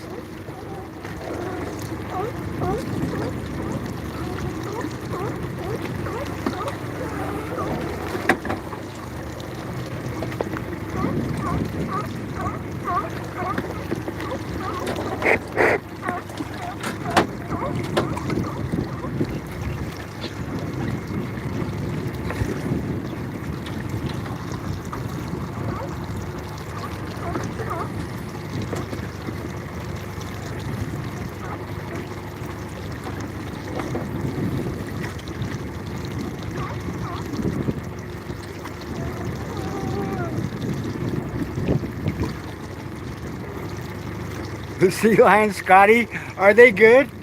Oh, the spot prawns. Gotcha.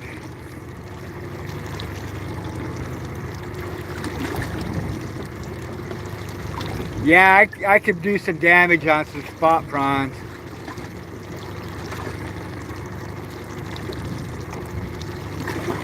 That sounds good right now. I'm hungry.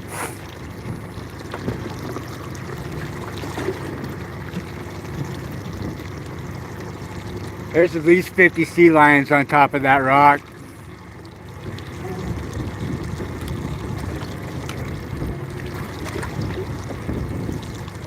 Hi, Mohammed. Welcome.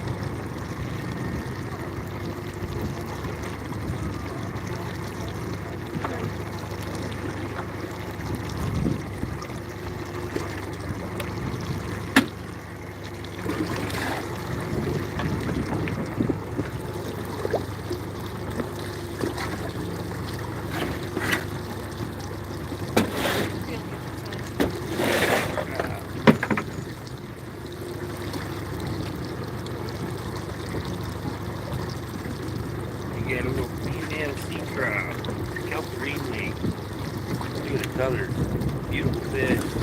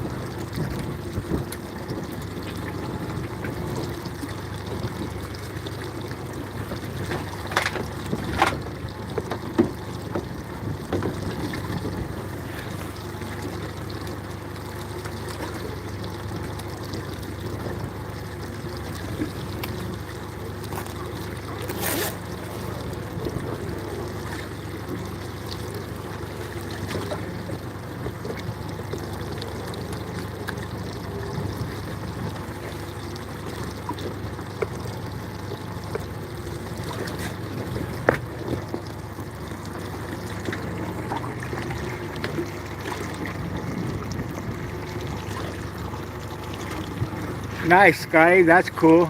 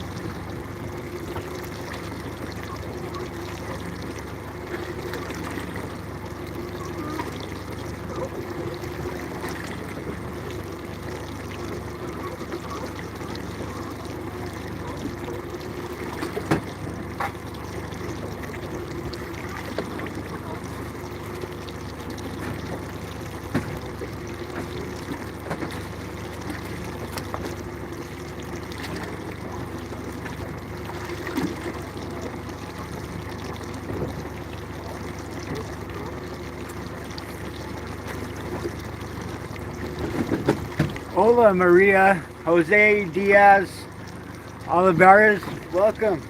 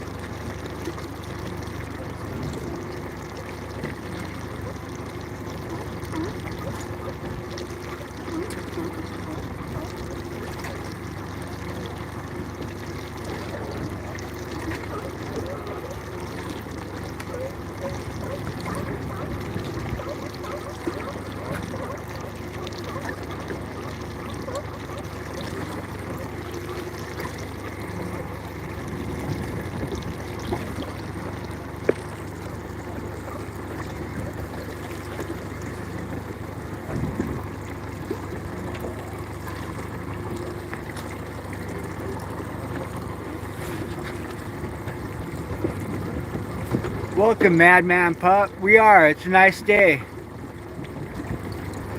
Oh, we got all our blacks, and it's been kind of slow fishing. We've been catching a fish here and there. Still caught a sea trout about 5 minutes ago. It does feel like an hour ago. Hi, Tom. Welcome from Arizona. Man, 108. I feel for you. I almost feel bad showing you this cool ocean weather. Bunch of sea lions on that rock. Ooh, there we go.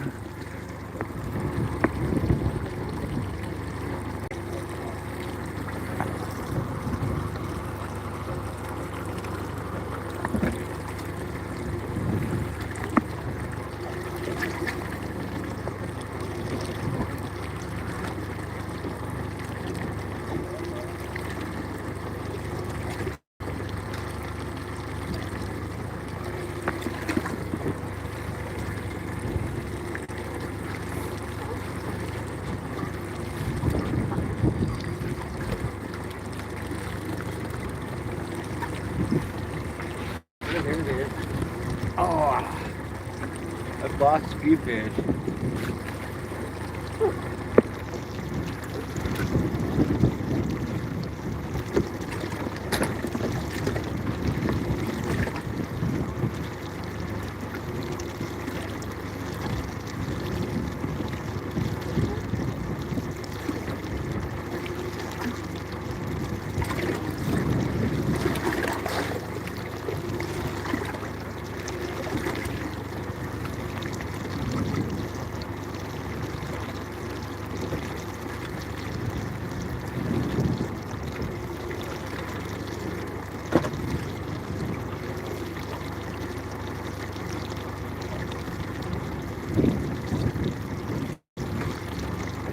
Oh, there we go. Phil's got one.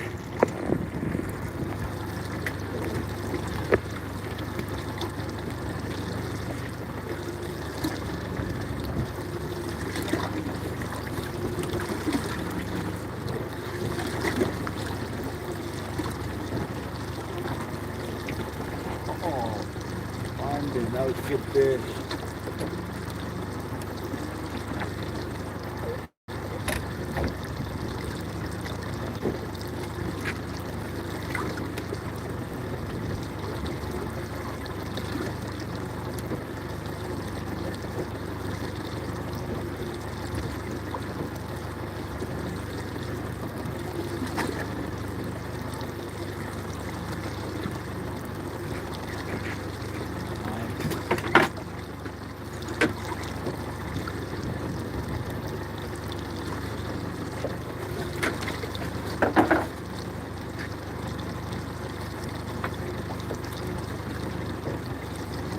Nice bright female.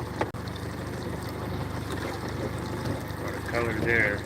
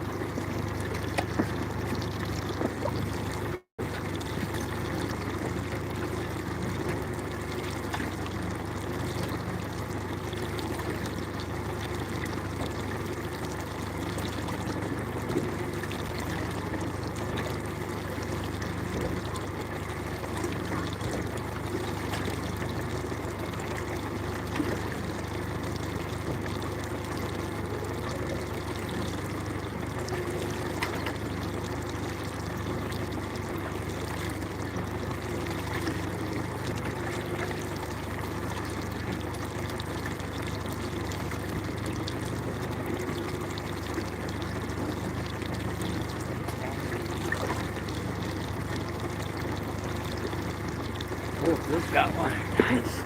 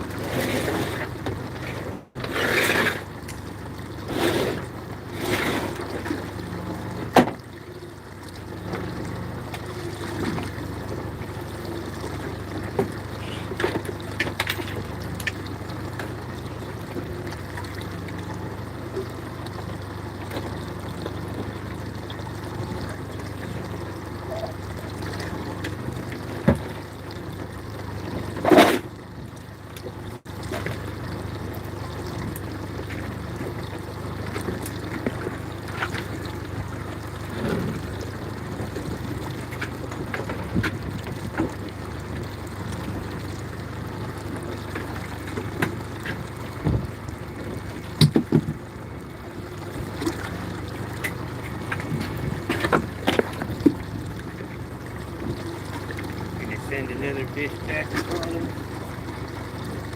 Make sure he can recompress the air before he leaves.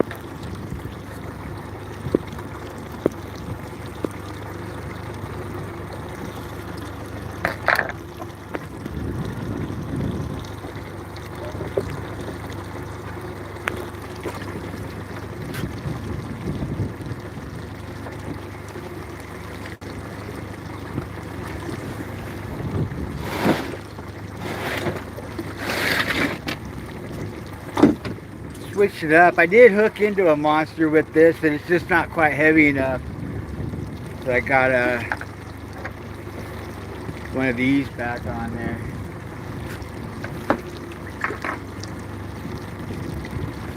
With some worms.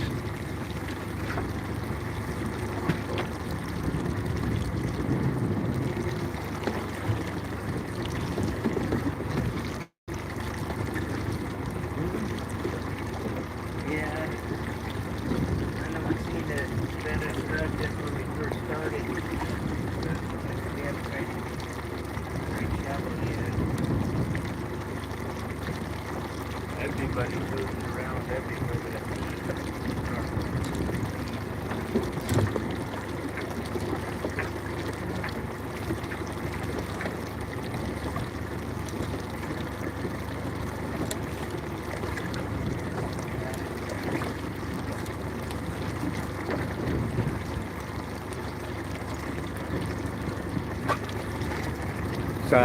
Smaller fish work good too.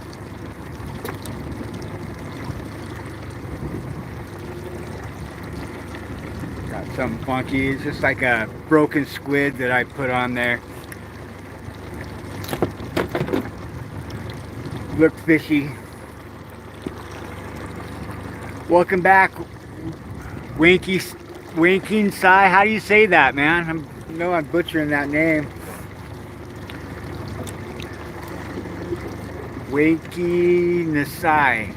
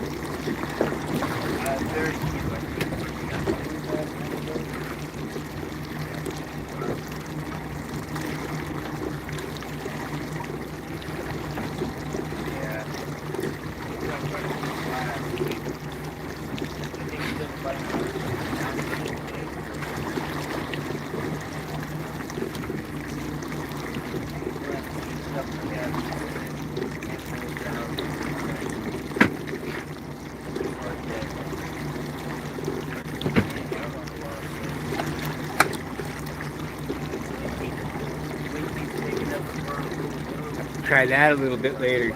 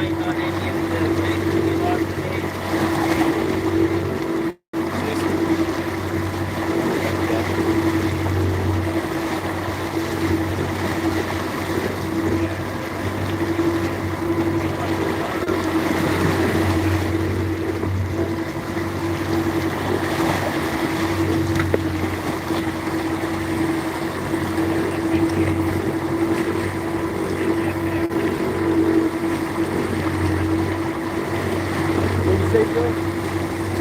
Yeah. Did you have the line on your setup? Yeah. Yeah, we'll get it back. Guys, who was that, Aaron? There. Aaron McKenzie just got my fishing pole from yesterday. Not the fish pole, just the.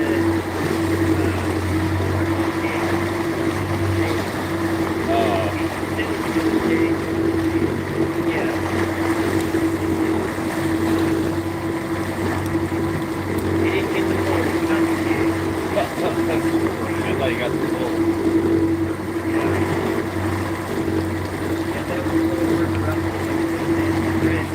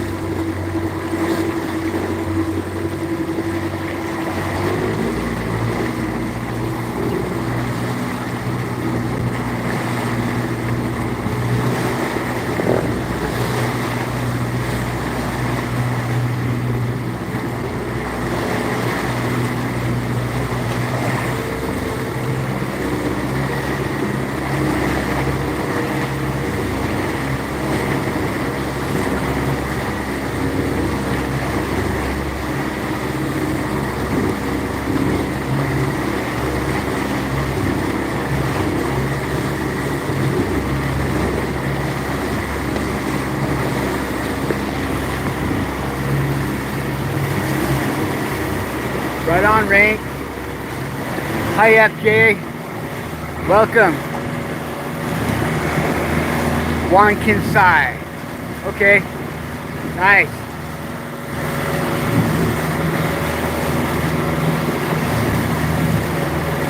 Starting to rain again.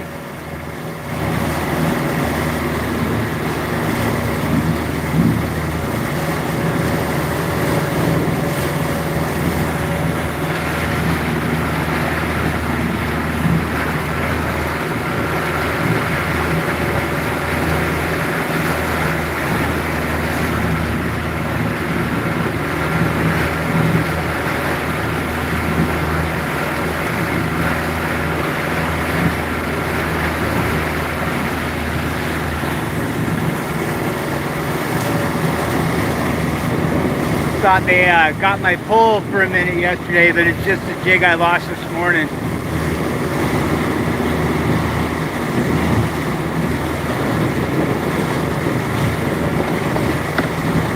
I brought my reserve, and then I got another reserve. It's up on the roof there. And that one had line. This one I wanted to fish, and it needed new line, so I took the line off of that one. And it's all rotted. Broke my jig off on a nice fish like first thing this morning.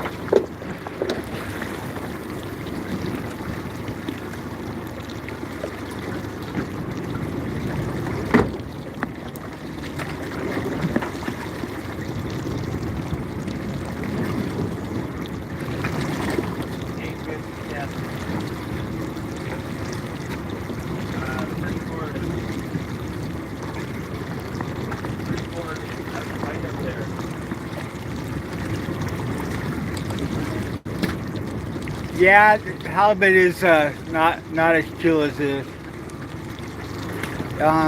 When we're hauling gear, it's a pretty, yeah, it's a grind. Especially if we're getting them.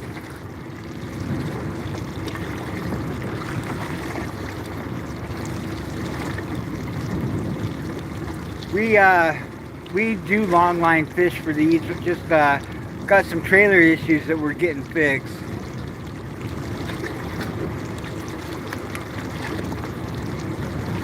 Usually when we catch the best fishing, catch an octopus, you know, might catch a halibut. Gotta let the halibut go though. And big lingcod, it can be pretty good. Looking forward to live streaming some of that. That'll be coming up in the next few weeks. That was a strike. I missed him. Oh, he's back.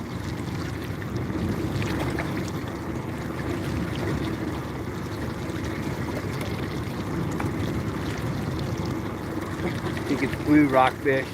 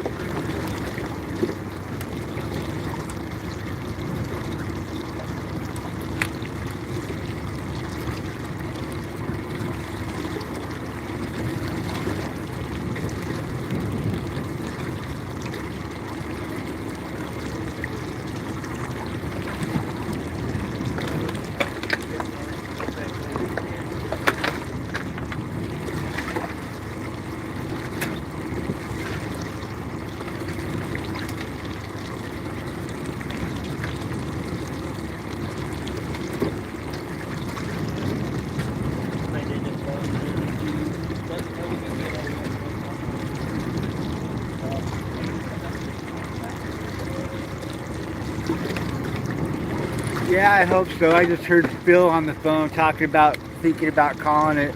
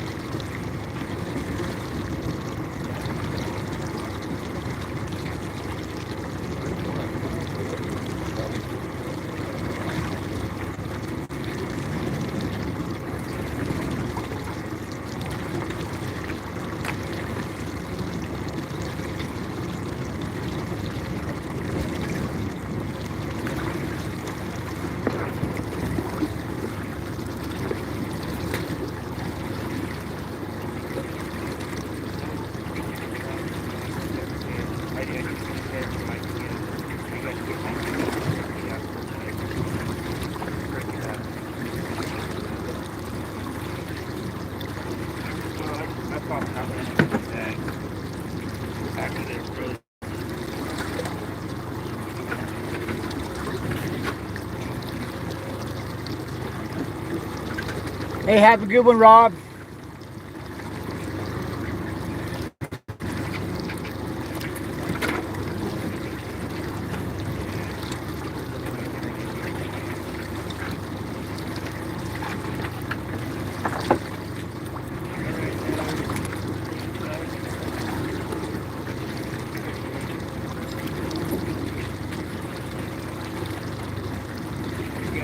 Getting dropped off to package up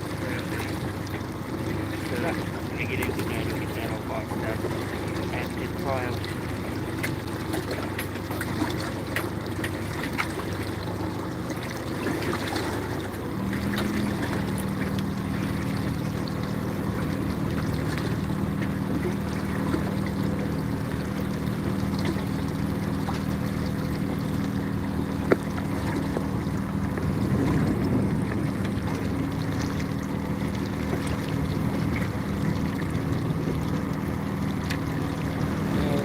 there's one. Chris is already standing on the dock. All those guys on the boat.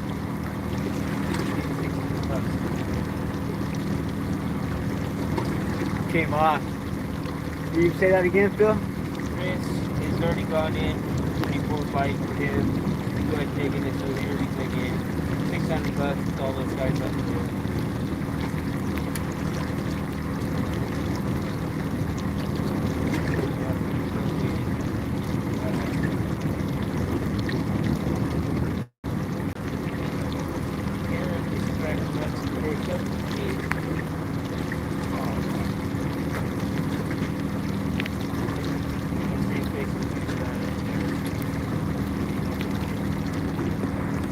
Got my hopes up. I got all excited.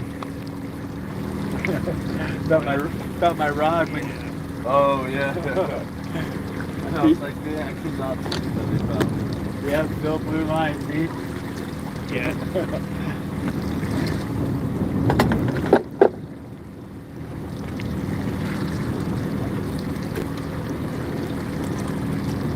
Is that the rock stuff or is it the other stuff that's the rock stuff? That's the rock stuff. Okay. Was that the first one that you broke off today? The only one, yeah. Then because it was dark when I re-spooled it. It was on that. I took it off of that rod there, and but it was dark when I did it, and then I got all rigged up and dropped down, and then after inspecting, after I lost that so easy, I was like, what the hell? And I noticed it was frayed in a lot of places. But it's weird because that would be the inside, because that came off the bottom of that reel, so that wouldn't be sun rotted. Yeah.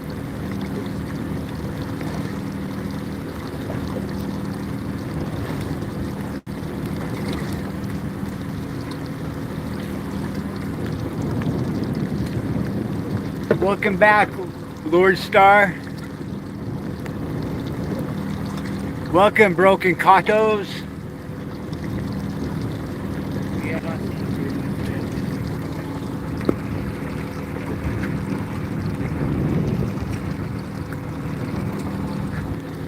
Welcome, everybody.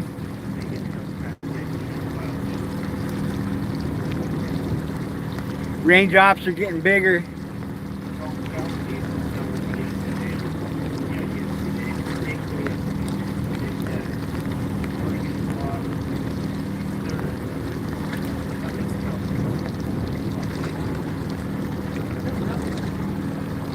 Welcome from Greece.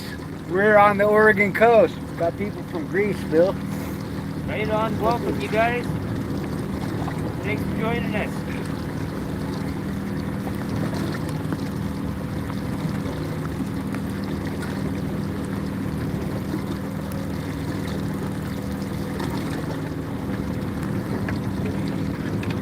Here's a nice view of the reef. I'll show you guys.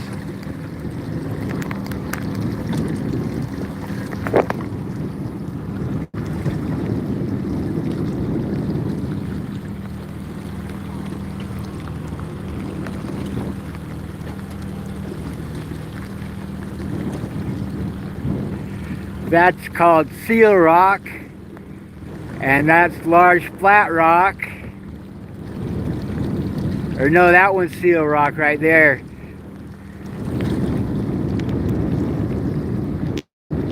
And that's large brown rock, they call that. Whoever thought of the names of these rocks out here wasn't very creative.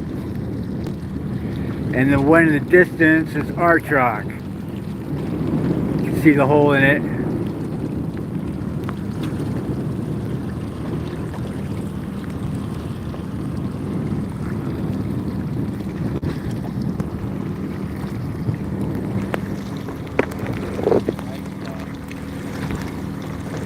Yeah, there's lots of spots out here. They're all close by too, so it's nice. You just bounce from spot to spot.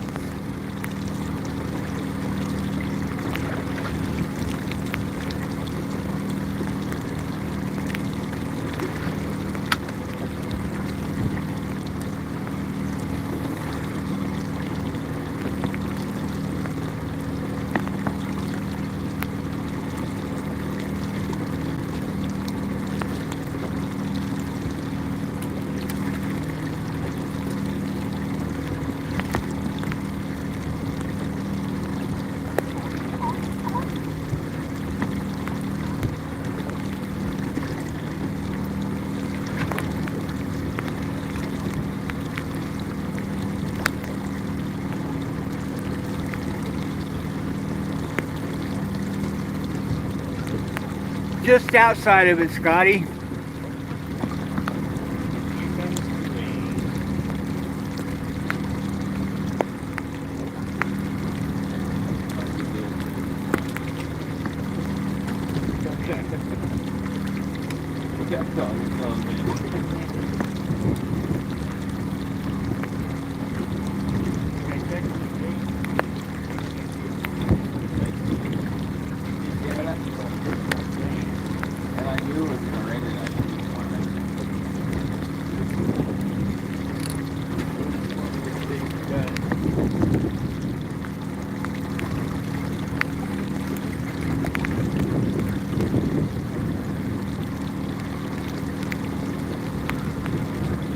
Finally got one. Maybe not, it's not to the boat yet. The pressure's on, guys.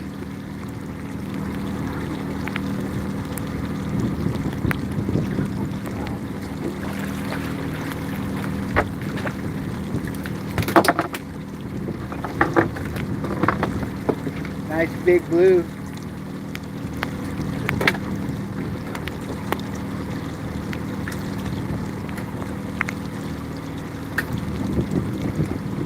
Yellow worm.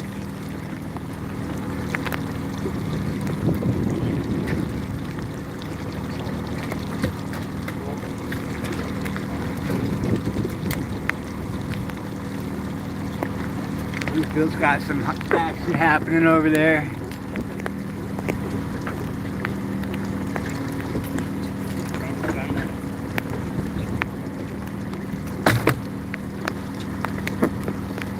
Call them China Phil around here.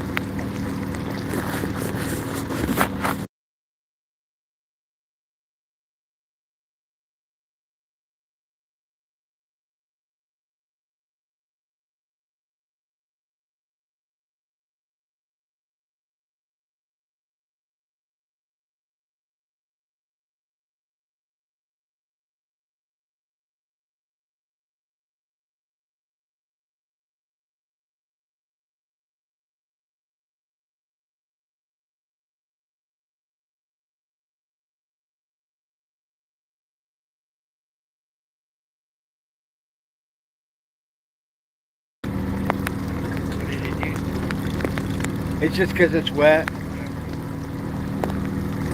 Yeah, the weather's messing with me. I think it's fixed now. I wiped it off.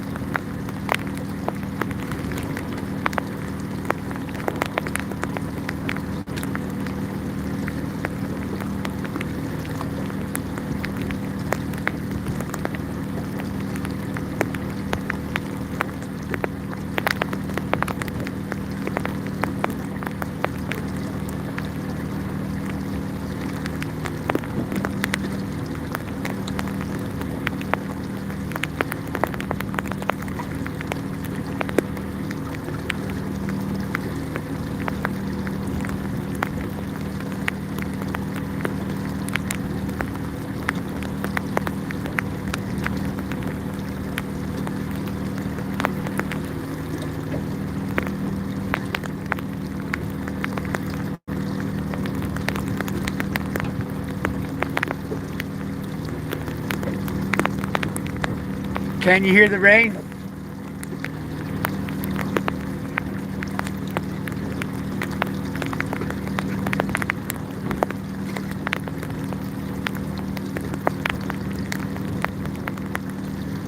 Yeah, soup does sound good.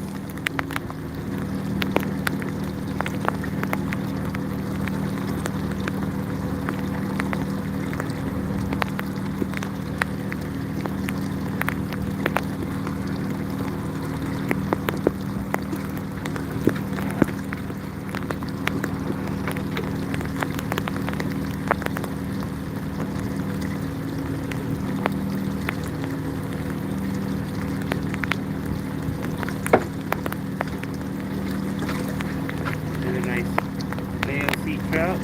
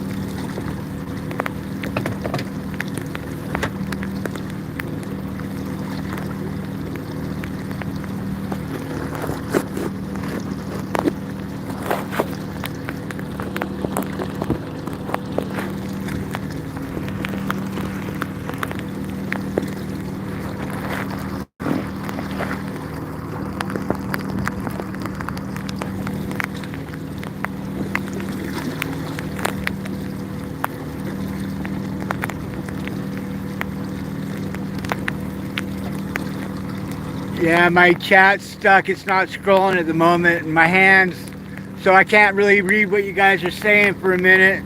I'll fix it when I can.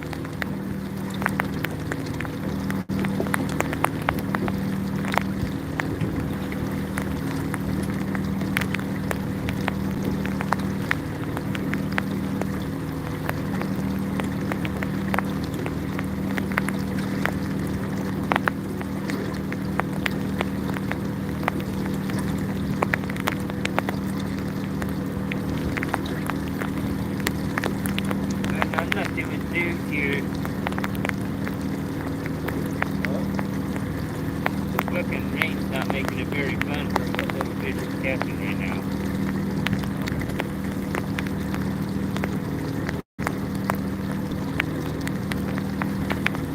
Going on 12:30. I'd like to log in. It cuts it at what we call a half day. Yeah, it's justifiable. Like, couldn't do it at 9. We'd be at 9 o'clock. We'd be like, no, we're staying. But at noon, it sounds okay to call it. Yeah, we're just getting so struggling with technological difficulties. Yeah, we got enough to still be worth the time to come out here. Get an update, that stuff, keep it easy. We got a lot of days coming. We'll add more to the bar.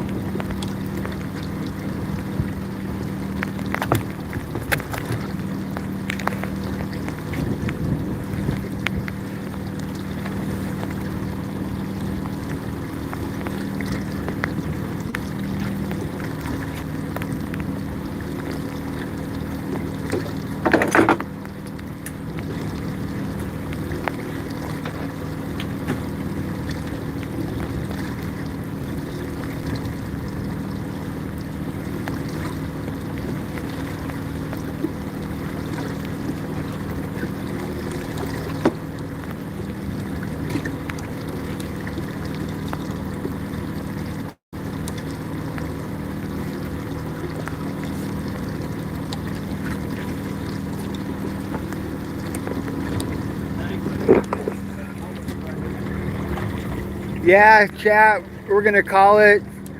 I can't scroll, so I can't even read what anybody is saying. But yeah, it's raining. The bite's not that hot, so we're gonna call it. We that's what the southerly comes in like that, and it puts the bite off. So we found that snap that was happening earlier, and not hot enough to make us want to stay out. So we're gonna call it. Thanks for watching, you guys. I'll talk to you soon. We'll probably, I don't know about tomorrow, but day after tomorrow I think looks good. See you soon.